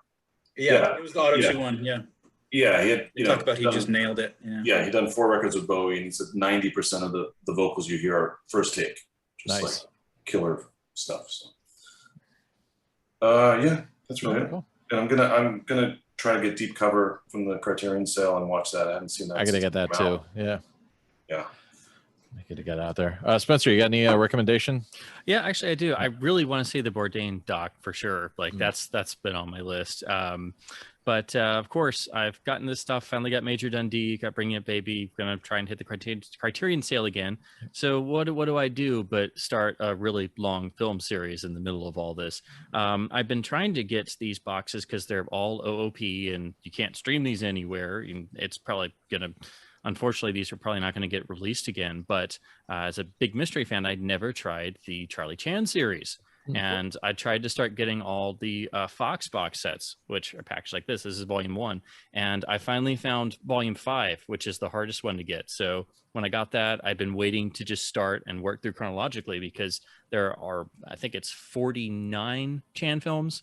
Oh, wow. And there's a chunk of them that are missing. So I've watched the 12 Warner Olin films, and I really went in cold, didn't really know very much outside the general idea. They're really good. Like they're really impressive. It takes a little while to get going, and you miss a chunk of them because unfortunately some are lost. But they've got great guest stars and things. Of course, the thing is you have a Chinese character being played by a non-Chinese actor. But that would notwithstanding, what I was really surprised by is Olin really went out of his way to form an entire character with a soul and studied Chinese philosophy and actually speaks the Chinese dialogue and went to lengths to make sure that he got it right. And honestly, it's such an interesting character. It almost has, there's a very Yoda vibe in a lot of it. Nice. Because he's always the smartest guy in the room, and he lets people make their own presumptions about him being Chinese, and he'll totally insult them to their face with a witticism or saying, and they're too stupid to realize it. So these are really well done, and they're all B films, so they all clock in at like between 65 to 80 minutes. But once perfect you get, for Ryan. Yeah, once you get to the films of the later 30s, like they really start cooking. And then they even did Charlie Chan at the Olympics, and it's Charlie Chan in the middle of the Berlin Olympics. Really? And they're trying to cut around all the Nazis, and they actually fly over on the Hindenburg. And there's almost a Last Crusade vibe because of course he's with number one son. And so it's just, there's so many things, and I'm seeing it, I'm like, oh my God, this influenced Raiders here. There's Charlie Chan Goes to Egypt. There's so many different ones. And yeah, I have really enjoyed them far more than I thought I would. So now I'm at the point where I switch over to the Sidney Toler films, who of course took over and did films at Fox, and then took the series over to Monogram and I think Republic too. And then he eventually passed away, and then another actor came in and did a few more. And as they go along, the quality is supposed to really drop off. But once I finished the Fox boxes, Unfortunately, there's not a lot of LDs, but the ones that are held by MGM, I do have the LD box for those. So Yeah, that one I've seen. Yeah. yeah, so this is later on in the 40s. So once I finish the Fox DVDs, then I'll jump over to this, and then I have to jump over. There's the rest of them are in various Warner Archive box sets on DVD. So I've got most of them now. I think I'm still missing 2 of the Warner ones because they are very obscure. But yeah, I gotta say the Olin ones, they're really well done. So if any of that seems like it might tickle your fancy, or you like classic style detective films, and you go in knowing the sort of controversy of having a non-Chinese actor playing a Chinese character, but again, he doesn't use like tons of makeup. All they did was add the goatee. That's it. There's no like crazy makeup. It's all performance. And I was really taken with how much effort. I mean, he really embodies the character, and I was really taken with that. So yeah, I really do highly recommend him. And were you saying those are out of print, or can you find those readily? You can find these on eBay, but unfortunately they're out of print. They did do like a complete box, but it's like one of those where they put together like almost all of them, and it's like missing 2 or 3 discs for some reason, and it's also really bad packaging. So yeah, I picked all these up used. I was just trying to find all of them and then start because I didn't want to be missing a volume. But yeah, they're really well done, and most of the good ones, like the really good ones, are all in volume 3. And yeah, they even started as silent films originally, and the first one I watched is an early talkie where they actually shot in location in Hawaii, and it's cool. Oland with Bela Lugosi and Dwight Fry right after they did Dracula, and there's moving camera shots in an early talkie. There's surfers, like the camera's in the water with surfers, and I'm like, wait, what? Wow. In 1931. And Lugosi's great. Like, he doesn't have any of the everybody says, oh well, he couldn't speak English. Yeah, he could, and he does it. Like, and he's in a Charlie Chan film with Dwight Fry in the same year as Dracula. So there's a lot of great guest stars. The other great one, real quick, is Charlie Chan at the Opera, where it's Charlie Chan and Boris Karloff, and it's got lots of Phantom of the Opera vibes, and it's in an actual opera house stage. Again, it's amazing, and it's only 68 minutes. Tons of production values. Like, it looks like a multi-million-dollar movie, and it's fantastic. And it's like totally, Karloff is like a Phantom of the literal opera. And yeah, I just went in cold. I'm like, holy crap, this is fantastic. Damn. Yeah. So it's 3 of those Fox boxes and 5. 5. Okay. Yeah, it's 3 with Olin, then it switches to Sidney Toler for 4 and 5, and then you got to start. Then you got to start jumping studios. But yeah, the first 3, all the Olin films, totally recommended. All right, cool. All right, let's figure out what's spinning next and get the kids to bed. I'm gonna be spinning more Macross Memorial Box. I have to start up disc 4, so.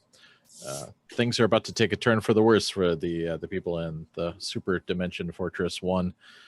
So yeah, I'll be firing that up. What about Ryan? What do you got next? I'm gonna watch Secret Agent Club. 100%. I can't find it. Have you heard good things about that? I've seen it before, but I have not seen what? You've seen it before? Yeah. A Hogan film? Yeah. I can't believe that. I might even have it maybe somewhere right about. Gotta keep Hogan within reach. So, yeah, but I'm gonna watch the other one, see if it's any different. Yeah, maybe it's a unique cut. I doubt it, because you don't want to cut out any Hogan. Yeah, maybe it's got more. Yeah, hopefully there's more. Why would you cut it for the American release? You're paying for it's the whole Python. Some sort of crazy mishap, and only this one version is out there. I don't know. We'll see. All right, cool. Luke, what do you got up next? I never actually watch what I hold up. I mean, that's okay. Nobody has to know. Yeah, so I'm just gonna hold a random. Go back and watch see. Killer's Kiss. Oh, cool. Stanley Kubrick. Nice, gorgeous cover. Yeah. Oh, it's very short, you know. Yeah, I'm gonna ask you next time. I'm gonna remember that. Mm-hmm. There's some great shots you'll remember if you do watch it. It's super short too. Yeah, I haven't seen that. Is that Japanese pressing? yeah, it is. Is that an Obi? Of course, Obies are awesome. Kubrick's face on the Obi. I would just throw that Obi away. Yeah. What are you gonna watch next? Crash and Burn. 100%. Nice. It's the Excellent. completing the collection, and I'm really gonna finish all of those. Hopefully in September. That's my full moon month. Nice. Yeah. Yeah. Enjoy that. What do you got on top, Vinny? I meant to get to this before the episode, but I didn't. Where am I? Oh, cool. I think I've seen this. I'm confused with Bad and the Beautiful. I think I've seen it. But if not, I will watch it again. It's about a filmmaker who goes to Rome to help salvage another production, directed by Vincente Minnelli, Liza's father. Yes. Yep. Yes, of course. All right, cool. Ryan, by the way, the player was 2 hours and 4 minutes. Yeah, it's 124 minutes. Yep. My 8mm, I just realized on the side says 98 minutes. So I'm curious. Maybe I'd like that. Is it PAL? I like this. So sped up? I don't know, or maybe it's like an airplane version. Oh, could be. Oh, it's an Yeah. airplane version, yeah. Maybe they cut out the hanging dong bits. Of course. Yeah. They cut out all the Bruce Willis stuff. They couldn't afford his video 8 licensing fees. What do you got up next, Spencer? 72 Charter Jank movies. Well, yeah, no, trust me, it's a lot more than when you realize when you first start, but they go by quick. It's hard to then remember which one was which. But I'm continuing on with Dick Donner and oh, cool, yeah. So I haven't seen Dick Assassins since like ye old days of cable. All I remember is Stallone and Banderas, and I think a floppy disk. Yes. And of course, this is it's like a zip disk. This is the movie where the Wachowskis wrote it, and they hated it so much they tried to get their name taken off. And then they're like, "We're just going to direct our own scripts now," and that led to Bound and The Matrix, of course. What's his final film? That can't be good. On his last film, whatever it was. 16 blocks. 16 blocks. Yeah. Oh, 6. Oh, all right. That's Yeah. Not terrible. Okay. Unfortunately, for some reason, this is one of those Warner discs where they skipped AC3, so I hadn't watched it on LD yet, and so I just gotten this as a cheap common, and then when the news came out, I just pulled everything. So I'm gonna watch this, and of course, the whole time be going, it'd be better in AC3, man. Yeah. And then I'll be going on to Conspiracy Theory, which is AC3, and then, of course, the original owner put the sticker on the hype right on there. Nice. Yeah. You paid for this sticker. Yeah. So and of course this is getting on in well, I guess 98, 97 97 and late 97 release, so it's getting there. So I expect good things from the picture quality of this. So these will be my next 2 spends, and then I'll do the Lethal Weapons and Superman 1 and 2. Banderas is such a spaz in Assassins. He's just so over the top. I remember lots of staring. That's what I remember. There's lots of him just freaking out, and it's great. Yeah. In Japanese, Assassins is AC3. So if you all right, let's import it. That makes sense. All right. Okay, so I have Spencer. I have a challenge for you. If you okay, challenge, you didn't tell us your 5 top movies about movies? Did you? Yes or no? No, I haven't. Okay, so can you do it?